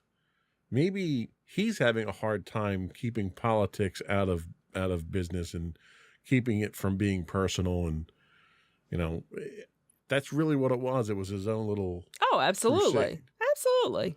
And ultimately, when the Florida taxpayers get their bill, that's when you're going to start seeing things change. And I think what's going to happen is by the time he goes to run for president, those tax bills are going to be in. And it's going to seriously impact his ability to raise money for his campaign. That's just what I think. I'm not a fortune teller myself. So that state down there of flux is really not going to be that big of an impact. Mm, Disney's the number one job maker in the state. absolutely. Do you really want to piss him off and have him leave the state? And that's the thing, because there are a lot of people who, don't forget, there were a lot of people from California where they, you know, the Disney company was transferring a lot of jobs from California down to Florida. And now there are a lot of people that are like, I don't know if I want to go down here in this hostile environment right now, the way that things are. So now there's, you know, some various talk going back and forth of, well, maybe we should wait 2 years before, you know, making this change, that maybe California is the better idea. And of course there's, you know, all the different people saying that, you know, gee, I wonder what Florida would be like if Disney decided, you know what, we're gonna just up and move Walt Disney World to a different part of the country, Right. and see how quick. Yeah. You know. I mean, you're going to, it's Disney is such a huge part of the economy down there that all they have to do is move one division that they have down there. And you're talking thousands of jobs that move out of the state. Yeah, yeah. And it's the response. It's a direct response to DeSantis. Mm-hmm. He can't afford that bad press. No. And the only reason he's doing the things he's doing now, and the other stunts that he's doing, it's not just Disney centric. Yeah. The whole stunt with the flying migrants up to Democrat cities, and his whole stance. I love the fact that he's got this major stance against border security. Mm-hmm. Somebody really needs to tell the man he doesn't have a border with another country with his state. He doesn't. So you don't have border security. Right.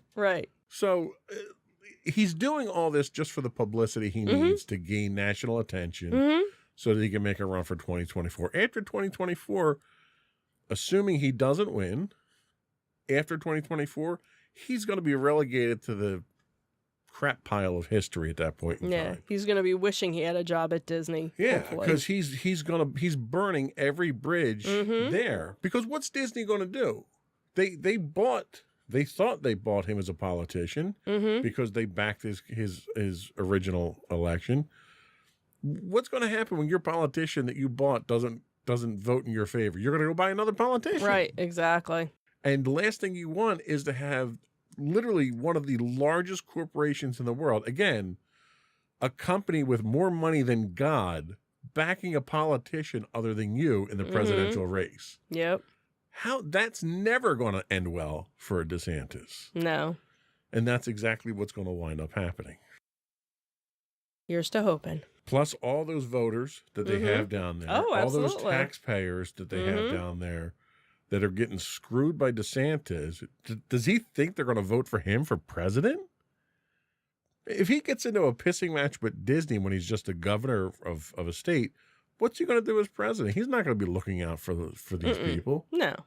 So he's burning his own bridges. So by 2024, between him and Trump tearing the Republican Party to the ground and literally just burning it to the ground, he's not going to have anything after 2024. So I'm not worried about any of that stuff. Okay. But, Iger's staying out of that now. It was Right. funny how he was commenting on it when Chapek was steering the ship in the wrong direction. Right. To try and get him. Right. Chapek already had the company in the ditch, and he was over there kind of poking a stick in his cage about it. Right. Now that he's back in charge, he's not saying anything about it. He's no. tight-lipped about the whole thing. Which is the way it needs to be. Exactly. So the one thing I did see is that they're doing away with the parking charge. Right. We did see that was, one of the things that did go away.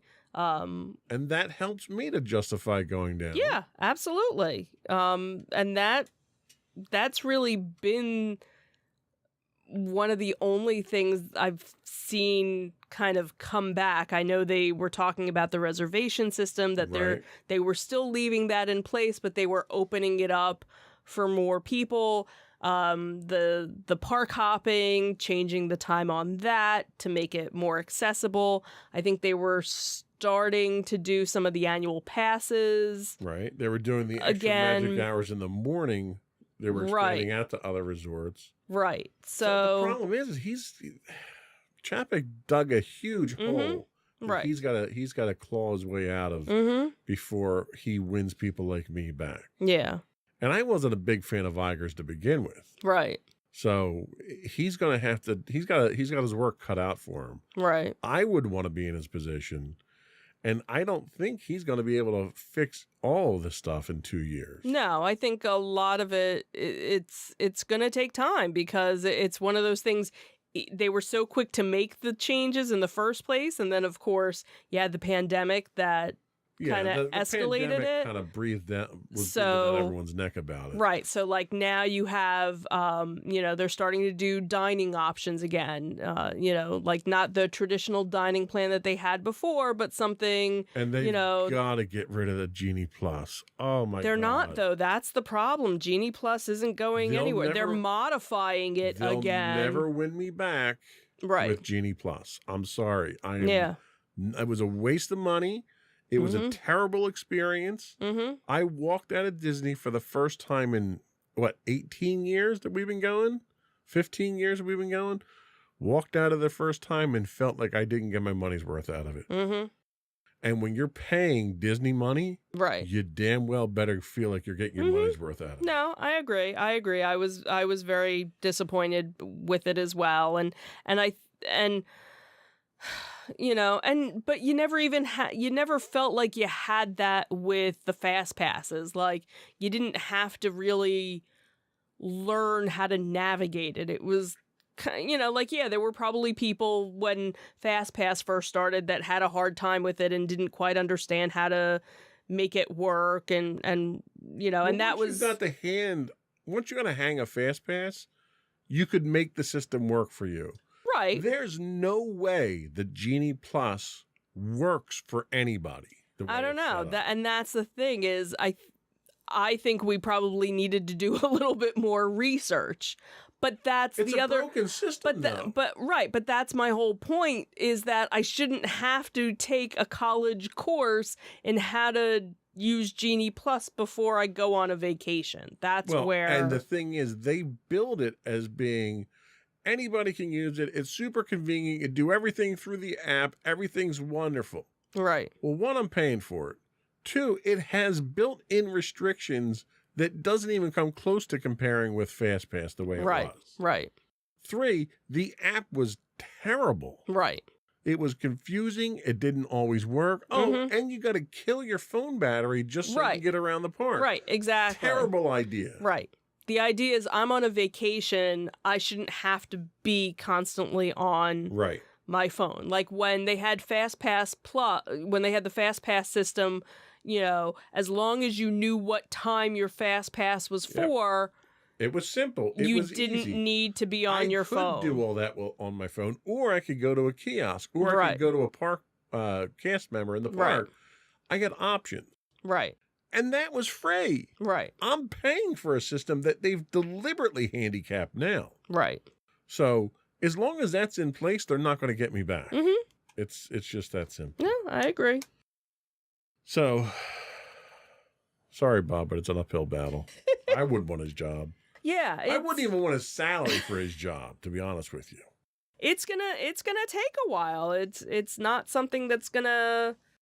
But that's the thing. He doesn't have a while. He doesn't have a while. Yes, I know. Well, so and unless maybe he's making revolutionary changes, they're breathing down his neck about $5.5 billion that they didn't lose, that they want back because they're not making money Right. fast enough. That's what they're concerned about. and that's the thing is, where is it that you're cutting these jobs? Is it from, certain divisions? Is it Well, a 'cause little they bit? didn't ramp back up from the cuts from COVID. Right, and that was going to be my next thing is I know that there are still cast members from the parks that never got called back because they just never opened up that section of the park or, where they had worked before. So Yeah.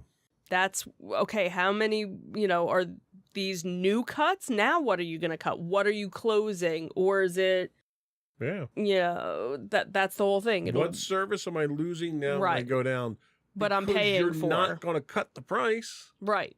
You're going to raise the price and cut Because the you need to service make again. them right. Because you Right. need to make the money now. So I'll wait for the dust to settle and, Yeah. and figure out who his successor is and how bad they are Yeah, I guess before we'll I have go to back see. down. Anyway. Okay, we haven't had a chance to bash Disney in a while. It was good to See, do you feel better now? I do. I feel like there's a weight lifted off of me now. This was such a great de-stressor for me. I'm so So that's all we had today. Before we do go, I want to once again invite our listening and viewing audience to subscribe to the podcast. Audio versions of this podcast can be found listed as Insights into Entertainment. You can get audio and video of all of our podcasts listed as Insights into Things. We're available on Apple Podcasts, Spotify, Google, Stitcher, etc. I would also invite you to write to us. You can email us at comments@insightsintothings.com. You can find us on Twitter at twitter.com/insights_things. We do stream 5 days a week on Twitch at twitch.tv/insightsintothings. You can find us on Facebook at facebook.com/insightsintothingspodcast. You can find us streaming 6 days a week on YouTube, as well as all of our videos on YouTube at youtube.com/insightsintothings. You can find us on Instagram at instagram.com/insightsintothings. Or you can find all that and more on our official website at insightsintothings.com. That's it. Another one in the books. Have a good week, everyone. Bye. Bye.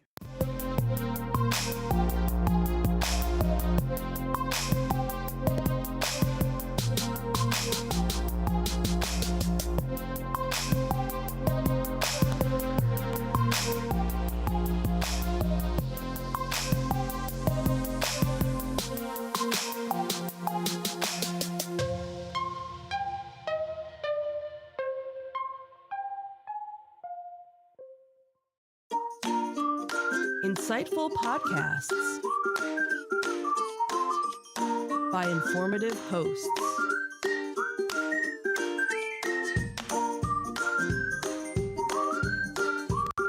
Insights into Things, a podcast network.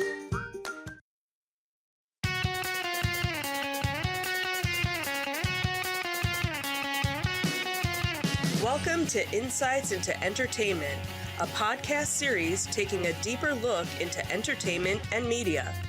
Your hosts, Joseph and Michelle Whalen, a husband and wife team of pop culture fanatics, are exploring all things from music and movies to television and fandom. Welcome to Insights in Entertainment. This is episode 148, Swapping the Bobs Again. I'm your host, Joseph Whalen, and my patient and understanding co-host, Michelle Whalen. Hi, everyone. How you doing today, dear? I'm doing okay. How are you? I'm doing all right. We've been out of the loop for a while here with the podcast. Yeah, we sure have. We've had a lot going on. Yeah, that is true. We've been busy. We've had marching band syndrome. We've had COVID syndrome. You can still hear it in my voice probably that I'm still suffering from a little bit, and this is almost 2 months after getting it now. Yeah, we're almost 2 months. Almost Yeah. 2 months now. So I'm still reeling from its effects. Given the severity I had it with, I'm kind of glad I got my shots, all the shots that I did. I was just gonna say, you know, we were all very fortunate to have all been vaccinated and boosted, and we were just about so close to getting our next round of boosters, and then we all kind of got sick, and yeah, that kind of put things on the back burner. But fortunately, we all had a very mild case. You know, we were all very fortunate. You know, unfortunately, you are still reeling with it, but not as bad as it could have been, obviously. Right. And we have marching band to thank for that. We're pretty sure we got it from marching band. Such a happy family activity. Yeah. So, but a lot of stuff has happened. There's a lot to talk about. We're not going to get to everything today. We are going to talk about really two big things that happened in entertainment. One being the changing of the Bobs, Which happened actually on the same day. The finale of Oh, right. yeah. So So kind of funny how it happened that way. We'll be talking about Disney rotating the Bobs again. Then we're going to talk a little bit about The Walking Dead and their series finale and the impact and the future of that. And then we had a couple of events. One we just attended this weekend that I did not grab any of the pictures from you to put up for. So theater of the mind for our viewing audience this time around. We'll describe everything in detail for you. So stick around for the last segment. We're going to talk about some of the stuff that we've been attending recently. But before we do that, I do want to take a moment to ask you to subscribe to the podcast. You can find both audio and video versions of all of our podcasts listed as Insights into Entertainment. We're available on Apple Podcasts, Spotify, Google, Stitcher. I don't think we're on Stitcher. Stitcher doesn't do video. Neither does Spotify, as a matter of fact. Probably should redo that list, huh? So you can find audio versions listed as Insights into Entertainment under all of those. But video versions have, our Insights into Thing has video and audio. When you can find it, where you can find it. Right. I would also ask you to write in, give us your feedback. Tell us how bad I'm doing today, because I'm a little out of practice. Give us your show suggestions or conventions or other events in your area you'd like us to talk about. You can email us at comments@insightsintothings.com. You can find us on Twitter at twitter.com/insights_things. Or we're on Facebook at facebook.com/insightsintothingspodcast. Or you can find all those links and more on our official website at insightsintothings.com. Shall we get into it? Sure. Here we go.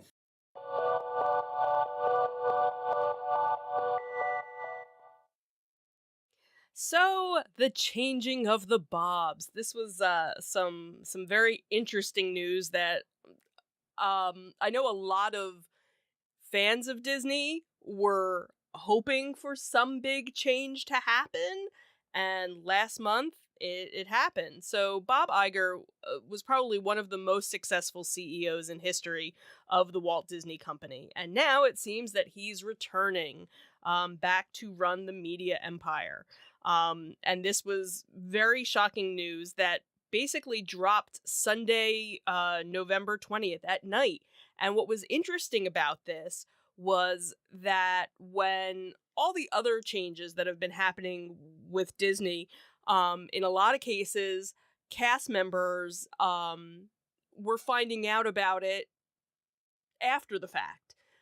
You know, information in most cases about the different layoffs and things, all people were finding out about it through social media after the fact. And a lot of the cast members were very upset that, you know, they didn't get any sort of notice ahead of time.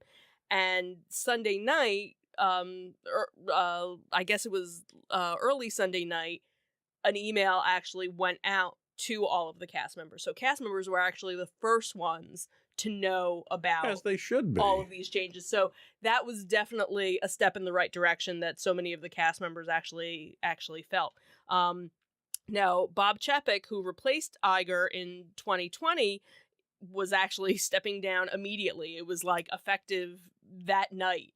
All of the website information updated. It was almost like Chapek didn't even exist after the fact. It was Susan Arnold, who was the chairman of the board, had said in a statement that night, we thank Bob Chapek for his service to Disney over his long career, including navigating the company through the unexpected challenges of the pandemic. The board has concluded that as Disney embarks on an increasingly complex period of industry transformation, Bob Iger is uniquely situated to lead the company through this pivotal period. Translation, Bob Chapek sucks, and we're bringing Iger back Right. until we figure it out. And what was funny was, literally the next day, the stocks, had gone up 9%, Still didn't make it up to up to where they were during all of this, but definitely you're seeing, some of the changes from what you could see online and, social media. Cast members were elated by it. There wasn't anybody who wasn't elated. You know what? by There it. were Even very. Chapek got a golden parachute yeah, he got a to walk golden away. parachute. But that's the thing, is that so many people were, because I think one of the other things that was kind of looming was there was another layoff that was Right. going to be looming, and now, as far as I know, none of that is in place.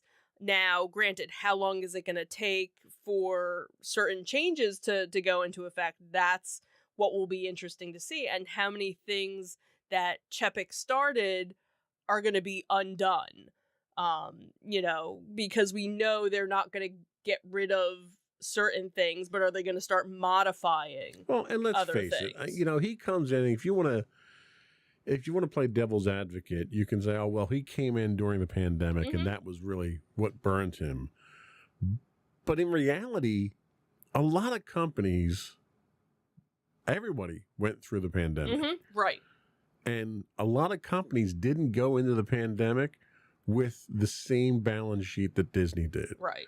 And somehow, Chapek manages to wipe out 36% of that budget sheet after doing all the layoffs that he did, Mhm. all the cutbacks that he did, all the penny pinching that he did. Right. He still managed to lose 36%. Mm-hmm.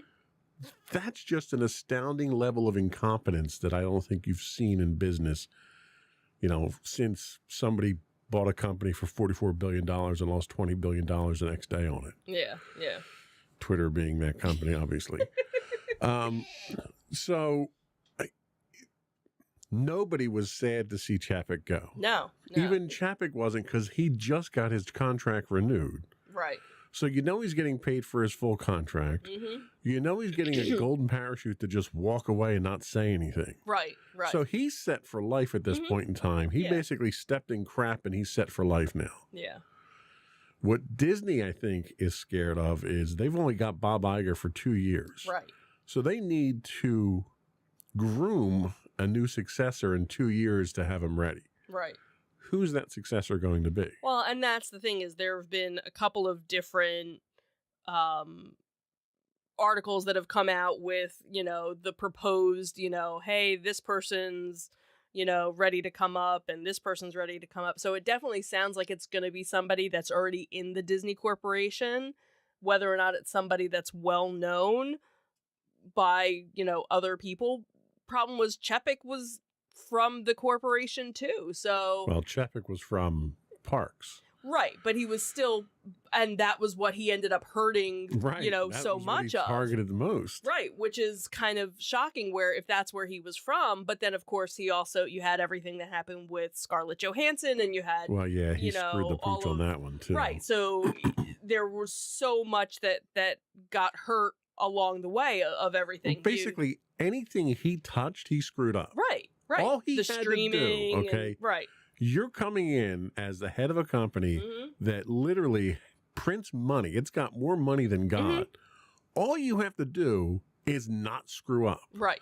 And all he did was screw up. Right. Everything he got involved with, he screwed up. So to see him gone is a good thing. My concern is, who are the people that picked him in the first place? Right. They should be gone too because of how poor a judgment they had. Right. Because if they're involved in picking the next successor, you're back in the same boat. So where are you going to go with that? Yeah. So it'll be, interesting to see.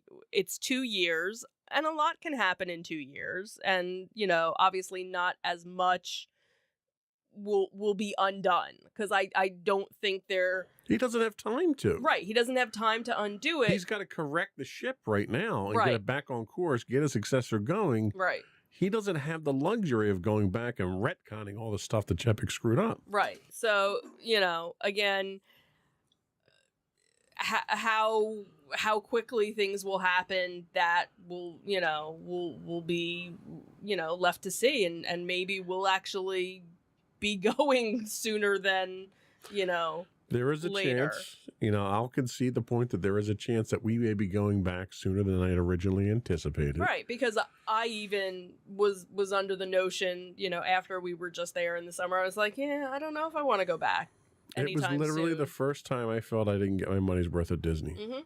Yeah, absolutely. And I've bitched and complained about Disney from day one because of Oh, absolutely. various things. Yeah, And- and I agree. Iger, I was down on Iger for the longest time because I think he was completely overpaid. Now he comes back now, and he was making about 54 with compensation, right? So his compensation package right now is about 24. So he's half of what he was at before, and that's the vast majority of it is incentive based. Right. So he's got to do something to turn the company around. Yeah. But as much as I was down on him before, you really can't knock him for some of the stuff that he did. I mean, he had probably one of the longest list of accomplishments of any Disney CEO ever. Right. I mean, this guy had more wins than Babe Ruth. He was just literally the golden child. And that was 15 years as CEO, Right. with a total of, I think it was 50 years or something like that with the company I in think general. so. Close to it. I mean, some of the stuff that he went down, Lucasfilm, Pixar, Marvel, these are all the acquisitions that he made. So it was incredible, some of the stuff that he's done. 2 years coming back, though? I mean, it's amazing how much damage Chapek did in the short time. How long was he there? 999 days, according to a bunch of different people, which, And he did a lot of damage in that amount of time. yeah. And granted, yes, totally understand. Pandemic, that put a lot of strain, but I think that's where you needed to kind of, everybody else is going through all these hard times. Don't put the hard times on something that is expendable, really. Nobody needs to go on a vacation. They want to go on vacation. And that should have been where you had, less of a strain. And what he ended up doing was raising prices, for so much of the stuff that it basically became a place for only the 1% to go. Yeah. They didn't really care about the value resorts. They didn't care about, the person that, the locals who want to go and escape, a couple of hours a day. They wanted the people who were willing to spend, a week there in their high-end places, the Star Wars resort. Like, that's been... That big giant middle finger to the fans. Yeah, really. And you have people that are like, all right, I did it once. I don't need to ever really do it again. Oh, Well, and at I those- also... at those prices, you and I can't. spent $6,000 for it. Like, that's insane for when I could go on a week's cruise for that amount of money. Why would I want to spend 2 days in an all immersive? Ooh, where now you know, they have so much opening where it's like, all right, well, now it's this whole immersive thing, but if nobody else is there, who's there? Who are you gonna immerse with? Right. Who are you gonna play along with? Well, and that was one of the problems that they had with the shift in philosophy. Right. And that shift in philosophy left people like us and a lot of other people who we've gone down 3 times in 1 year. Right. Whenever you've conned me into buying season passes. And, whoa, if you go 3 times, we get our money's worth. I get my money's worth by not buying the season passes in the first place. But for people like us, it wasn't practical for us to go down. Right. And they continued raising prices 3 times. Now, every year they raise their prices, and it's expected. Right. Whether it's justified or not. 3 times this year, this calendar year, they've raised their prices. They just raised them again on the local season passes. Right. That's insane. Right.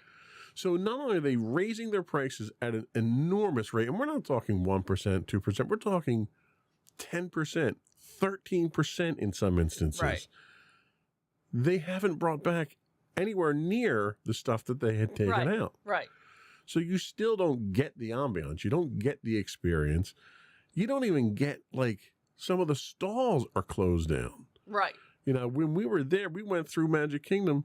You've got stalls that are not stalls, but stores. Right. Entire stores are shut down. It literally looks like Well, a that was slum like when in Disney. we noticed it more so in Hollywood Studios, the one backlot area. Where Right. the Little Mermaid show, that's been closed, so there's nothing there. Then they had the little gift shop that was there, that's completely closed. The Playhouse Disney, that's closed. They had a couple of characters, but that was really it. And that whole area used to have a whole bunch of stuff. Then back where the Muppet store was, when you leave the Muppet movie, that's closed. So they have all these stores, you know, and all these areas where there's nothing there. So you kind of walk through and you're kind of like, this is kind of creepy and deserted. And like you said too, Magic Kingdom.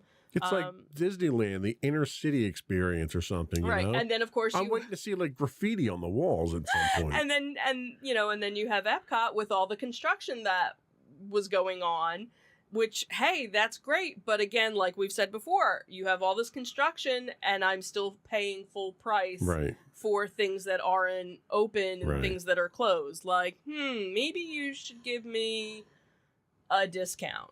Or, but instead they're finding new things for you to pay for. Well, you need to pay for your magic bands now. We don't give them to you for free. You got to pay for your parking now, which it still blows my mind why you have to pay for parking at Disney. If you're a resort guest. If you're a resort, it makes no sense whatsoever to me. You got to pay for your refills now too, because we got to chip the cup, and it's like, how many different ways are you going to nickel and dime people? And then Genie Plus, and that whole waste thing of that, time and effort and money. It's just, and this is just the parks. This is just how he screwed the parks up.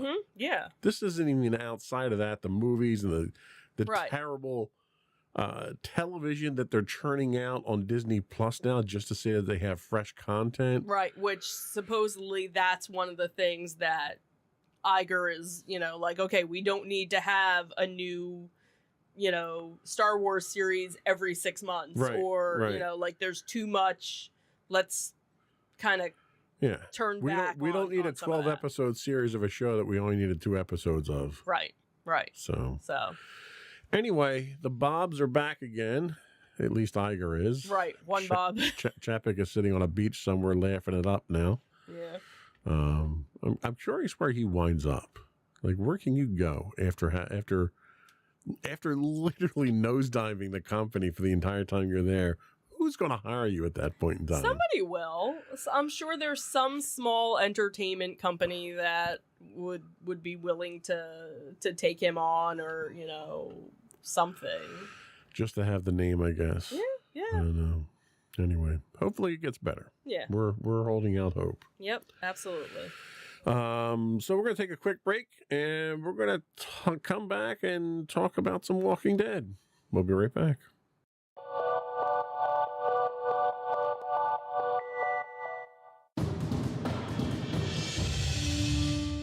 7 years, the Second Sith Empire has been the premier community guild in the online game Star Wars: The Old Republic. With hundreds of friendly and helpful active members, a weekly schedule of nightly events, annual guild meet and greets, and an active community both on the web and on Discord. The Second Sith Empire is more than your typical gaming group. We're family. Join us on the Starforge server for nightly events such as operations, flashpoints, world boss hunts, Star Wars trivia, guild lottery, and much more. Visit us on the web today at www.thesecondsithempire.com.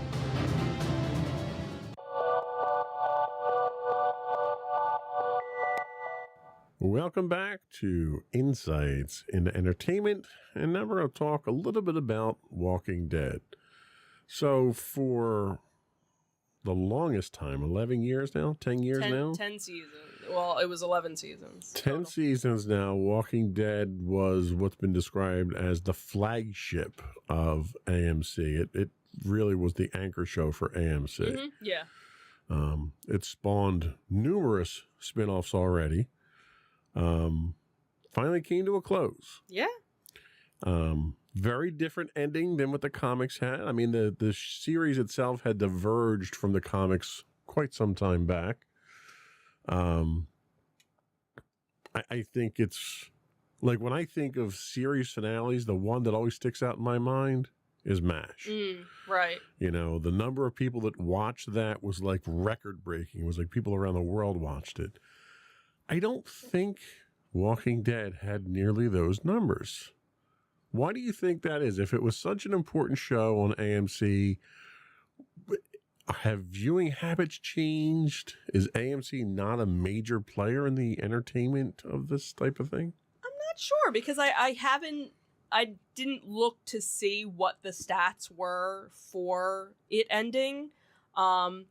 But I know viewership over the years had dropped because I actually had friends who were, diehard Walking Dead fans and got to a certain point where it was like, yeah, no, I'm done, and kind of checked out maybe halfway through, the 10-year span, 11-year span of it, and just kind of got burnt out with it, or it got a little too dark for them, with everything that was going on, and they kind of, were like, yeah, no, I'm done with it. And some people kind of a zombie apocalypse during a zombie apocalypse with COVID it wasn't the best. Well, thing. and that's the thing. But I'm talking about even before, COVID and things like that.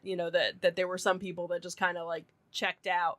But it was interesting to see the couple of different documentaries that they did, talking about the fans and how a show about, survival and the apocalypse brought families together because you ended up getting people who normally wouldn't sit down to watch a television show together, watching a television show and becoming friends with people online because they were watching it. And that was kind of how you started watching it, because you weren't interested in watching it when I started watching it. Zombie shows really are not really my thing. Right. But it's funny because as I kind of watched over my shoulder while you were watching it, it became very apparent that it was a zombie show that had very little to do with zombies. Right, because it was really about human survival and human interaction and how terrible human beings how terrible we are in a crisis situation, and who rises above and who becomes strong and who becomes weak, and what skill sets do you have to bring you forward, right? How are you marketable, in this new environment? What's your resume in the zombie apocalypse look like? Not so good, I don't think. And so that's what I think was kind of interesting, because again, that was one of the things when I started watching it. There was a friend of mine where we would watch it together, and we would text while you know, like, oh my God, did you see that? Da, da, da, da. And then it got to a certain point where they didn't watch it anymore. And I used to watch it, you know, in the living room. And then I was like, you know what, I'm going to go downstairs and watch it on the big TV. And that's when, you know, you weren't sitting there watching it. You were, you know, on your computer, and you would kind of, you know, you'd look over, and then you finally, you know, sat with me and you'd ask questions. Who's that? Who's this? You know? And then you decided, well, I have to watch it from the beginning, and you started season 1. And that was a painful trek, going all the way back to season 1, watching it from season 1, episode 1, all the way through. I think I started watching with you in season 7, I think. Maybe.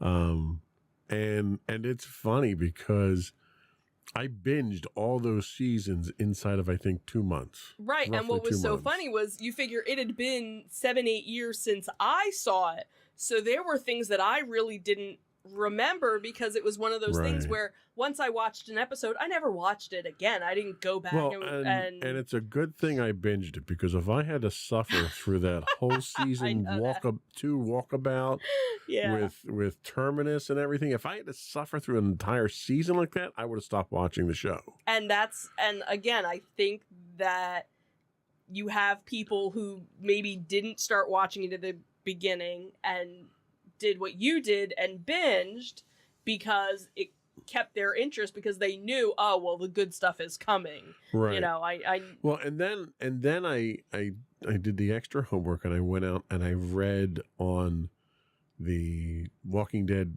Wikipedia right, the summaries for every single one of the comics for every edition of the comics. That was actually, so before, was it before? No, because I think I started reading the comics. You were reading them first, because you were reading the compendiums first. Right, I was reading, because I had 2 of the compendiums. So I got up to, you know, the Glenn stuff. So I knew that was coming. And again, what was nice was there were certain things that were happening that I knew about, but I didn't know about, and things like that.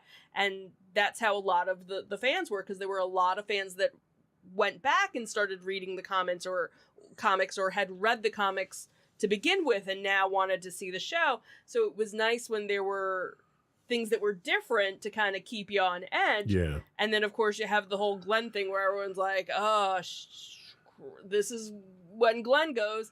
And then all of a sudden, Abraham goes too. And you're like, what? That? Well, and, you know, to the show's credit, they didn't pop his eyeball out like they did in the comics. That was Glenn. That was Glenn. Popped his eyeball out. Right. So that's where a lot of people were like, nope, I'm done, because now. But I think that was good, because then at least you didn't have a full blueprint of. And that was the thing. Like, it was to watch ahead. It stuck pretty close to the comics up till that point, and that was where the big diversion started happening. And that's where you had the divide of people. You started out with characters in the show that weren't in the comics. Right. You had character development with, like, Carol that was completely different. Mm-hmm. And that was freaky, the interaction with her and Rick and his wife. And that was weird stuff in the comics. Right. You didn't get any of that stuff. Mm-mm.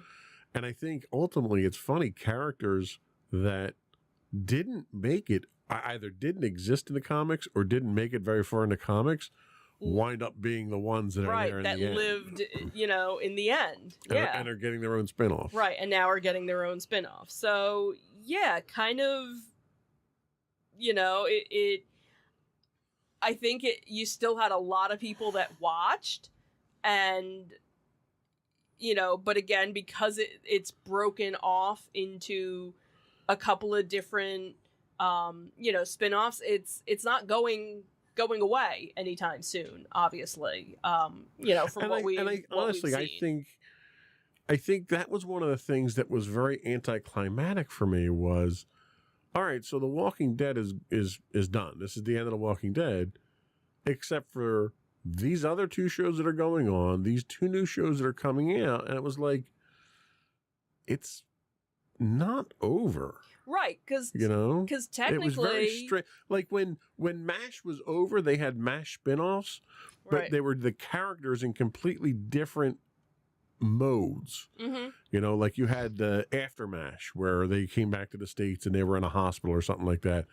So it wasn't the same type of storylines where they're still in the zombie apocalypse. Right. They're just in a different town or a Right. different The city zombie or something. apocalypse hasn't ended. You have, one group that's going up to New York. You have another person that's crossing the Atlantic and getting to France. I don't know how he's getting his motorcycle there. I don't know how he's doing that either. And then you have, the ongoing story of Fear the Walking Dead. I don't even know where they are now because that was one show that I only saw 2 seasons of, and I kind of stopped watching that one. And then you have the one show, World Beyond, that was just a 2-season, and that was it. Well, and I think the problem you run into with World Beyond is they establish a quasi-civilization, Right. a military-based quasi-civilization there that is huge, Right. and dominant. And you've yet to see that really spill into any of the other ones. Right. It spills yet- a little into The Walking Dead with the Rick and stuff like that. 'Cause Right. You see Because now character that's crossover there. right. So now we're gonna see. So really, kind of World Beyond was setting up the Rick and Michonne. right. Now, from what we knew, the Rick storyline, because we knew Rick was still alive. They hadn't. They had alleged that he was still alive. Right. Everything that had been planned was supposed to be a bunch of movies. Right. Well, now the movies got scratched, and now it's going to be a series. A limited series. Right. So now we're going to find out, okay, so what the heck happened? And obviously, we know it had something to do with the military operation that was part of World Beyond. So that was kind of like World Beyond was really setting up the whole Rick and Michonne storyline, Right. With that. The whole going to New York thing, we don't know why that was happening and why the two people, They got to have Kurt Russell show up as Snake Plissken to really make it work. That would be funny. But that's the thing is, why is it Negan and Which they don't establish by the end of the season finale. Right, because Series the finale. only thing that we find out from the series finale is Rick and Michonne are, basically that was it. We don't know why Daryl is going to France. We don't know why, Negan and, why can't I think of her name? Maggie, thank you, are going to New York because we know, at the end, Negan is married. He has a kid on the way. Is Right. she part of the thing that they end up, and that's the other thing too, is because they finished Walking Dead with kind of, all right, we've taken the town back. We've gotten rid of the bad guy, and, now everything should be good. So why does everybody need to go off? Right. Right. Like you finally are in a good place. Why you leave? Yeah, given the reputation over 11 seasons, it's entirely possible that Ezekiel kicks them out because they seem to ruin everything. Yeah, they you know touch. what? Maybe it's They're not like, hey, them. you guys are related to Bob Chapek, aren't you? You need to get out. So yeah, it'll be interesting, to see. So you have the 3 new series. So you have Walking Dead Daryl Dixon. I really hope to come up with a better title than that. And now the other thing too that I guess it was from World Beyond, was the fast zombies, the ones in France. Right, you got climbers. You got the climbers. You got runners. And you got the ones that can open doors now. Yeah, you got the articulated ones, the guys that can pick stuff up. Right. So what is it that makes him want to go to France? Now, that was also supposed to be where Carol was originally supposed to be going with him, but because they were actually filming in France, which seemed kind of odd during, this whole time period, why you wouldn't just do, a set or something and stay stateside. she's not going, so they had to kind of redo that whole storyline. Then you have the Walking Dead Dead City, which is the one with Maggie and Negan again. Very odd Lauren couple. Cowan, who, by the way, is from Cherry Hill, New Jersey. Right, she was born in Cherry Hill, our New neck Jersey. of the woods. And then obviously we have the currently untitled series, which will feature Rick and Michonne, which they kind of hinted at that during the last episode Right. of The Walking Dead. Plus, you have the returning of Fear the Walking Dead. Right. World Beyond, again, was just a 2-episode thing, two seasons, and that was it. So, yeah. So, Walking Dead's over, but long live the not Walking really Dead. Long live the Walking Dead. So, yeah, we'll see where we wind up with it. Yeah. We'll see if they're worth watching moving forward. Mm-hmm. So we're going to take another quick break.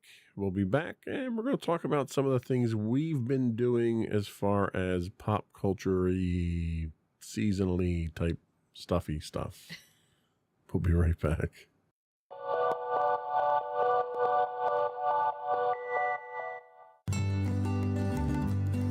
Insights into Teens, a podcast series exploring the issues and challenges of today's youth.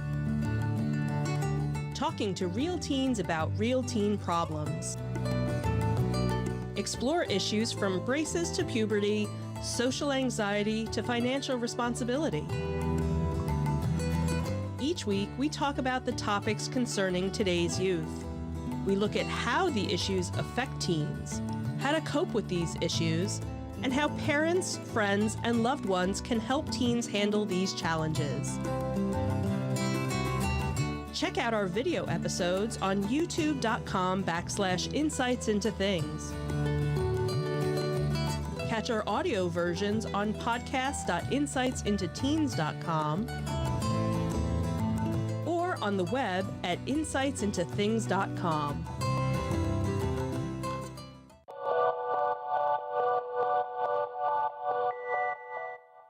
Welcome back to Insights into Entertainment. So we've been out and about. We had two things actually on the show notes today, but we have a third one to add to it from last week. The first one was we attended the very first Monster Mania Greater Philadelphia. I think they've actually done one there before. We did the outside one. We did the outside one. I thought they've done one there before, but for some reason I thought this was the first one. I don't. It was our first one. It was our first one. So we'll just go with that. We'll go with that. It was our first one, and Monster Mania has always been kind of one of our local conventions that we. We're not